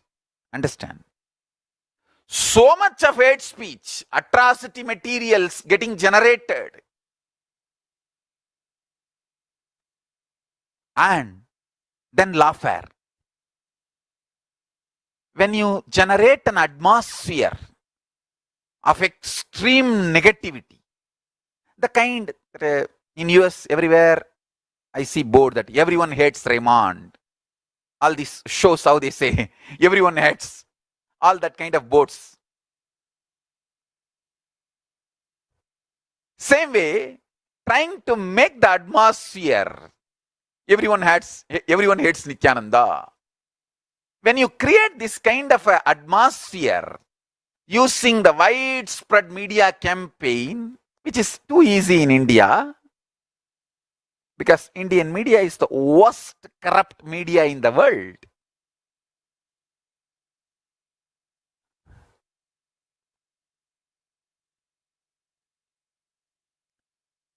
When you try to create that kind of a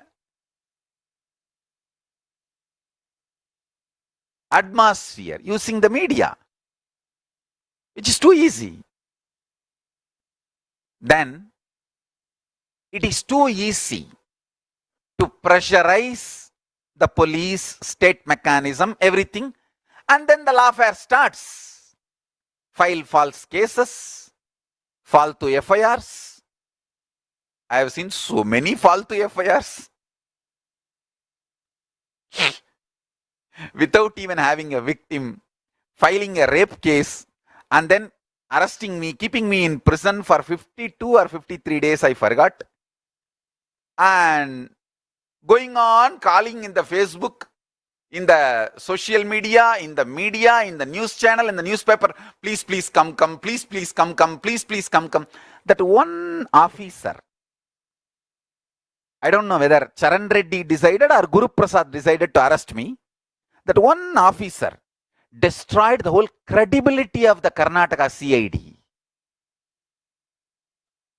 Because you arrest someone in rape charge, no victim, and you beg, oh, we have accused, we want victim, please, please come, we will give you free, we will give you travel allowance, we will keep your name secret, and we will do what you want, please, please come, please, some of you come. The whole credibility of the Karnataka CID is destroyed by that one decision.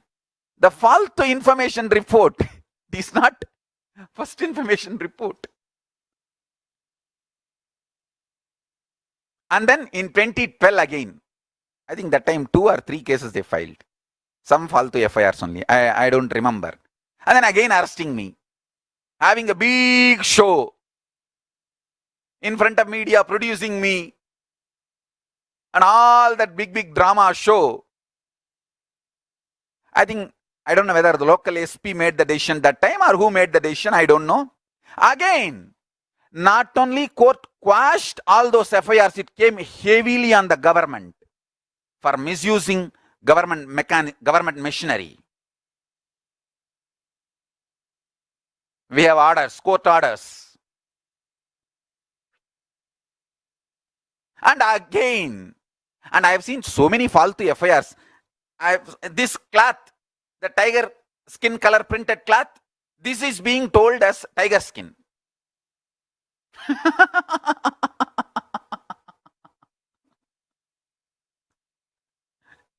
Understand, I have seen all kinds of assassination attempts, lawfare, character assassination attempts, what you can understand and what you can't understand, what you can imagine, what you can't imagine.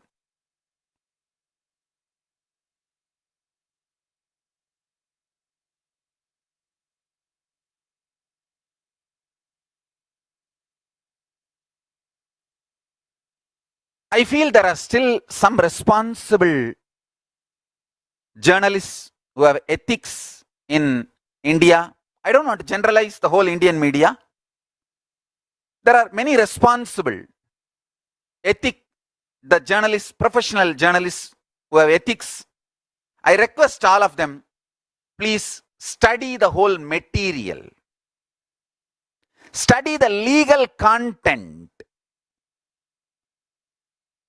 I wanted to tell you all, I neither did anything illegal nor did anything immoral. I am not anti-social.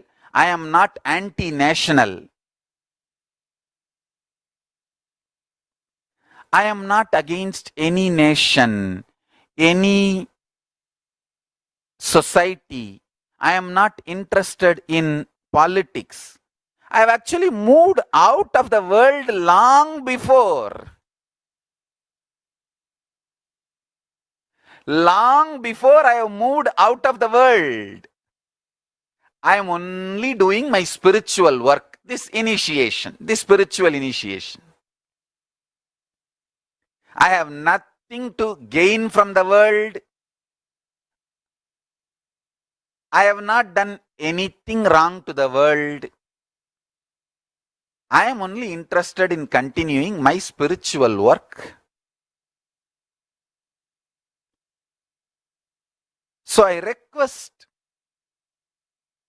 the sincere professional journalists who respect the ethics of the journalism, please do little research, both side material.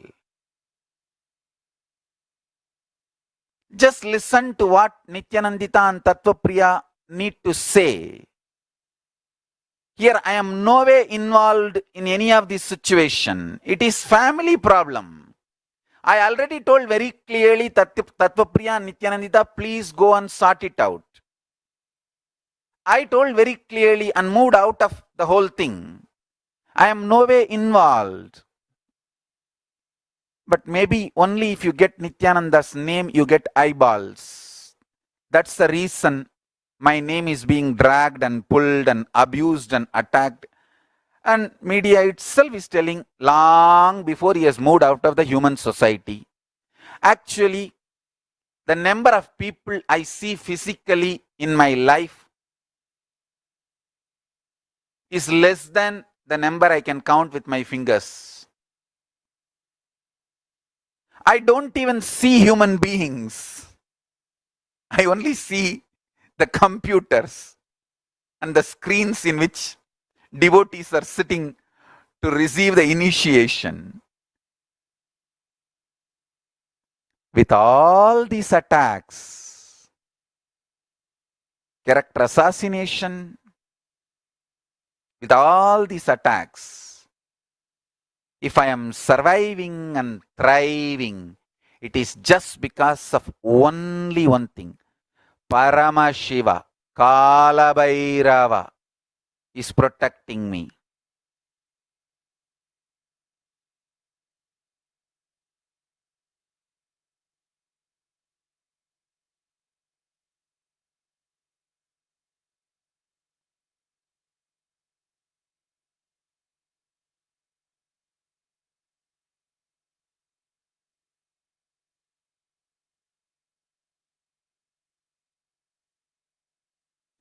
Let this one statement. Kashika Puradinatha Kalabhairava is protecting me, and the Sangha be written in every chapter after each persecution attempt.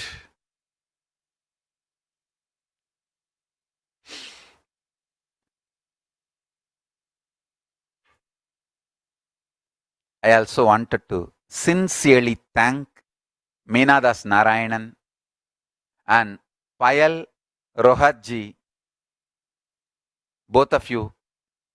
Thank you for your support. Thank you for standing with the truth.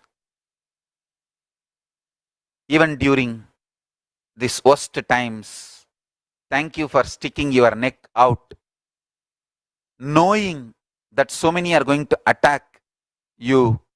If you stick your neck out for me, you both are sticking your neck out for me. I have nothing else to say. Thank you. Thank you. Thank you. And especially Ma Payal Rohatji, I have not even met you once. I have not even seen you. I just give my gratitude to you for standing up with the truth and putting your confidence on me. I tell you, I'll prove you supporting me is right. Just to prove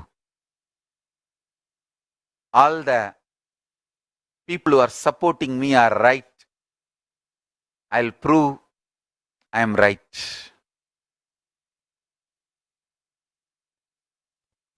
Understand?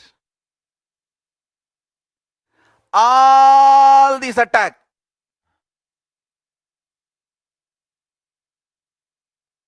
not only they did not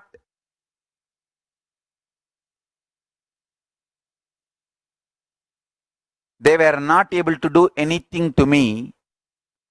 They were not able to do my inner powerful space. Only my inner powerful space has changed all these attacks, constantly cleared all of it. And I am proving the truth. Paramashiva is real.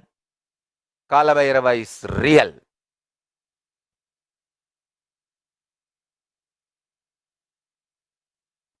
If I am still alive, me being alive makes these two statements loud and clear. Paramashiva is real. Kalabhairava is protecting me.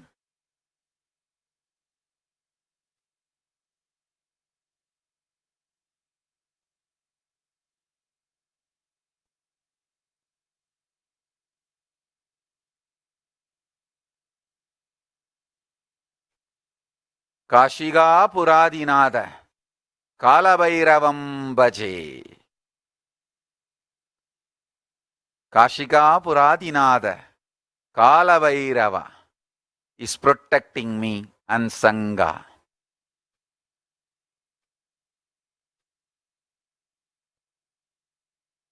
Understand?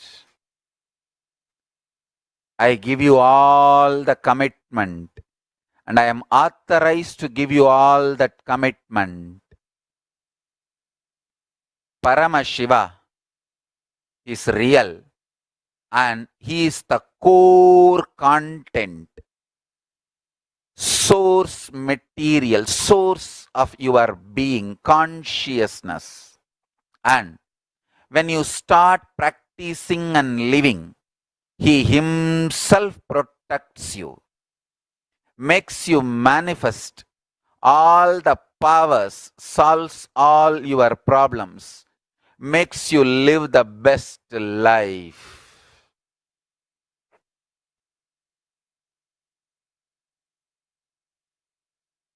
In the middle of the war, if some truth is told and if that works out, that truth proves its capacity, its ability. It is called time tested, foolproof. Same way.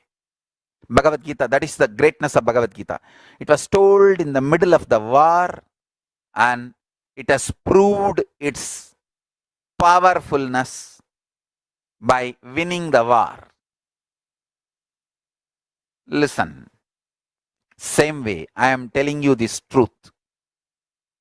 It's not that I am telling only now. When there was attack on me in 2002 or 3, I told the same truth. I won the game. I won the war. Then when there was attack on me in 2010, I told the same truth and I won the war. And even there is a video records where I am declaring, I am Kala Bhairava and I am Mahakali. Anybody, come on, make fun of this statement. Let me play with it. And whoever made fun of that statement, see there, see what happened to them. Now, because we have 7 or 8 years documented evidences, just go and see that video. And after that, whoever made fun of that video, just see them and see now what happened to all of them. Just see the facts. Now I am not even talking anything to hurt your ego. I am just saying I am protected by Kala Bhairava. I am protected by Kasiga Puradinada Kala Bhairava. That's all. Every time when there is a war, I declare clearly the power of the truth. And every time I win the war.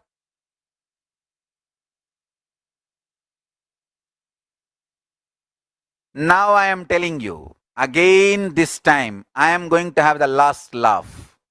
And I am already having the last laugh. Be very clear. Paramashiva is protecting me. Kala Bhairava is protecting me. Kashiga Puradinada Kala Bhairava is protecting me. And Sangha.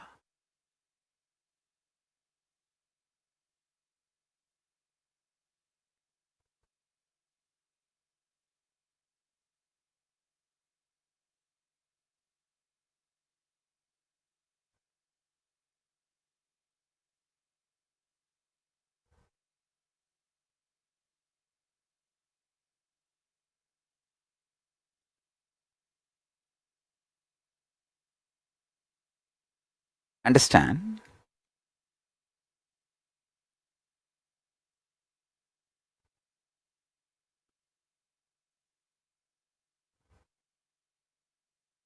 Listen carefully.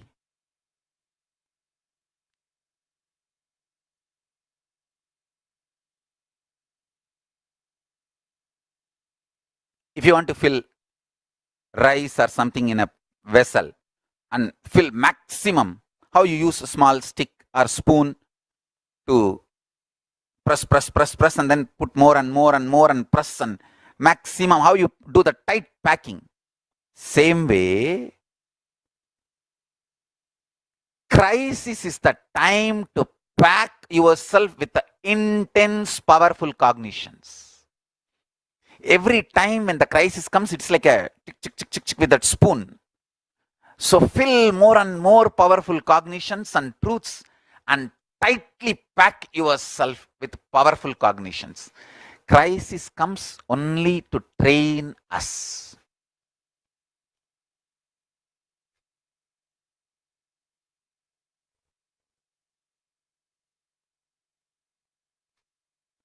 all crisis comes only to train us.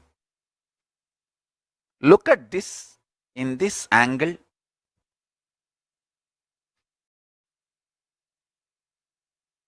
Of course, just because we are dealing everything with the spiritual eyes, it's not that people who are attacking, abusing, that they are not criminals. They are criminals. They are trying their best, and we have to take all the facts and whatever is being done to us to the international community. We need to tell the world. That is different. First, you need to understand inside how to deal with the whole thing. How to see life. How to manifest life. I am giving you internal strategy for the best life. The ultimate life.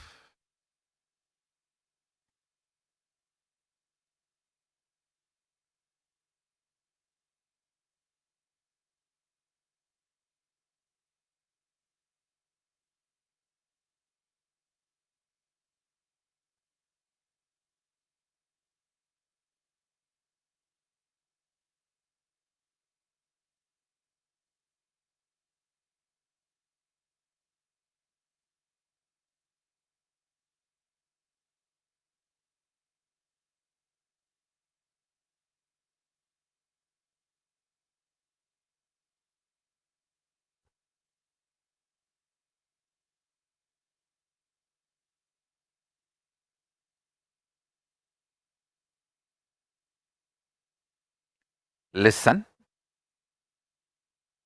Essence of what I wanted to convey in this first session of initiation is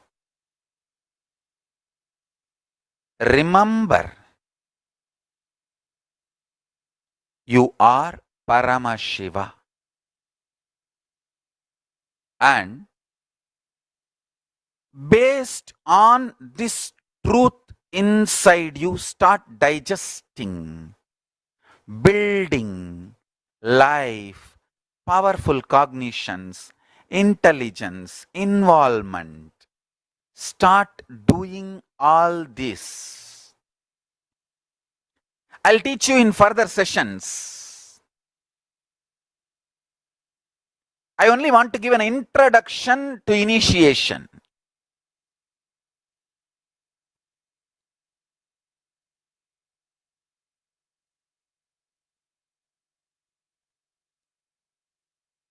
Please sit straight. Inhale and exhale as deeply as possible and as slowly as possible. I want to start the initiation.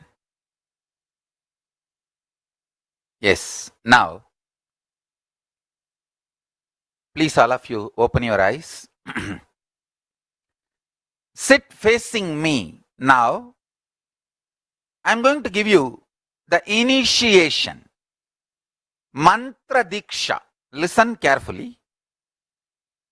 In Hindu tradition, always the Gayatri mantra was given as the first mantra. So I'm going to give you formally these three mantras. Gayatri mantra, then Sivadiksha, Samaya Diksha, Sivadiksha mantra, then Mahavagya. I'll explain step by step how to use what to do, everything. Now first listen to the mantras and repeat along with me. Om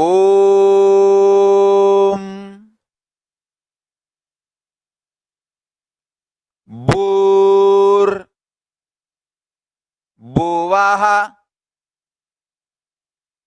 Suvaha Tat Savitur Varenyam Bargo Devasya Dhimahi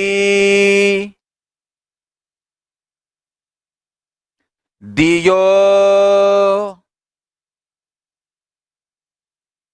Yona Prachotayat. Repeat again. Om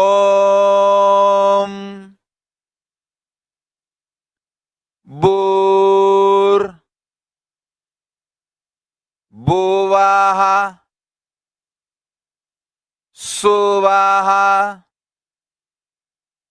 Tat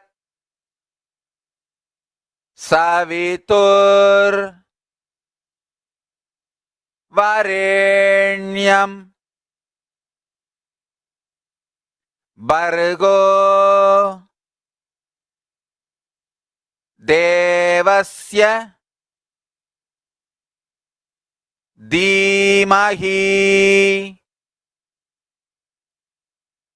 Diyo Yonaha Prachotayat. Listen, repeat along with me once more. We will be uploading all these mantras. You can download from there and start chanting. Now repeat along with me. Om Bur Bhuvaswaha Tat Savitur Varenyam Bargo Devasya Dhimahi Diyo Yonaha Prachotayat.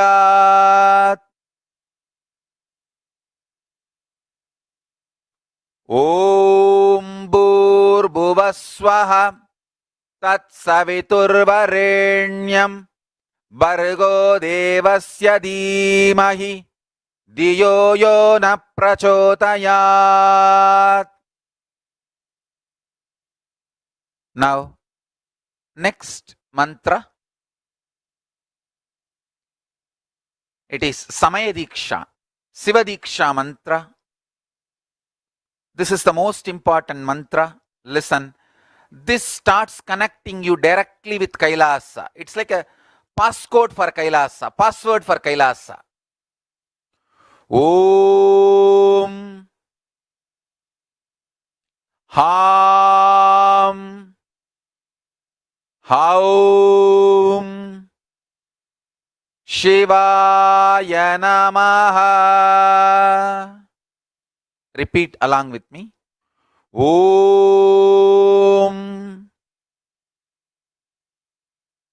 Ham Haum Shivaya Namaha. Om Ham Haum Shivaya Namaha. Om Ham Haum Shivaya Namaha. Om Ham Haum Shivaya Namaha. Om Am Haum Shivaya Namaha. Om Ham Haum Shivaya Namaha. Now, listen to Mahavagya, third. First Gayatri mantra, then Samaya Diksha, Shiva Diksha mantra, then Mahavagya. Om Nithyananda Paramashivoham. Om Nithyananda Paramashivoham. Om Nithyananda Paramashivoham.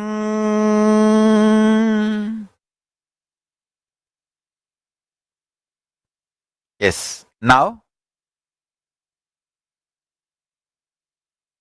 we will gather back for mandala process.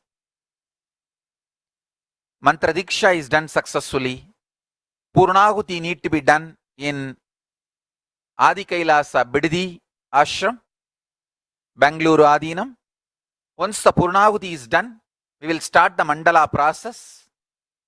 So, get ready for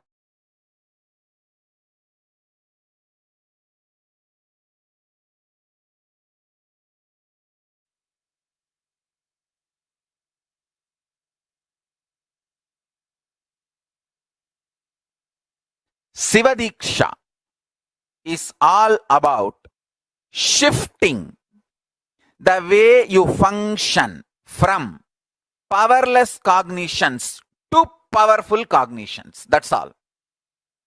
Shiva Diksha is the way to shift you from functioning from powerless cognition space to powerful cognition space. Listen carefully.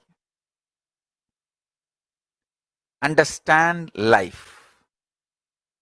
Listen carefully and understand life.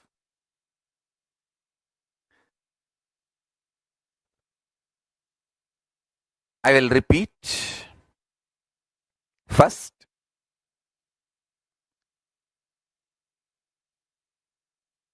your inner space is like a software which decides how your life will be. That's the first understanding. Second, if the inner space is filled with powerless cognitions, powerless, suffocating, wrong ideas about yourself, about your world, about God, it can be more and more suffocating, making your life difficult. And if you can start building the content of your inner space, powerful, start functioning from powerful cognitions, truths, understandings about you, world, and life, you can become enlightened, manifest powers and all possibilities. Now listen carefully. The good news I have is your inner space can be beautifully reprogrammed. It can be reprogrammed with powerful cognitions. It can be reprogrammed for enlightenment. It can be reprogrammed to manifest the state, space, powers of ultimate Paramashiva.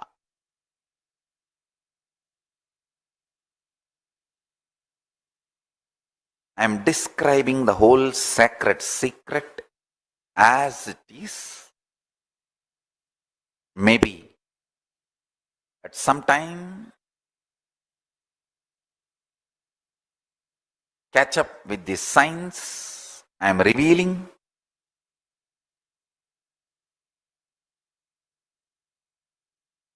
Listen intensely. Maybe the modern day science will catch up with what I am revealing at some time. Sooner the better for the humanity. Listen. Your bioenergy is left inside your body when you assume the body. Like a snake, it just goes into your Mooladhara chakra and rests coolly in the Paramashiva Bodha. Between the age of 0 to 3,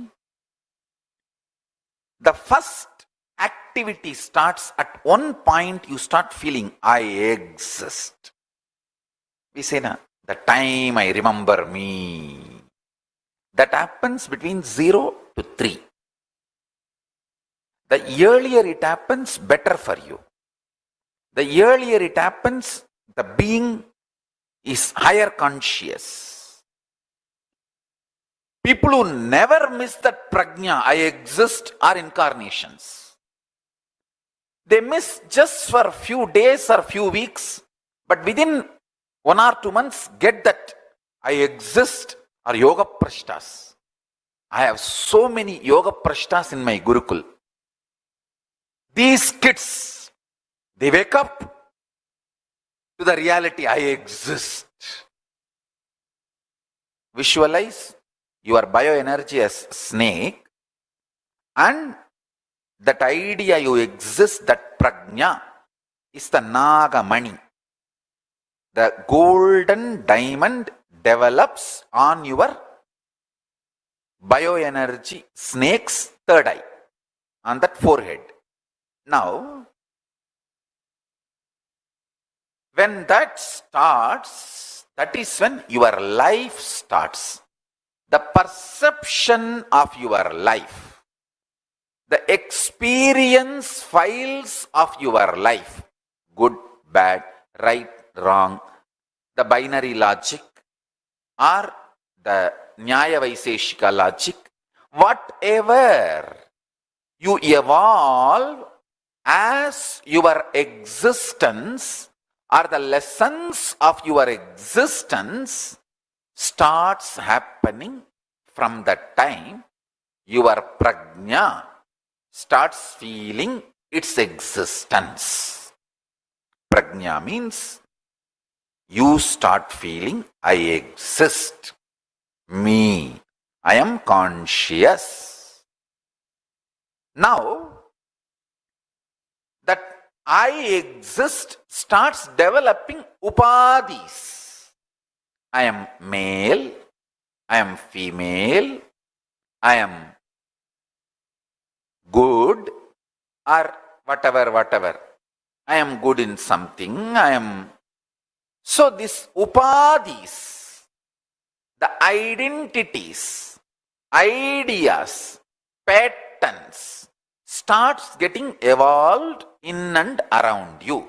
Listen.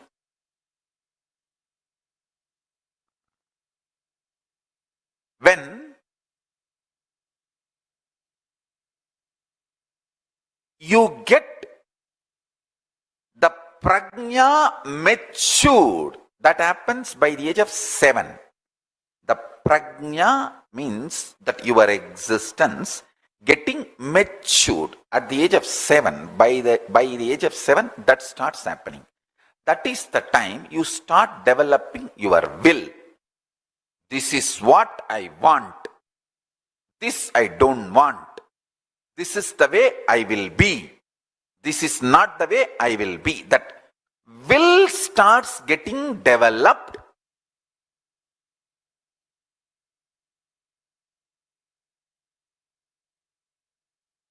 So many times people ask me, Swamiji, why all over the world the elite, intelligentsia, the intellectual community is turning towards Hinduism? Because Hinduism is built on intelligence.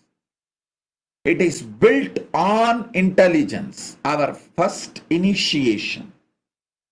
into Hinduism for any child is not based on some beliefs. The Hindu baptizing methodology is not based on any beliefs. It just teaches you how to awaken your consciousness, intelligence. The first baptizing, Hindu baptizing initiation statement is Bhur Bhuva Suvaha Tat Saviturvarenyam Barho Devasya Dhimahi Diyo Yona Prachodayat. I meditate on the highest intelligence which awakens my intelligence. I cognize the highest tejas which awakens my intelligence.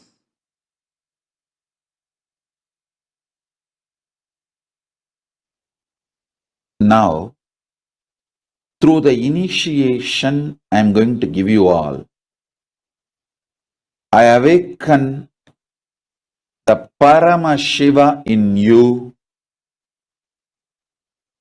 make you all manifest the ultimate life, Paramashiva. As Paramashiva has blessed me,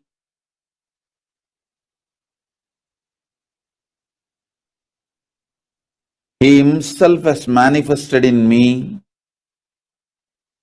I'll make him manifest in you all now, because he has authorized me to manifest him in all of you. Listen intensely. I'll give you some of the most guarded secrets of the spiritual world. In the spiritual world, there may be some gurus who experienced ultimate within them, but they will not know how to teach. There are some, even if they know to teach, they do not know how to transmit the experience. There are some who would have had experience, but not the traditional initiation. There are some who would have had experience and initiation, but may not know how to transmit. There are some who would have had initiation and experience and even know how to transmit, but they may not have received initiation, the right to transmit. That's called Acharya Abhishekam. Even if you know the method to transmit to others, you should be ritualistically initiated, authorized by the Guru Parampara through Acharya Abhishekam. Means the right to initiate others should be given to you ritualistically by the right authorities. There are some who may have capacity to transmit the initiation, can in turn initiate others. In every level, he gave me everything just by making one right decision, making this body happen in Tiruvannamalai. That ecosystem gave all the 16 things needed for an ultimate guru. Intellectual knowledge, enlightenment experience, right to transmit the intellectual knowledge, right to transmit the experience, proper initiation into intellectual knowledge, proper initiation into enlightenment experience, proper initiation to initiate others into intellectual knowledge, proper initiation into initiate others into enlightenment, proper initiation to initiate my disciples to authorize them to initiate others into intellectual knowledge, proper capability to initiate my disciples to teach others the intellectual knowledge, rightful initiation to authorize my disciples to empower others with enlightenment experience, proper initiation to initiate my disciples to empower others with enlightenment experience, initiating my disciples into enlightenment and initiating them to transmit enlightenment in every level, totally 16 level. All 16 He showered on me. All 16 He blessed me. So with His grace, compassion, and the authority,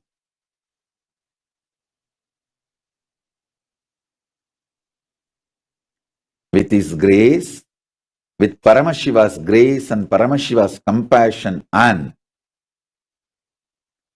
the authority Paramashiva showered on me directly and through the unbroken Guru Parampara, chain of Guru Parampara, I initiate all of you into Paramashiva Jnana, Paramashivadvaita, intellectually, experientially, ritualistically, and giving the Shaktipada, Shaktinipada initiation. So understand this initiation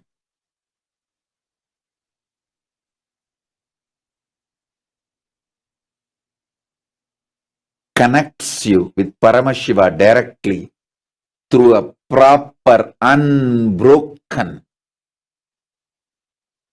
avichinna, unbroken, authentic Guru Parampara.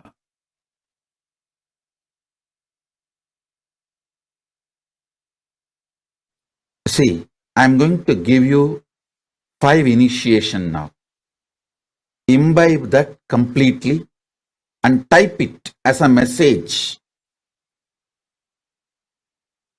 in your chat so that I know you got it completely. First, listen. All the 14 worlds are interconnected and in you. First, all 14 worlds are interconnected and in you. You are not just in Bhuloka now. You are in all 14 worlds right now. First, it's an initiation. Listen. Someone who has not heard this truth is poor, spiritually poor.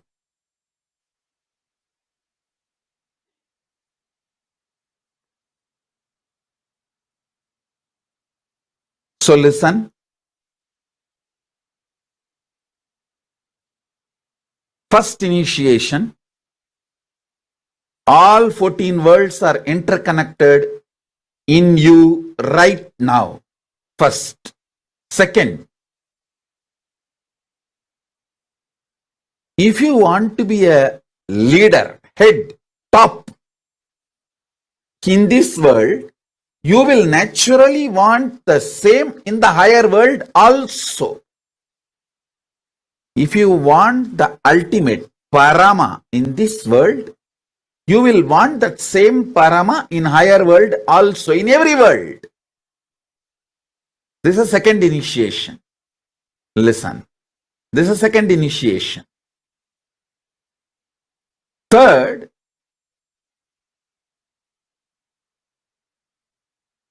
in this world, only one can be ultimate.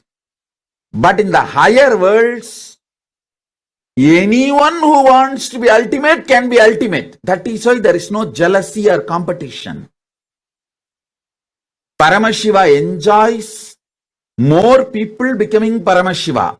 That is why it is called higher world. In the lower world, everyone wants to be ultimate, but no one can be ultimate.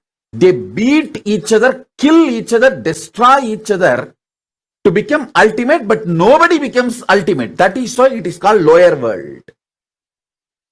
Understand? The algorithm, programming, nature of the higher worlds, lower worlds, this world I am describing. In this world, one can be ultimate. That's why so much jealousy, competition. In the higher worlds, as whoever wants, they can become ultimate. The more ultimate, more Paramashiva celebrates. That is why no jealousy in the higher worlds. That is why it is called higher world. In the lower world, everyone wants to be ultimate, but nobody can become ultimate. They just beat each other, kill each other, destroy each other. Finally, nobody is ultimate in the lower world. That is why it is called lower world. In lower world, nobody. In this world, somebody. In higher world, everybody. This is the algorithm, programming, basic, fundamental way of functioning of the higher worlds, this world and lower world. This is the third initiation. This is the third initiation. The fourth initiation, listen. To become ultimate, you don't need any qualification other than being initiated into the truth. Your free will, pure will, is capable of making you ultimate. Fourth initiation. Fifth initiation, the greatest. Sit right now. I'll breathe the super consciousness, supreme consciousness of Paramashiva in you right now.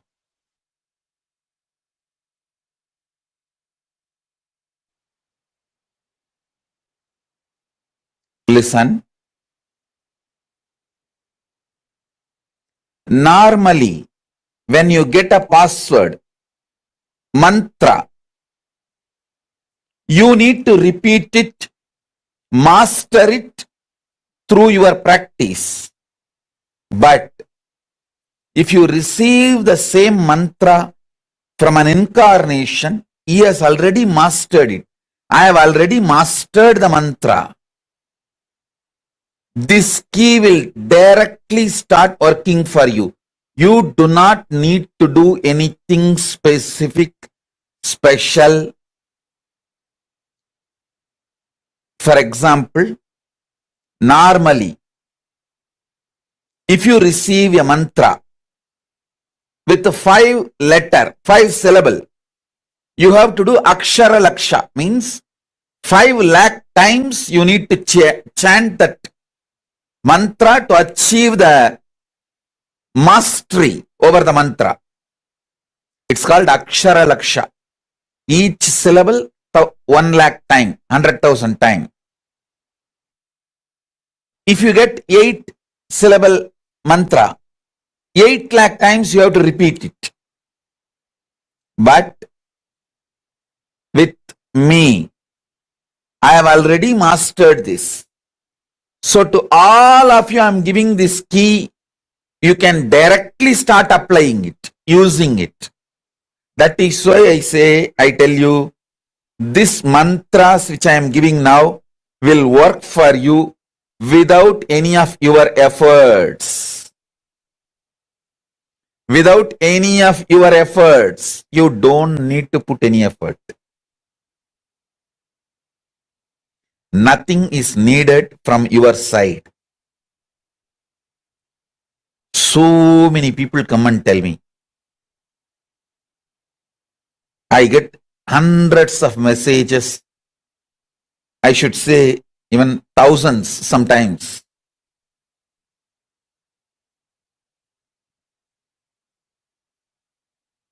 How once initiated this experience, so many powers, so many things manifesting.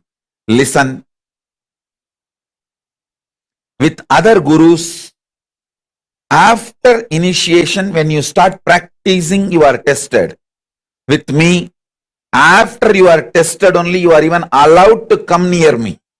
If you just Google Nithyananda, all the video comes up other than my satsang is a test for you. You have to cross all that huge distractions. And crossing all of that, if you reach me and finally choose me, then the whole treasure I have brought from KAILASA is for you.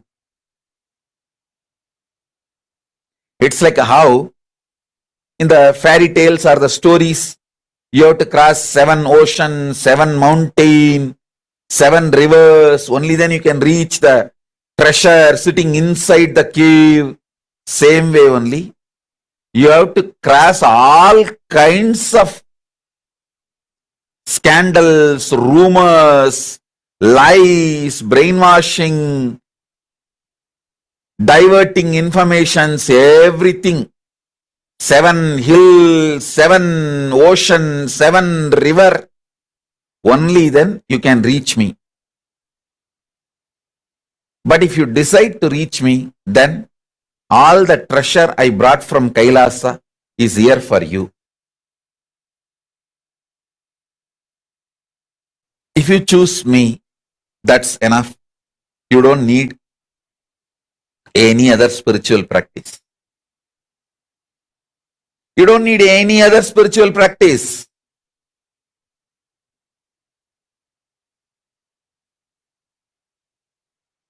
Listen.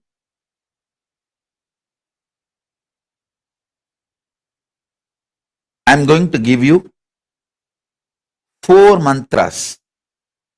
Gayatri mantra,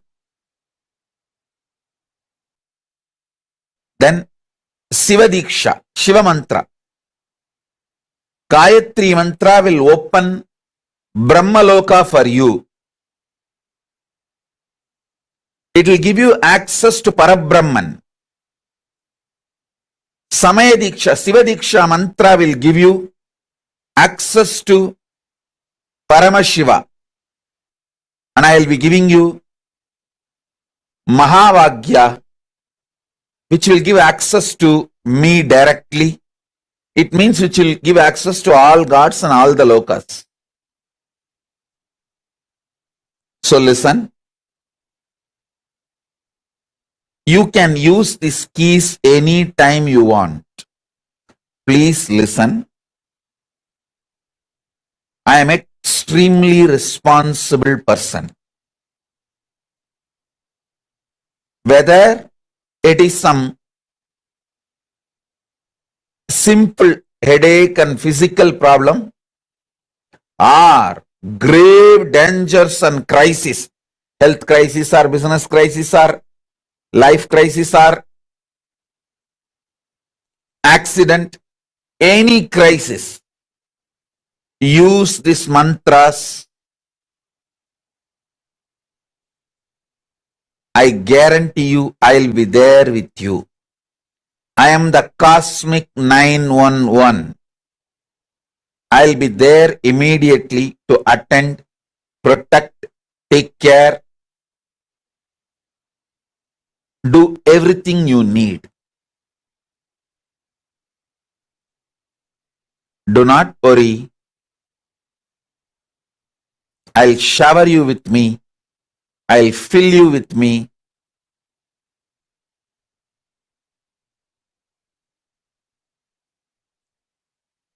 I will manifest me through you.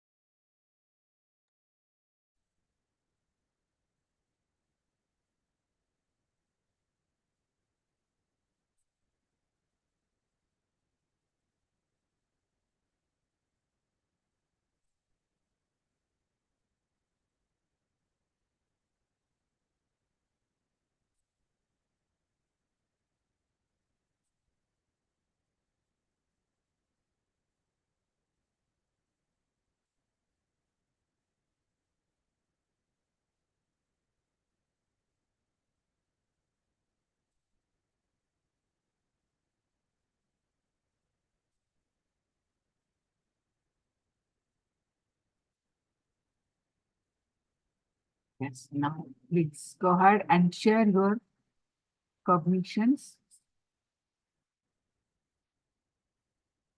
What is your understanding so far?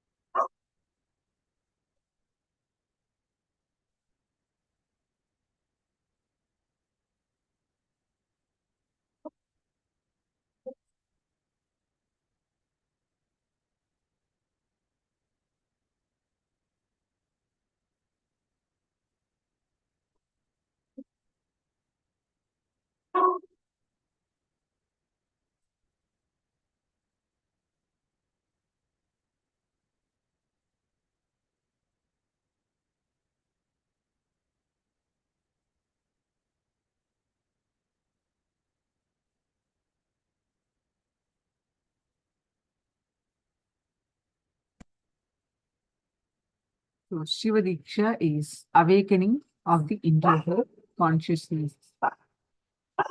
And now let's do whatever you are understanding so far. Let's do one internalization exercise. Shiva Diksha is all about shifting the way you function from powerless cognitions to powerful cognitions through Gayatri Mantra, which will awaken your consciousness, and Shivamula Mantra, which is access to Paramashiva, and Mahavakya, access to Guru, the living manifestation of Paramashiva, and the Supreme Pontiff of Hinduism.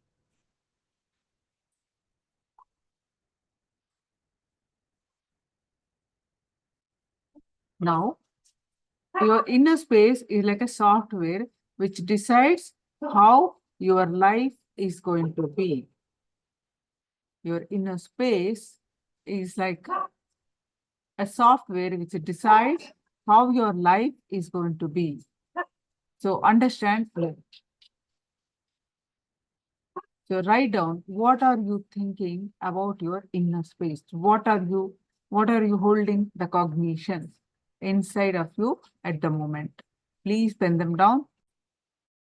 And today you will see how Swamiji removes through Shiva Diksha of your how he shifts your inner space. Please pen them down. How is your inner space? Please pen them down. All that you can think of yourself for a few minutes.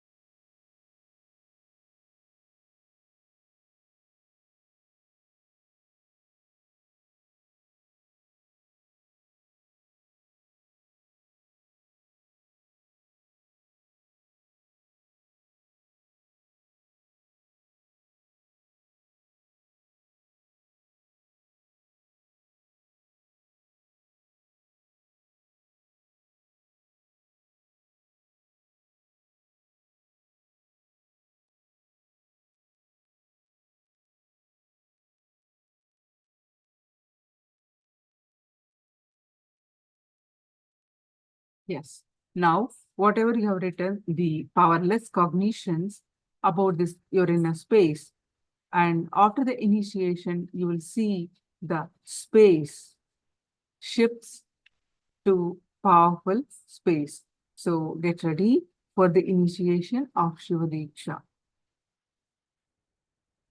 And today you're also going to get initiation of manifesting your reality, which is Kalpataru. Literally a wish fulfilling tree. Kalpataru is literally a wish fulfilling tree. How our thoughts are manifesting whatever we want, whatever we are entertaining, we are manifesting.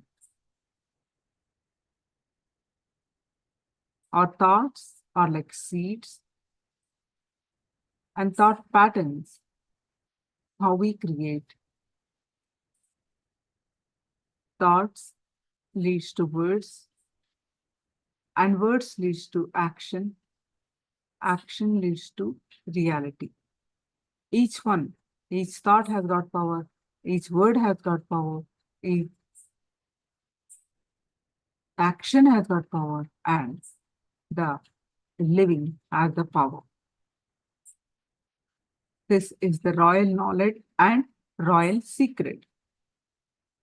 Let us understand how the Kalpataru manifesting the reality.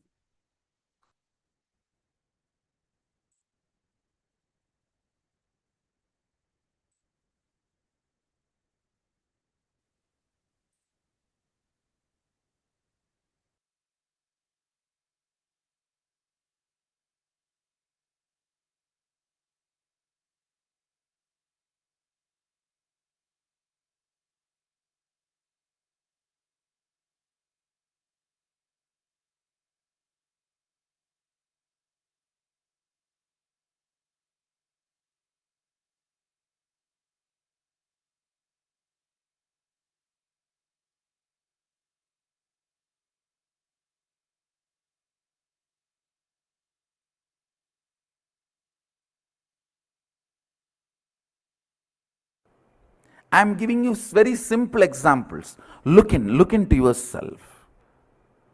You have shut many of your possibilities with the idea you are a finished product.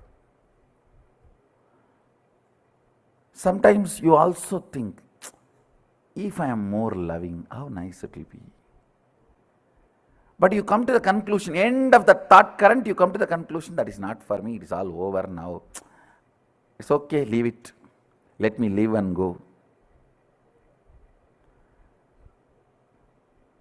Or you start doing the actions where others will recognize you that you are a loving person. You don't work for really becoming loving. See, you just give some money, you just give some little time or attention. So others perceive you are a loving person. You work for that. You do not try to understand the physiology and psychology of the love and how to manifest that as a reality from your very core. You feel that is all done.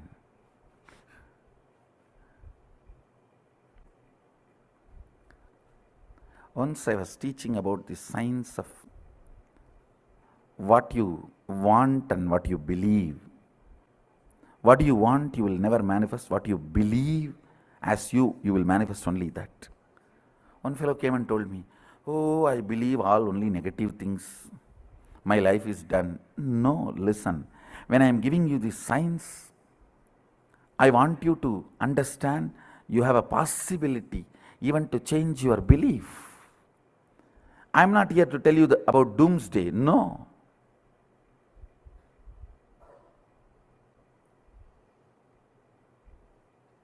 For Shivite, only it's boomsday.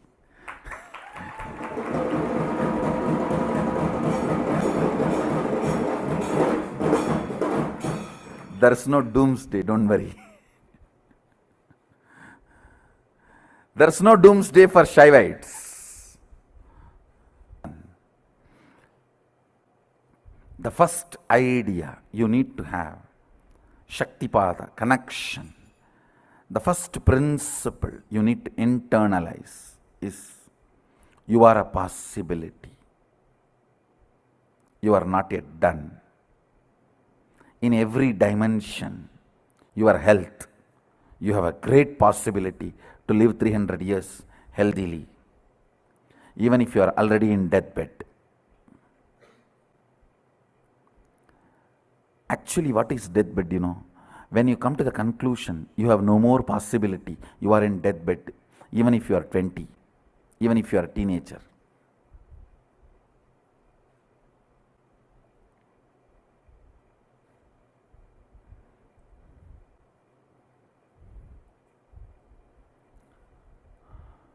Whether it is a health or wealth or love or relationships or completion, peace, enlightenment or power manifestation. Power manifestation is nothing but a loud statement I am giving it towards the whole humanity. Hey, you are a possibility.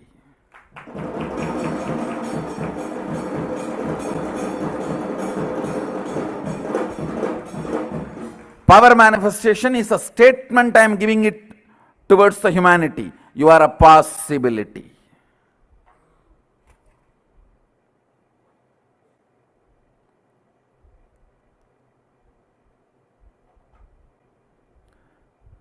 Second statement, listen. The first statement is you are a possibility. You are not yet done.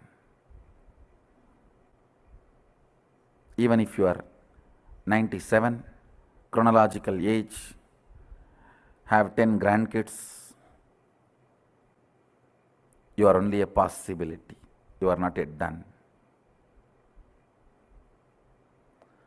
Even Sadashiva, after manifesting all the Bhuvanas, Brahmandas, even he lives with the depth cognition that he is a possibility. Understand? Even he does not come to the conclusion he is done. No. Even he lives with the cognition he is a possibility. That is the first principle you need to catch up. Only then manifesting your reality is possible. You are a possibility.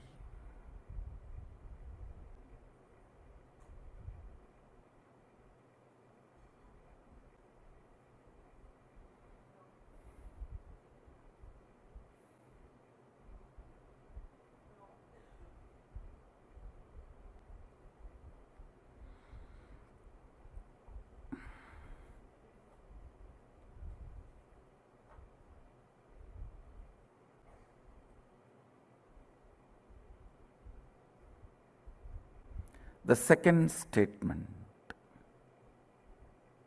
listen to the second statement. All impossibilities you perceive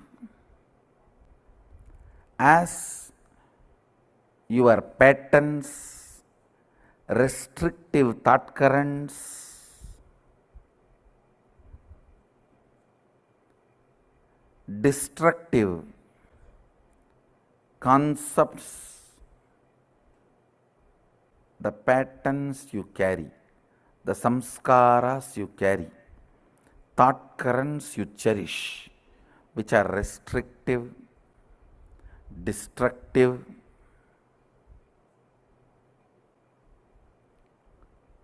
which reduces your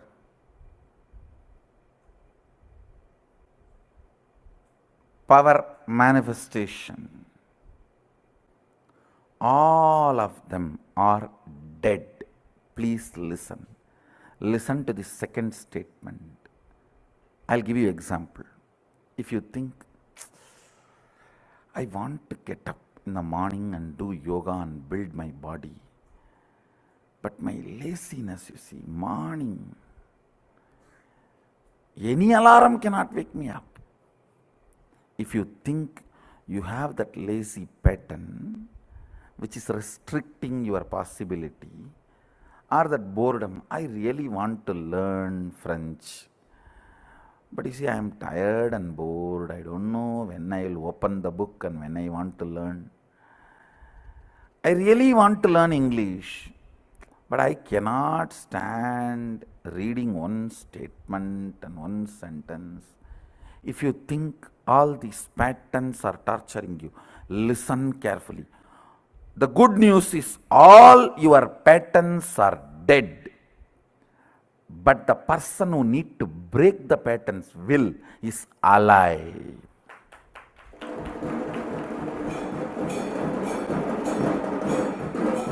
Listen, your patterns are not living part of you. They do not live, means they do not exist. You are a living mechanism. They are not part of the living mechanism, which is you. Listen carefully. This is a second statement of physiology of reality.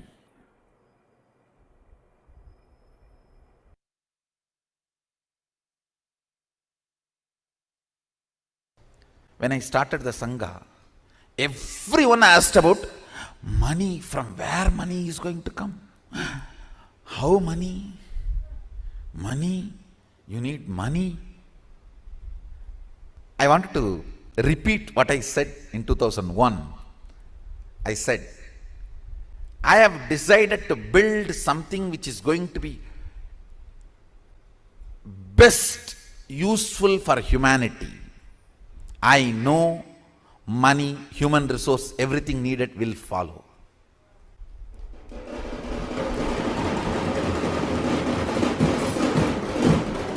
I am planning to build something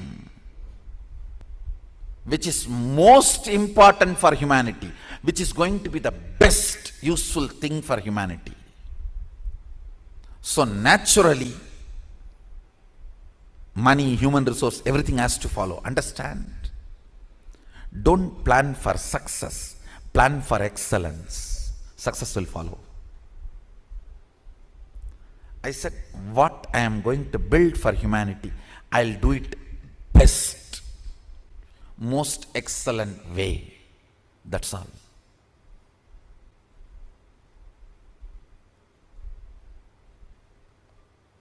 More and more of me makes the Anya come down. Anya means will. To come down, and will starts believing in more and more of impossibility. Impossibility takes over your will. If you think with responsibility, energy flows straight. Means you manifest your reality. But that is also not enough. That's good, but not excellent. Excellence means constantly cherishing cosmic principles as your thought currents. What's the goal? What's the purpose you want to exist? Why do you exist? More and more of cosmic principles. More and more of cosmic understandings. More and more looking up. Understand?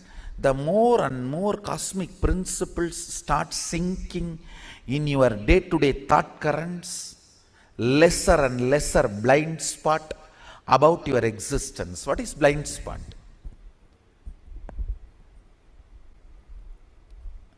The gap between why and how. The gap between why and how is blind spot. Why you exist and how you exist. Why you want to do something, but how you do something. Why you want to live, but how you live. The gap between why and the how is blind spot. that gets healed when you cherish more and more cosmic principles. I tell you, you want to exist healthy, but your whole day goes either in sickness or getting frightened about more sickness. I tell you, you may not even logically be able to connect and see, but a simple thought current. I think this whole cosmos is running with some auspiciousness. Such large existence cannot be accident. Some casual thought current somebody has put in your head by mistake. If you cherish, even that may bring complete healing to your body. I tell you, I have seen this happening. There may not be any logical relationship.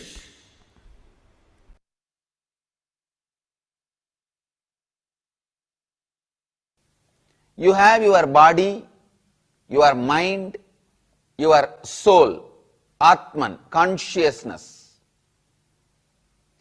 Because of the presence of the consciousness, soul, your body and mind starts functioning. Some more cities are joining. San Antonio, Texas, Kathmandu, Nepal, Jorpati, Nepal, Paris, Home Temple, Scottsdale, Arizona, Oman, Sivagangai, Adi Nithyananda Dhyanapetham, Avattipalayam. I welcome all of you with my love and blessings. Listen, because of the presence of your soul, Atman,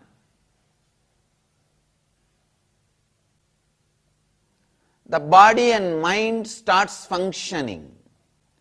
The Atman, soul, has a power to make anything alive, reality. Body is just matter. Few kg bones and few kg flesh, which is not even useful like animal flesh. At least animal flesh will be useful for human beings to eat. Human flesh is not useful for anybody.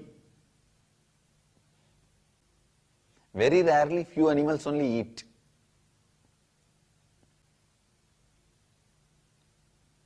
Body is just made out of little flesh and bones.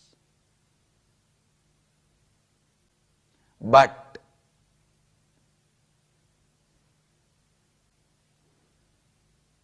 the consciousness, the Atman, the soul resides inside the body. That has a power to create anything you want. It can make anything into reality. Between this body and soul comes mind. Please listen. Body is just flesh and bones. Soul is consciousness.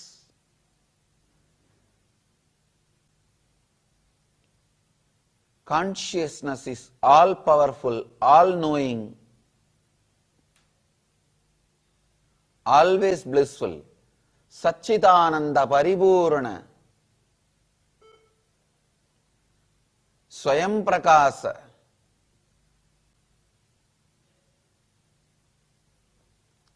It is eternally blissful. The soul is Akanta Paripurna Satchidananda Parabrahma Nithyanandam. It is all powerful, all knowing. Body is matter. because of the presence of the soul, the body functions. Between these two, body and the soul, comes mind. That mind can be used for right or wrong reasons. If the mind is centered on the body, it will live and die with the space of impossible.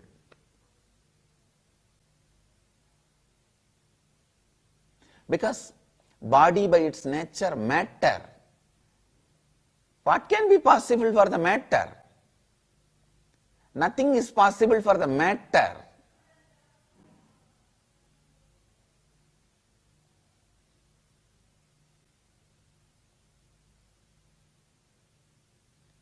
If the mind moves towards the soul, consciousness,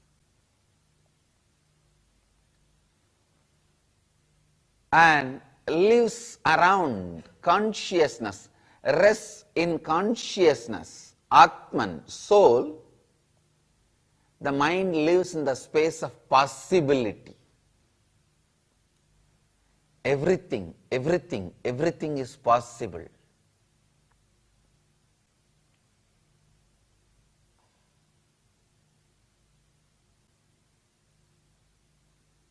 Please understand. Kalpataru is science of initiating you to learn to be in rest in consciousness.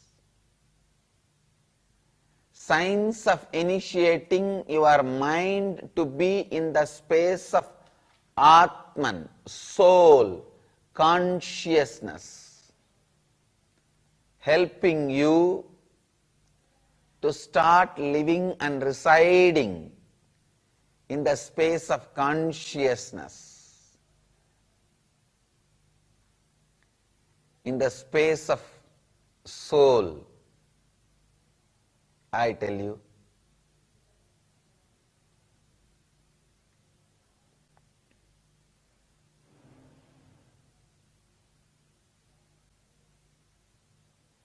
residing in the space of consciousness makes you Shiva. Residing with your body makes you Shava. Shava or Shiva. It is your own decision, your mind's decision. Are you constantly going to be living with your body-based patterns or conscious-based energy? The more you come near the body, the more you are going to repeat the mantra, impossible, not possible, not for me, no, no.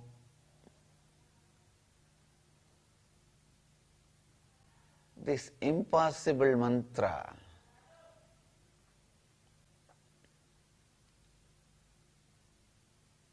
the impossible mantra is going to become chorus. The more you come towards body, the more you go towards the soul, I tell you, an extraordinary possibility happens in you. That is why I say, Sundara means grace. The grace which comes when you understand everything is possible in your life. The space of possibility, and Buddha Graha is the space of possibility. Buddha is actually space of possibility. Sundareshwara is Buddha Graha and is embodiment of possibility.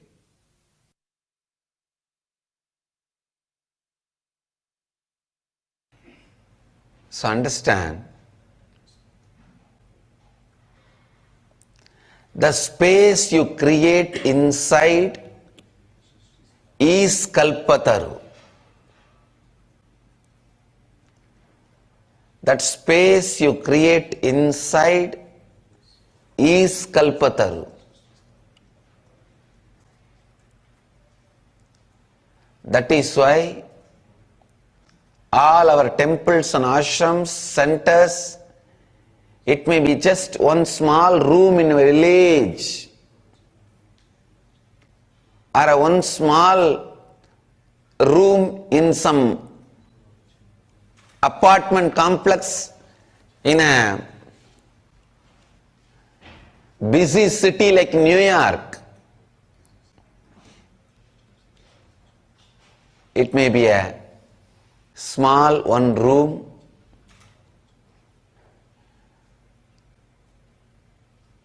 in a remote village like Seragapadi or Pattanam, or one apartment in New York, Queens, or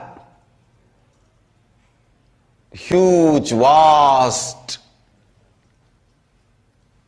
palatial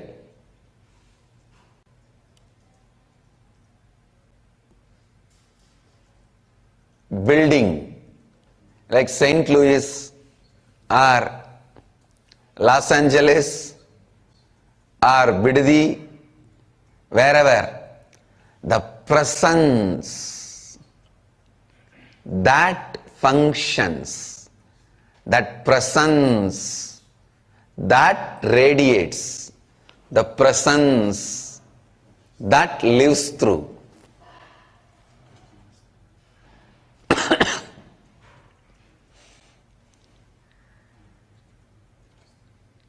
Understand? The presence you carry is Kalpataru. The presence you create in you, the space you create in you is Kalpataru. Sometimes I wonder,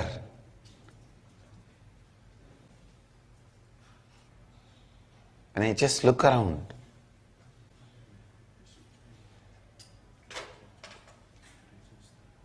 the banks of Ganga and banks of Kaveri and banks of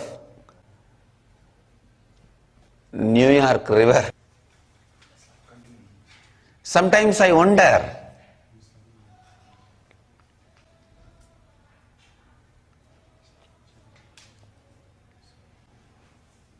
in the banks of Ganga, banks of Yamuna, Kaveri, Narmada,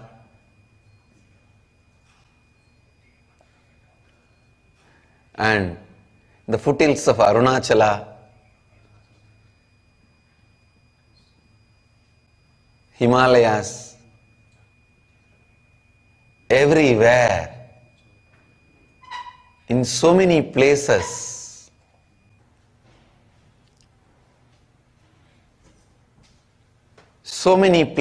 all over the world, how this same science is so useful to every human being from every background.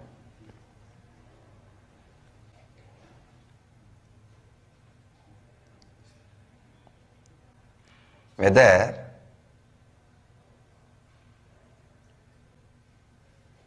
it's a Western teenage boy having a problem with his girlfriend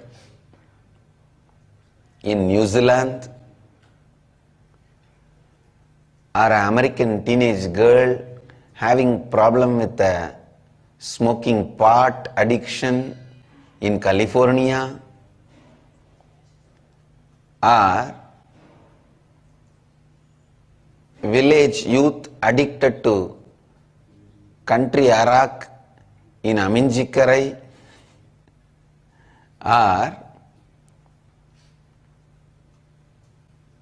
middle-aged man addicted to violence and aggression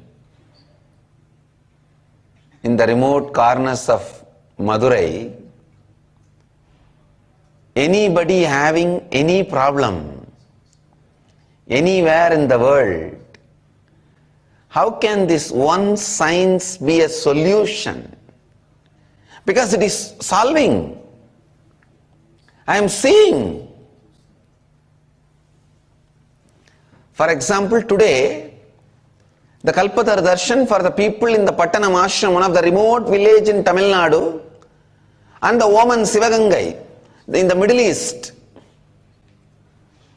Woman and Pattanam. People from completely different background. But both of them are going to do the same process. And the process works both for both of them. Works for both the group. Few days before we had a Kalpataru for a group in Singapore and group in Mexico.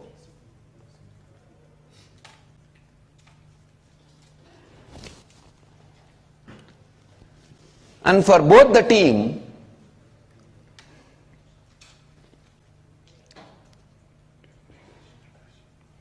every participant in both the group feels precisely it is for them and it is working for them. How? How is it possible? Sometimes I wonder, how is it possible? Understand, sometimes I wonder how the same science is working for a person who has a problem in Guadalupe to Kanchipuram, Phoenix to Piranmalai, all over the world.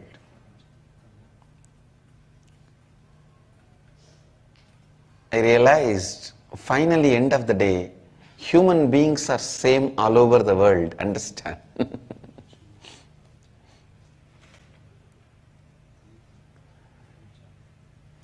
We are all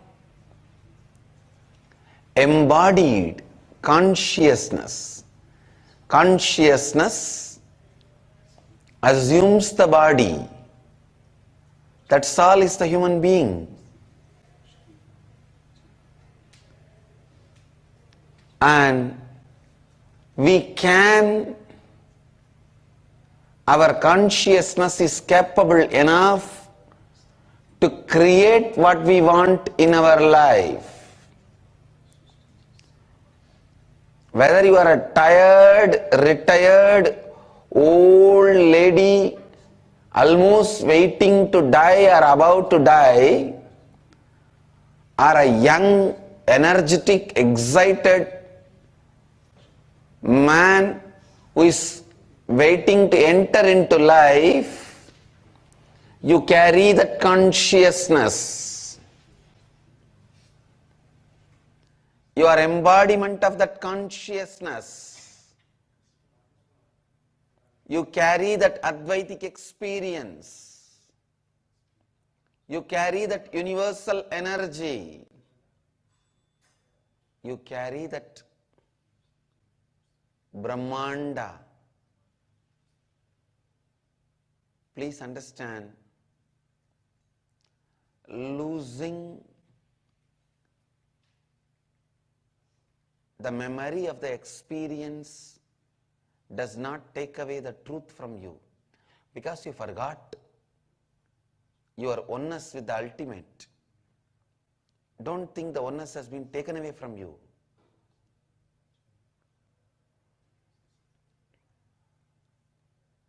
Because you forgot, you are led to live in that forgetfulness, the state you created.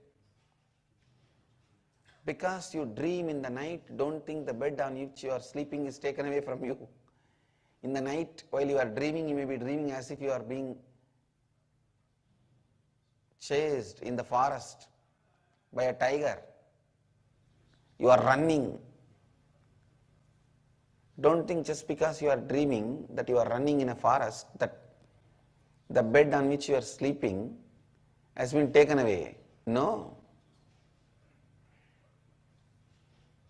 Because you wanted to have the dream, you are allowed to have the dream, but the truth remains as truth.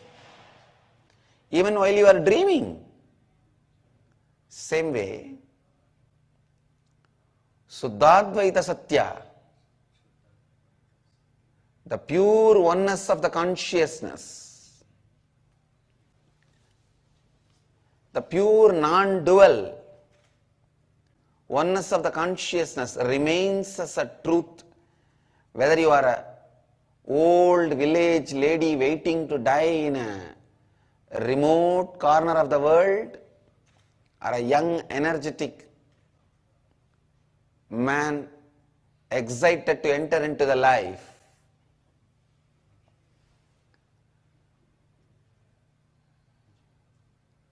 Whoever you may be, whatever may be your caste, creed,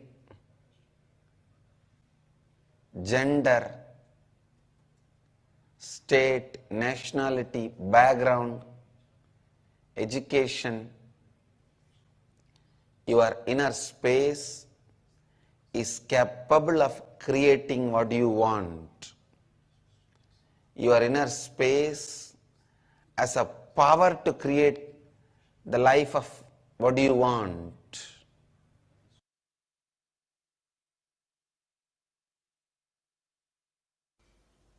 Please listen. A man who stops with the idea of impossibility continues to be in the lower worlds, lower existence. Man who goes on making impossibilities into possibility achieves ishwaratva, leadership, consciousness.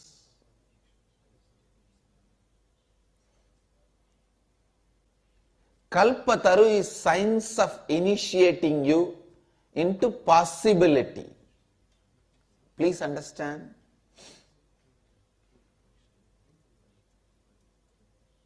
I am not just giving you some technique to make what you want as reality, like this, the book, The Secret. One book became very popular, The Secret. It just gives you some technique, some key. I am not doing that to you. Same way, I am not just doing the job of making one of your desire into reality by blessing. The job of a mystic. I am not doing only that. Understand, I am trying to do, I am doing both. Giving you the science of making what you want as reality and making one of your desire into reality so that you understand the power of this science and start living this science in your life.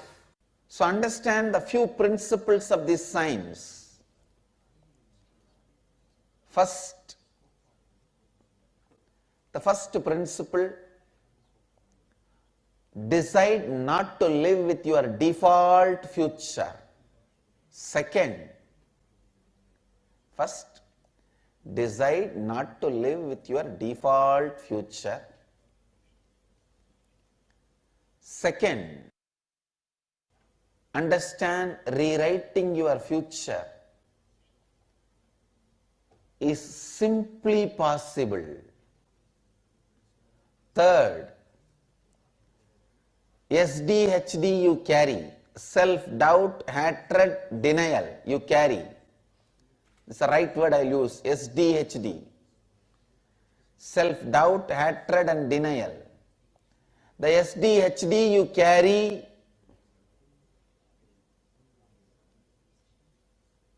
is the only obstacle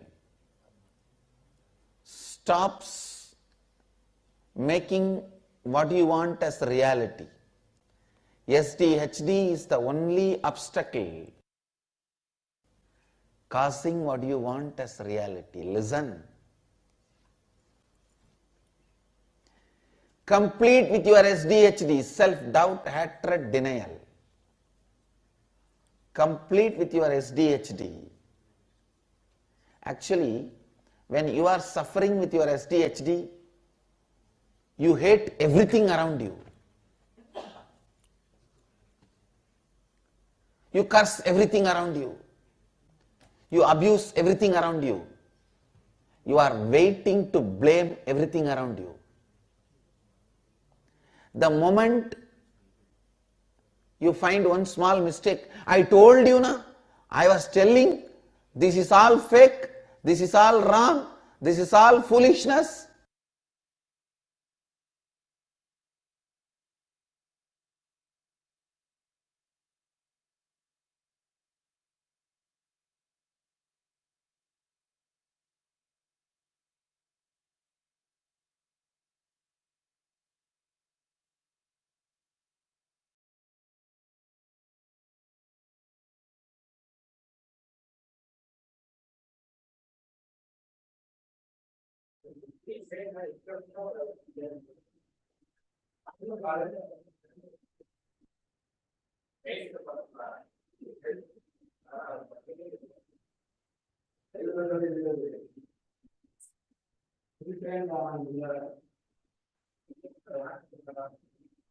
Now, let us do one internalization exercise on Kalpataru, signs of manifesting your reality. So, you can post your understanding about the Kalpataru.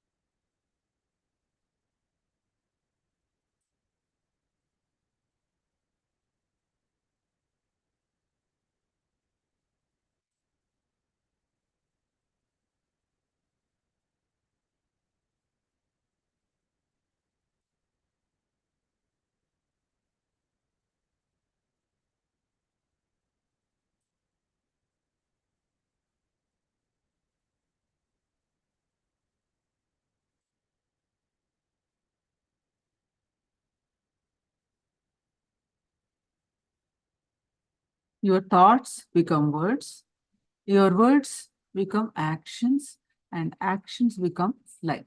So life become reality. So it's a simple science, straightforward science. Kalpataru process is initiating you to harness the power of your reality by making you harness the power of your words, power of your thoughts, power of your actions, and power of your life. Now let's do one exercise. Pen down one desire and allow all the doubts, incompletions around that desire. After that, pen them down. First, pen them the one desire. Second, what are all the doubts that you have around that desire? Pen them down. Then just drop all the doubts by doing the completion, relieve to relieve technique, and hold the visualization of what you want to create.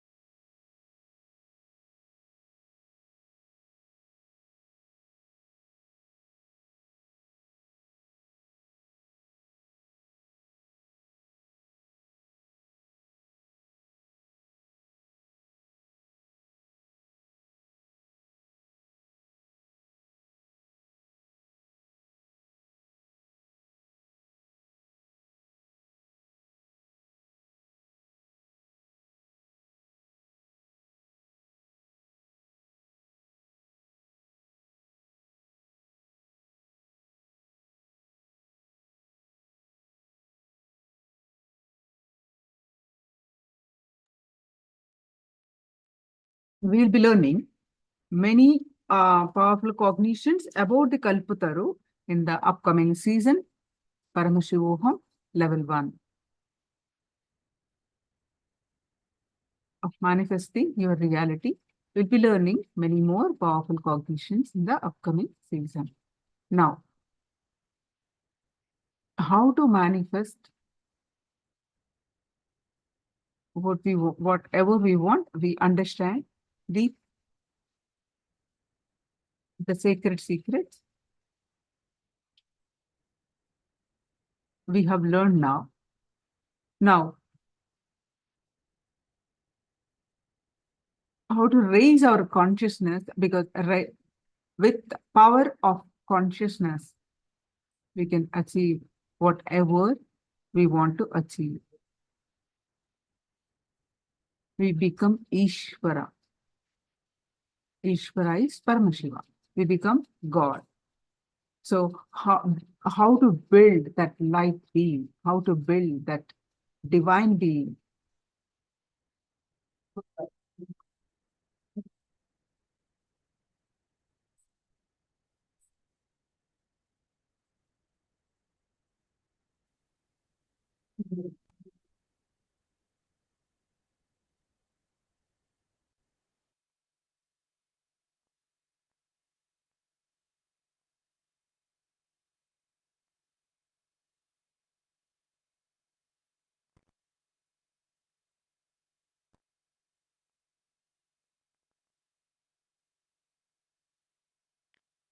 With the grace of Nithyanandeshwara Paramashiva, let's enter into the satsang. Listen. Today, I'll explain how to manifest Ishwara Shakti, ultimate force, in all four levels as physical reality. The gravitational force level, electromagnetic force level, weak nuclear force level, strong nuclear force level. In all four levels, how to manifest Ishwara Shakti and master these four forces. Listen, it is, the good news is it is too simple. Understand? I still keep myself alive and go on talking to all of you every day to tell you the truth.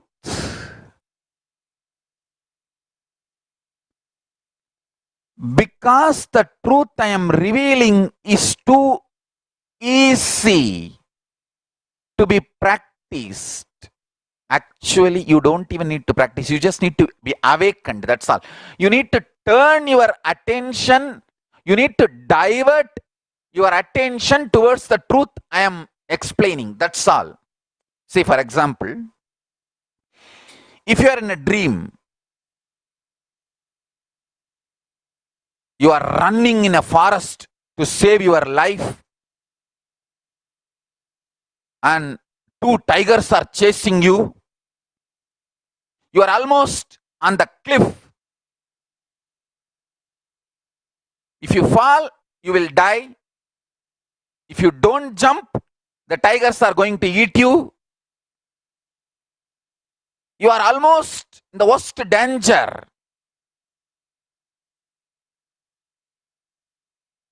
You think somebody should come and give you a gun to help you to kill the tiger, or somebody should hold you when you jump. Nothing is required.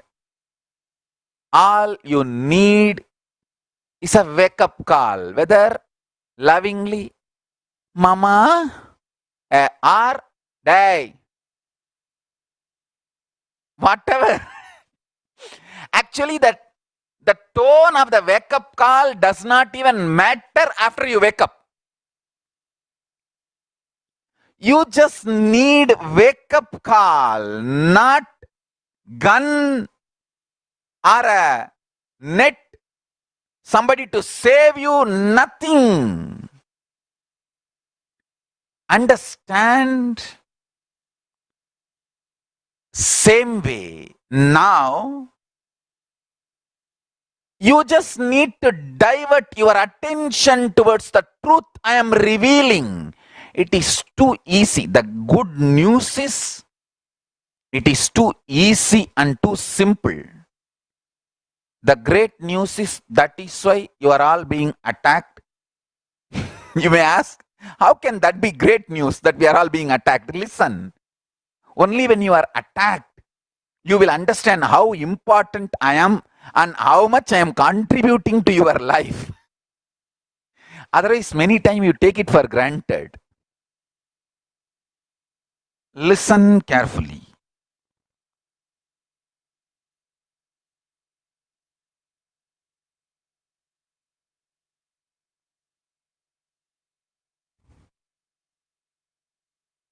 Listen carefully. Some of my disciples asked me, Swamiji, do you want to send any message to the two of your daughters who are illegally imprisoned in false case? Ma prana priya and ma priyatattva. I only sent one message. Tell them they are imprisoned in a false case illegally. All that is true. But as beings living enlightenment, learn to use every situation and raise yourself more and more. So listen to this only one truth. Meditate only on this one powerful cognition. I told them from my own experience. Once I was imprisoned illegally under false case and came out, the biggest lesson I learned, I understood I should not take my freedom for granted, and I started working towards my goal 10 times more faster. If you just look at my life, I started my public life 1999. On my star birthday, I made the Sankalpa by the grace of Paramashiva, Satya Sankalpa of this Nithyananda Sangha. Public life started. 2010, that false case, illegal imprisonment. After I came out, 2010 to this 2019, this 9 years, if you see my contribution, my working hours, internally, externally, 3 times more I contributed than the first 1999 to 2010. The first 10 years and the second 9 years, first 10 years or 11 years, whatever. The first, before the illegal imprisonment and after the illegal imprisonment, if you see, my contribution has become 3 times more. I decided I should not take my freedom for granted. I should deliver what I have to deliver. I should do what I should do. You can see the signs of levitation, 108 kriyas, the yoga, Pratama Vinyasa Krama, Dvitiya Vinyasa Krama, Tritiya Vinyasa Krama, Chaturtha Vinyasa Krama, then Jnana Paddhati, power manifestation signs, and Nirahara Samyama, Kundalini awakening, teleportation, every Gurukul itself, all my best books, all the best satsangs, signs of completion, Paramashiva Jnana, Vijnana, I can list the whole thing, all the best things I have delivered only this last 9 years, after this illegal imprisonment. Understand? The attack done on me is illegal, immoral, wrong, that is one. But as a being radiating enlightenment, I should use every situation in the right direction. I sent only one message to them. Do not take your freedom for granted. Do not take your life for granted. Do not take your inspiration to be alive and work for granted.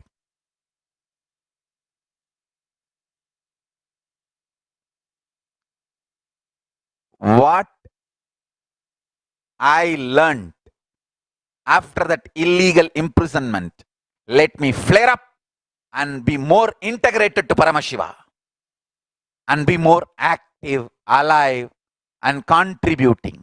I told them, learn this, that's all.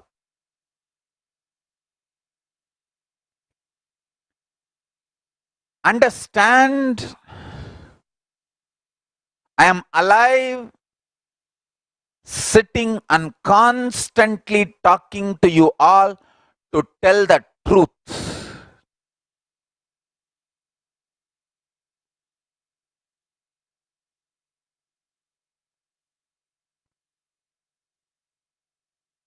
I'm so happy to see lot more SJP Yajamans, Kartas, devotees. I can see Chaya Bharadwaj, I can see Shan Kumar's family, Dr. Kumar and son, Shan, Michelle, kids, all of them. Happy to see you all, guys. And lot more people.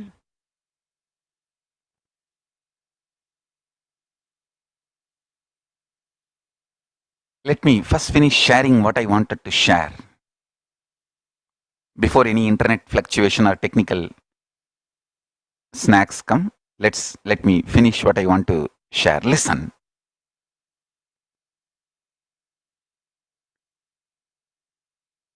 Manifesting ultimate force and conquering. Actually, you don't even need to conquer. If you can just play. Play with all the four forces, like a gravitational force, electromagnetic force, weak nuclear force, strong nuclear force.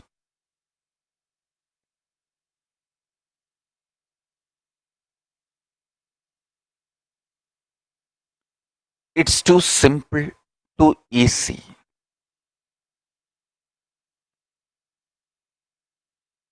I tell you.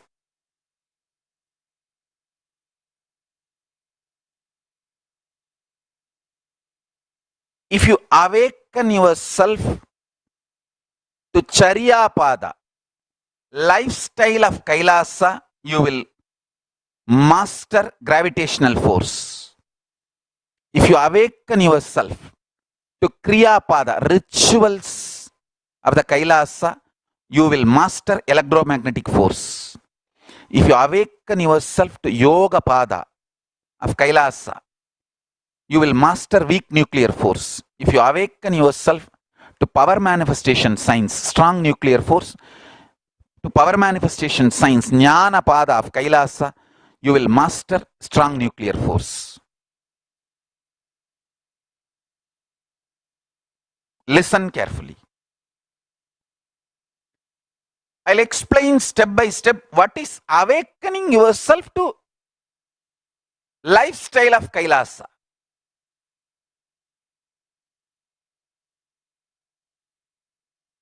It is not at all difficult. Understand this one principle. Whatever gravitates you is negativity. Whatever levitates you is Kailasa's energy. Whatever makes you feel light inside and light outside is from Kailasa. Whatever I am promoting, just see, vegetarian lifestyle, everyday morning yoga, Keep yourself without any negativity. Be always non-violent, joyful. Carry a light being. You do not need cunning, strategic existence for your survival. You made to believe you need to be cunning, cruel, strategic, violent for your survival is false. Understand? When you are dreaming, you are running for your life in the forest and tigers are chasing, you are almost on the cliff. If somebody wakes you up by loving call, Mama or Dad, they are doing a great service. If somebody tells you, you need to be cunning now, you need to be strategic now, you need to be violent now, you need to fight back on the tiger, drrrr, like a video game.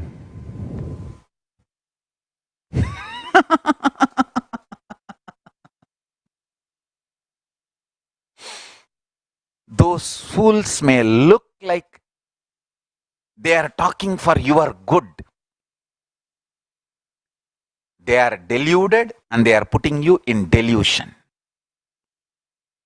Stop all this video gamic life. Life is not video game. Intelligent are those, rich are those who build a light being. I tell you, whether you want to make wealth or health, beautiful relationship, taste about life, build beautiful light being.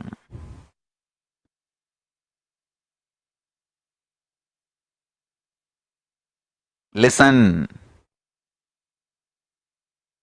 Actually, I can even now see the Vinesh's son seems like running around. But if you catch him and make him sit, he can repeat verbatim what I am talking. He is listening. I can see his whole being is listening. A light being person will not be strategic but will be alive.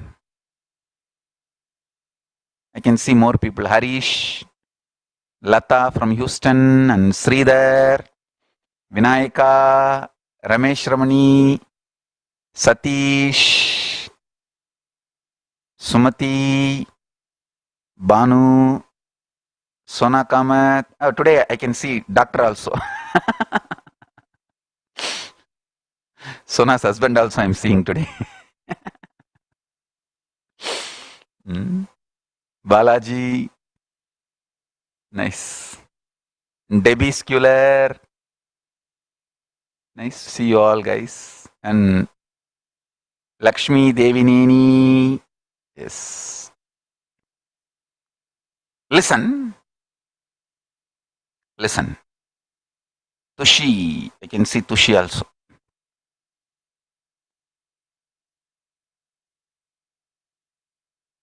Light being is the best asset. One of the best technique for anti-aging is light being.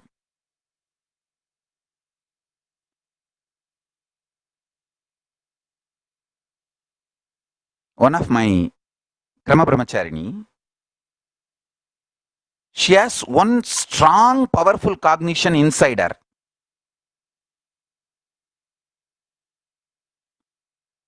Swamiji will do only good to me.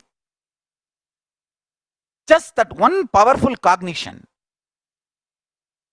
somehow clicked into her so deeply.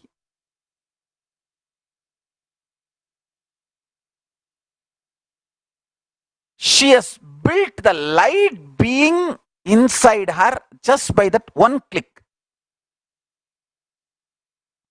And she will never age, I can guarantee. I am not saying that she has already become enlightened, but I can say just with that one cognition, she has burnt almost all negativities. Her one powerful cognition, Swamiji will do only good to me. Understand? Many times, some one powerful cognition clicks inside your heart.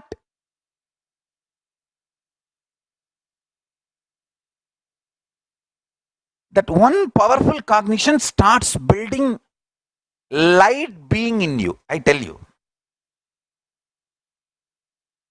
Build light being in you. Kailasa force is levitation. Negative force is gravitation. I am not saying gravitation force is negativity, but anything gravitates you is negativity.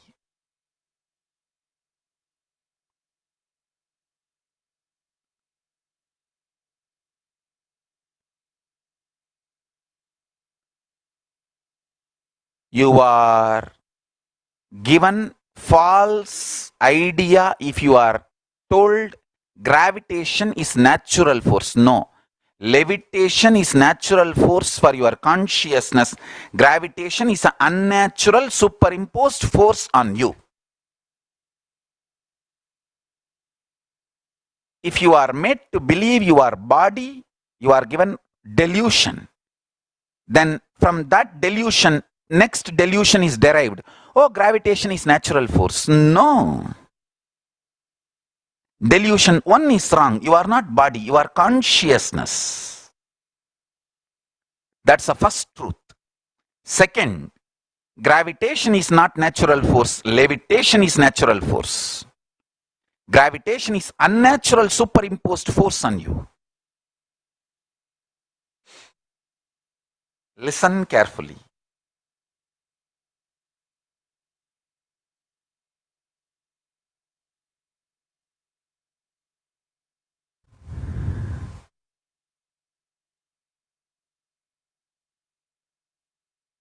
Listen carefully. Waking up to the truth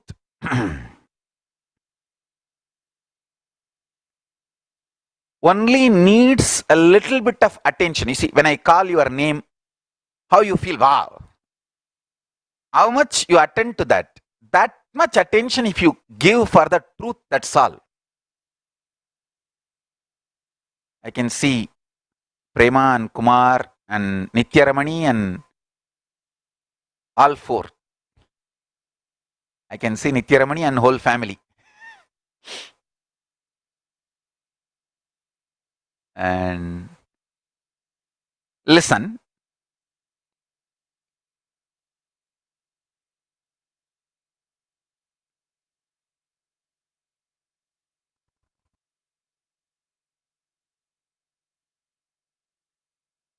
Make your lifestyle with light being activities, lifestyle, friends, attitudes, thought currents.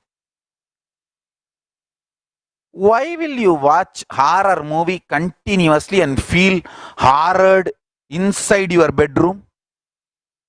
I have seen people who will not go to even backyard of their own home in the evenings or night time.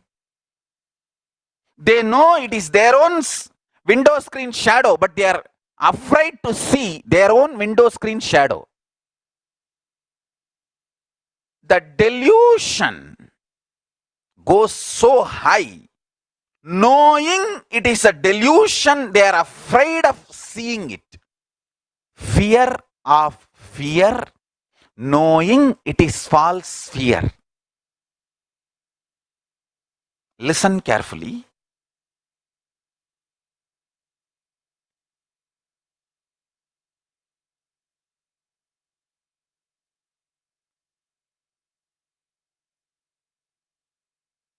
My grandmother had one dog, Money. It is literally a siddha lived in that body. He is literally a siddha, because I have seen multiple evidences. Whenever she cannot come with me to take me to temple or to see the Raghupati Yogi or Ram Surat Kumar, she will tell that money, hey, Tambi kuttu poidora. In Indian villages, even grandson is called as Tambi. Tambi kuttu poidora. That fellow will start walking, I'll go behind him. Not even once he has taken to a wrong place. Understand? See, getting to know where Visiri Swami Ramswar Kumar is there in Tiruvannamalai is not that easy joke.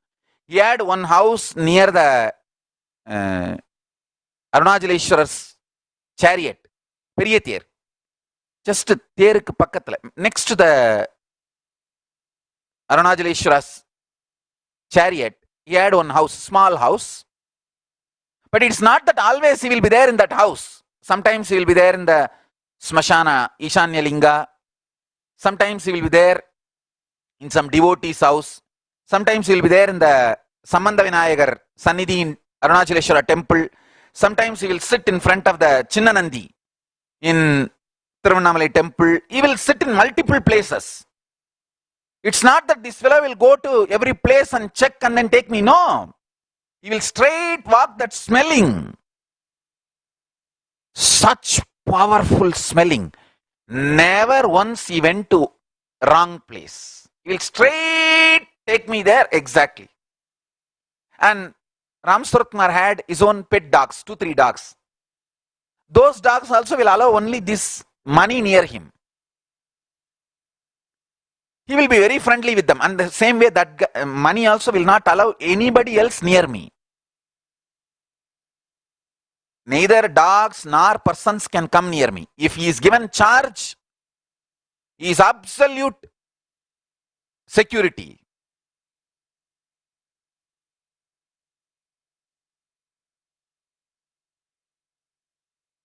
I tell you, really mark this statement. Decide to build light being, even the pets. Nature around you will become sweet light.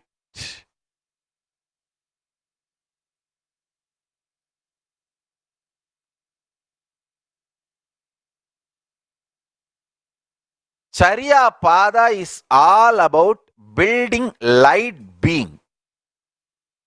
In your food, eating style, ask yourself, am I feeling light? Then accept only those food. Never eat anything makes you heavy.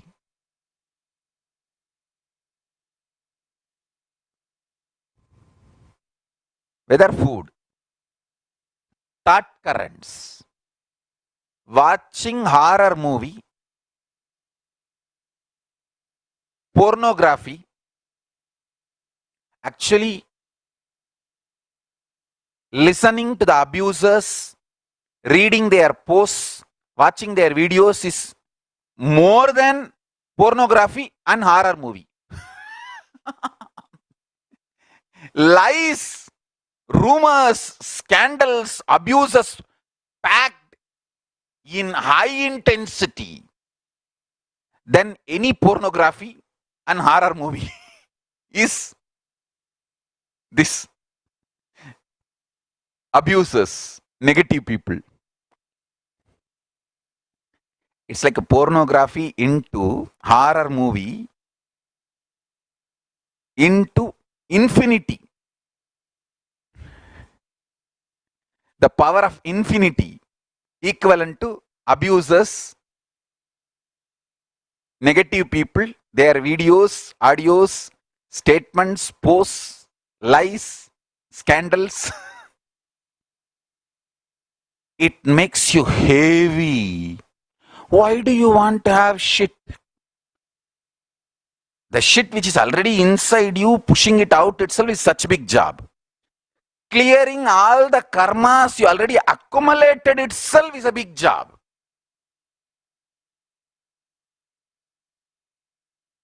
Why do you want to accumulate more karma?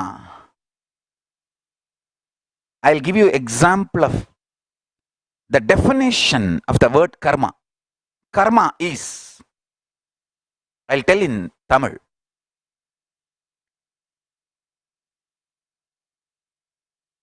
Because I heard this word directly from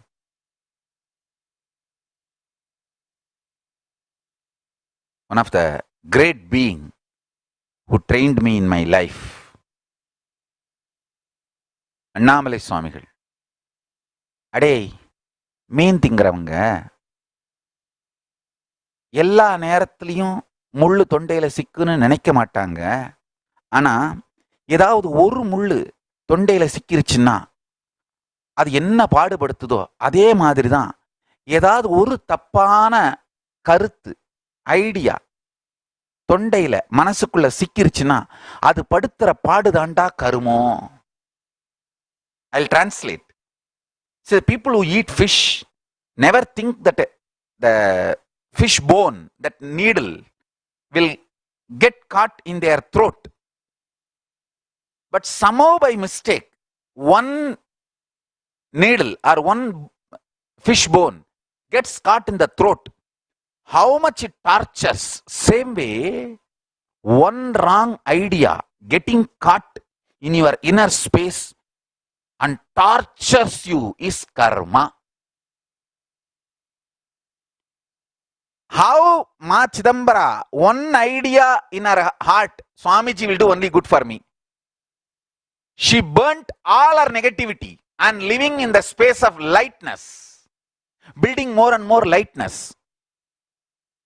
See, this is the example of positivity. Many times I have seen only one wrong idea goes into people's mind and destroys the whole Guru Bhakti. I have seen. Whatever Swamiji is saying is right, but that person in the Sangha, he did something wrong, she did something wrong. Swamiji should have controlled them. Why he did not do? That one idea is enough, goes and sits inside like a mean mull. Fish bone, with that one idea you brood, it can destroy the whole Guru Bhakti.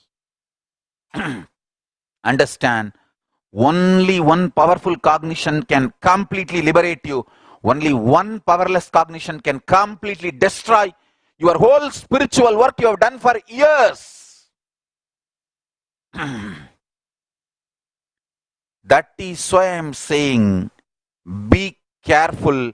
Do not allow the poison of abusers into your life. They have nothing to lose. Understand? In the business of selling false news, sensationalism, getting TRP, getting your eyeballs, seller is not loser, buyer is the loser. They have nothing to lose. They got your eyeballs. They want TRP, they want views, they got it. But you are the loser. Understand? In 2003, the junior Vigadan started attacking me, abusing me. Somehow want to destroy me. They tried. From 2003 till now they are trying. But Kala Bhairava is protecting me. They got their views using my name. They got their TRP. They got their audience. They got their money. Who is the loser? Audience. Audience are the loser. Kala Bhairava is protecting me. I am doing what I am supposed to do. Consumers are the losers. That is why I am saying, consume anything which makes you light, sweet being, the shit and the karma which is already there itself need to be cleaned. Why do you want to accumulate more?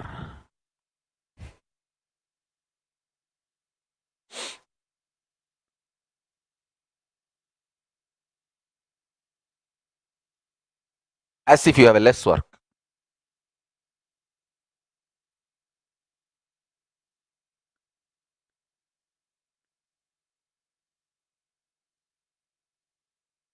Anything which reduces your trust level on the life, avoid.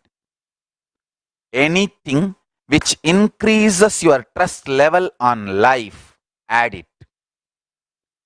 Trust is the beautiful flowering of light being.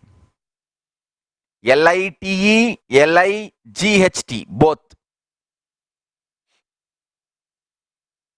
L-I-T-E internally, L-I-G-H-T externally.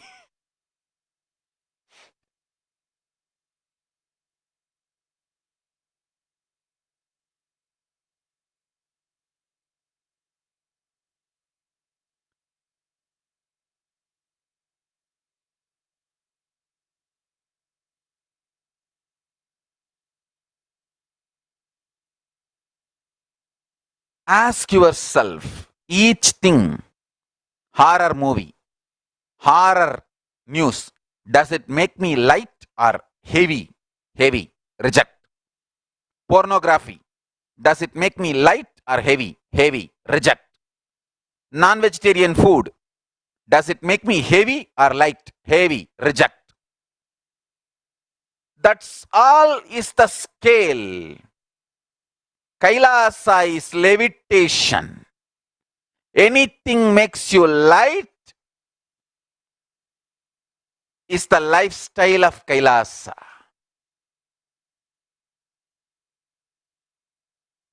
Satya makes you mentally light. You don't have to remember constantly all the lies you told. That is the greatness of Satya. With Satya, you can deal your life too simply as a light being. With a light being, you can deal your life.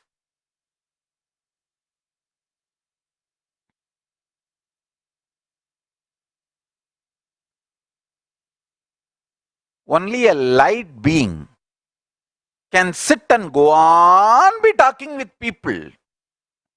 See, from morning and night, now I started 2 satsangs. Few days I am not coming because of the technical glitches.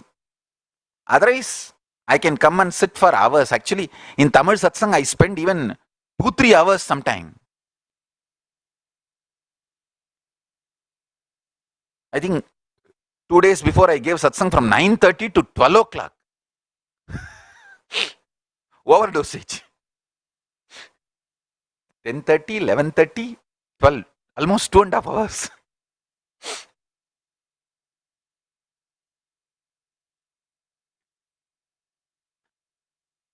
I can go on, sit and share. Continuously new ideas, because I am not generating ideas. I am just mirroring the neuron effects of Kailasa, Paramashiva, that's all. 25 heads constantly grasping Paramashiva Jnana and Vijnana and radiating it to the world.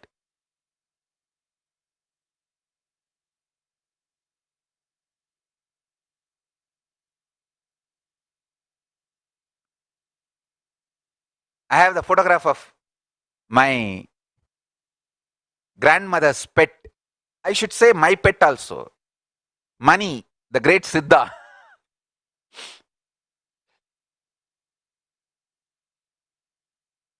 The garden you see behind my grandmother, that's my personal garden for puja.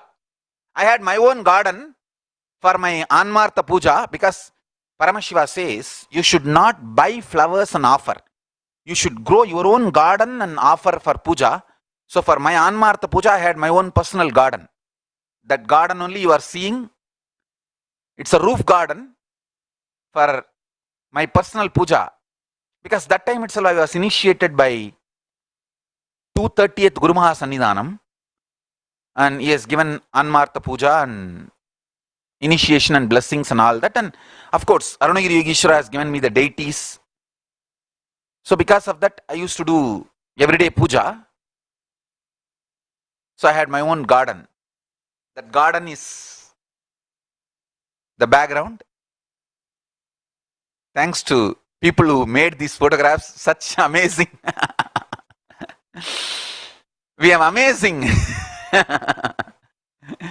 records, photos, videos, documents of my autobiography. I think well documented autobiography is mine only. So much material and evidence. Wonderful.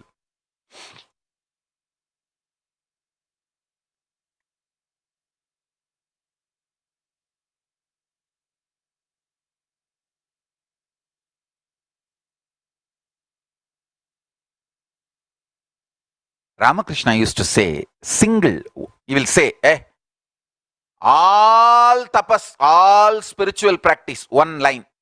Man muk ek karo. In Bengali, he used to say. I don't know how many of you feel like learning Tamil because I am talking in Tamil. I had a deep desire to learn Bengali, to read the original words of Ramakrishna, and I learnt also. Even now I can manage Bengali. I can read, write, understand. Not fluently speak, but can manage few words in Bengali. Just to learn Ramakrishna's teachings in the original words, I learnt Bengali.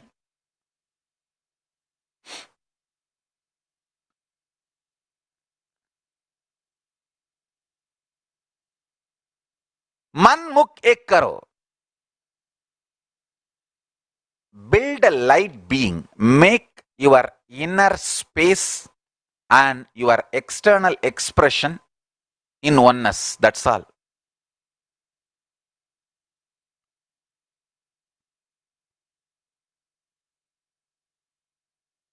Building a light being, you will master the gravitational force. Understand? It is a ishwara Shakti.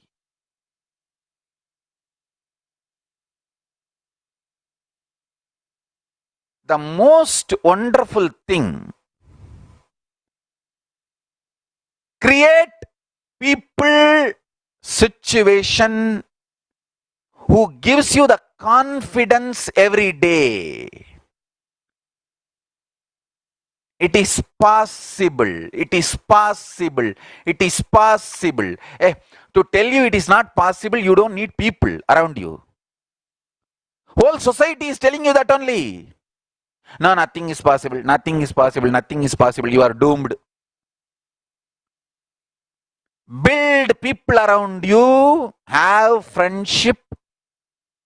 Have Sangha around you, which tells you it is possible, it is possible, it is possible. I want all my Sangha to start talking from today. Language of absolute positivity and integrity. How in the Gurukul, I taught absolute positive language. Satbhasha. I used to personally sit and dictate to Mahadvait how the word no should never be used. Our Gurukul kids, if you talk to them, they will only say zero. And they will not say I. Exact Satbhasha I have been taught.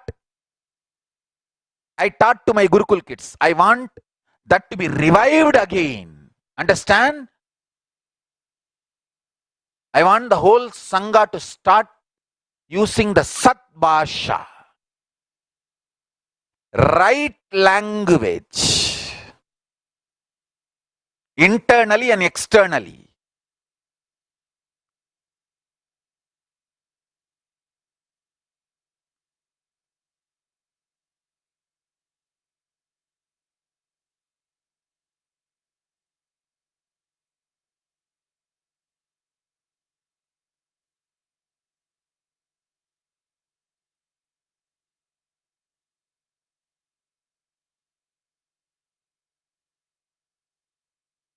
I'll tell Madhvaith to conduct classes on Sadbhasha, right language, right thinking, building a light being internally and externally.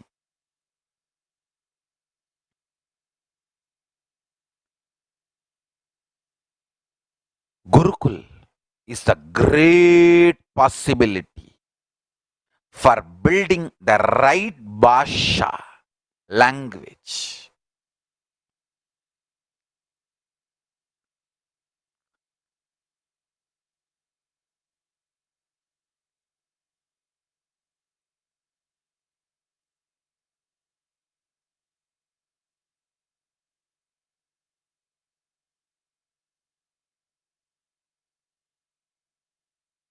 I can see very clearly people who are interested in higher lifestyle. They always stand so strongly with me wherever they are. People who are interested only in exploiting and extortion,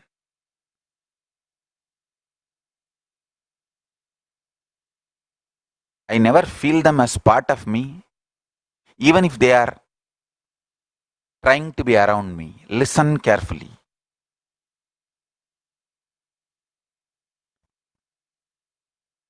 Calf, even if it goes near the mother cow for a few minutes, it will drink milk and come back. The blood bee, even if he's sitting on the cow 24 hours, it will only suck blood.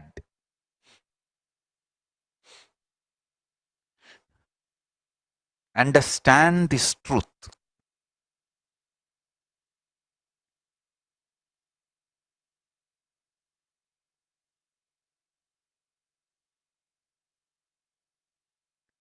Start the Sadbhasha, right language, you will all become enlightened immediately. I wanted to give this as an important Guru Vak to the whole Sangha. Listen to this one thing. Build more and more internally trust on yourself and the people in the Sangha and with the devotees, ultimately with Paramashiva and Guru. Build the trust level, raise the trust level more and more. Understand? More and more trust level will build more and more integrity. More and more integrity will build more and more trust level. One of the worst thing the attackers, abusers, conspirators, traitors are trying to do. They are trying to do two things. One, build a false narrative about me, character assassination, and about me and the Sangha. The administrators, people who are trying to stand strongly and hold the Sangha together.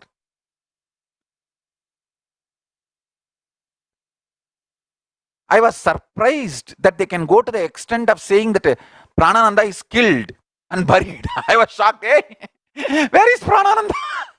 He is doing puja every day to Nithyananda ishwara 6 times.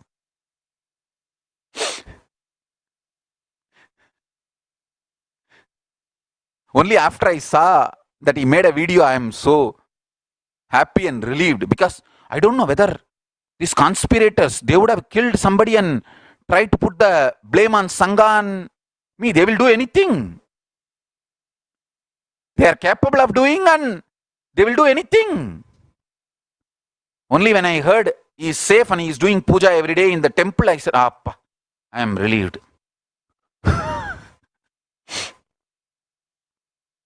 They are trying to build false narrative and trying to build false evidences. That is one. Second, they are trying to terrorize the whole Sangha. Whether what we tell is truth or false, will your Swamiji and your Sangha be able to stand our attack? Let's see. trying to terrorize. This too they are trying. All of you listen. Negativity has no value because it doesn't have existence. Positivity has a value. It is life. All of you decide you will be intensely positive. You will start building very trusting relationship with the Sangha, with Paramashiva, with Swamiji, with the devotees. I want all devotees to stand together, build more and more positive, strong relationship with more and more completion, Guru-centered. There is a big gang trying to be anti-Guru Sangha.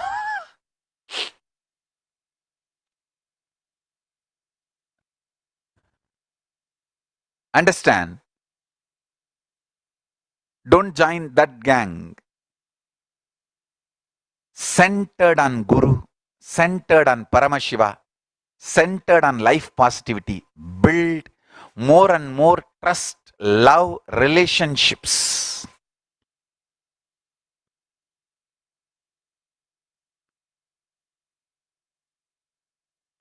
Don't expect somebody from Sangha will talk to you. I am the Sangha, I am talking to you.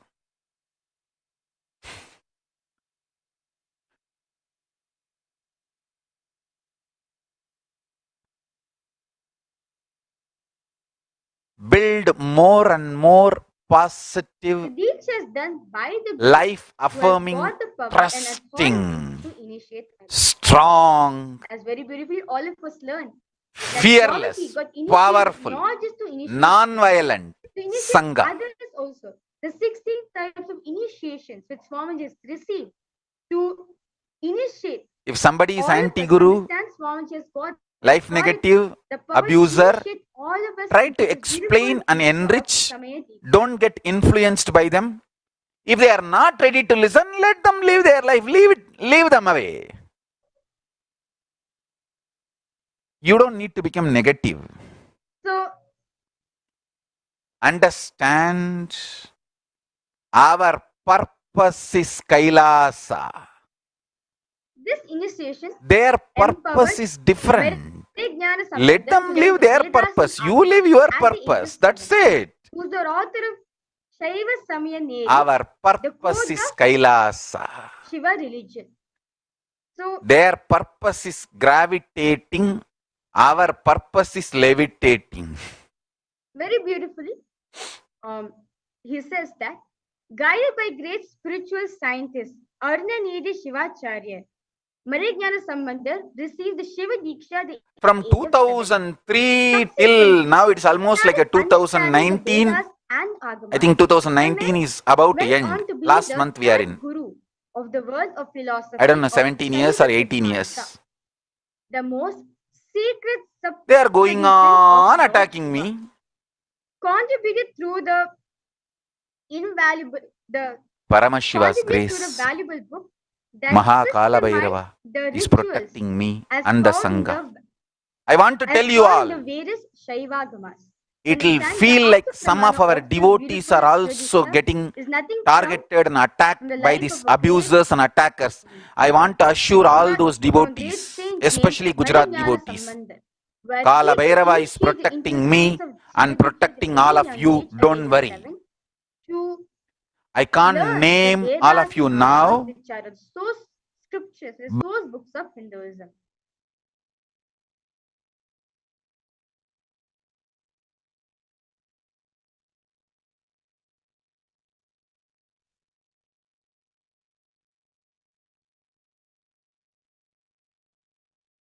Swamiji's own life, Swamiji says very beautifully, Swamiji began empowering the world with this ultimate truth at the age of 11. Swamiji says, Swamiji received the Shiva Diksha from the 230th Guru Mahasanidhanam of Tonde Mandala Agam, which is the kingdom which Swamiji is the current successor, the Tonde Mandala Samrajya, which is a monastery in Kanchipuram, which is located in South India. His name is Srila Shri Jnana Prakash Desika Paramacharya Swamigal. So, The 230 Guru Mahasanidam initiated Swamiji into this science of Shiva Diksha. Swamiji was conferred the title of 233rd Guru Mahasanidanu, Srila Shri Jnanadeshika Paramacharya Swamigal. At the age 11, Swamiji delivered his first public discourse on this beautiful ultimate truth. So you can see on your the first picture is the 230 Guru Mahasanidan of the Tunde Mandala Adinam.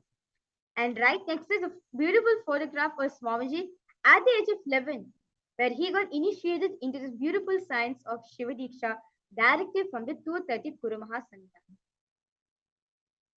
So now, for all the participants, all of us learned that once we take a Shiva Diksha, we are not just making our identity redundant, but we are also replacing only Paramashiva as our only identity. As you take a Shiva Diksha, you will be also given a spiritual name. So for all the participants who are going to be receiving Shiva Diksha today, who are attending this for the first time, this is the picture of the Sadashiva Mandala will be projected for all of you. So in that, you'll be offering a flower and receive the Shiva Diksha spiritual name based on the where the flower falls. We will be now explaining the significance of the Sadashiva Mandala and how you can receive your spiritual name in the next furthering slide. So you can see very beautiful over here on your right, the Sadashiva Mandala, where there's 4 lingas in different color with a beautiful decoration. This is the Sadashiva Mandala, which represents the 5 heads of Paramashiva, which represents the 5 actions, the Panchakrityas Paramashiva does.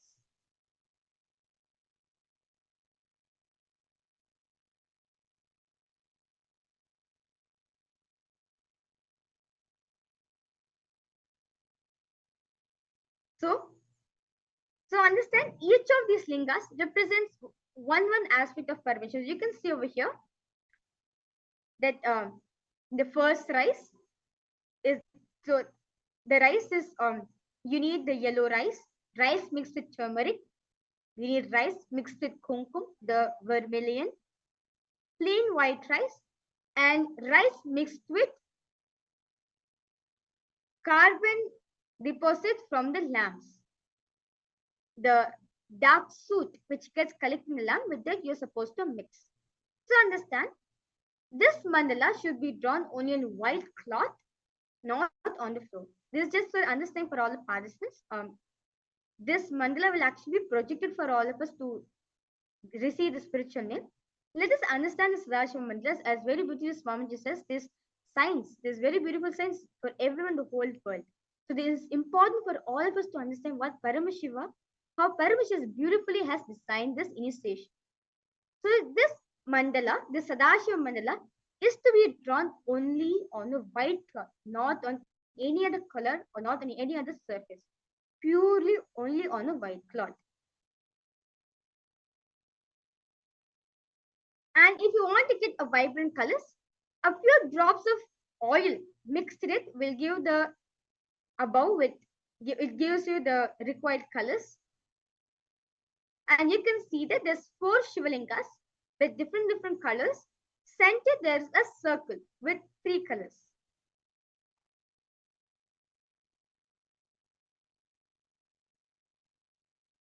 So you can see over here.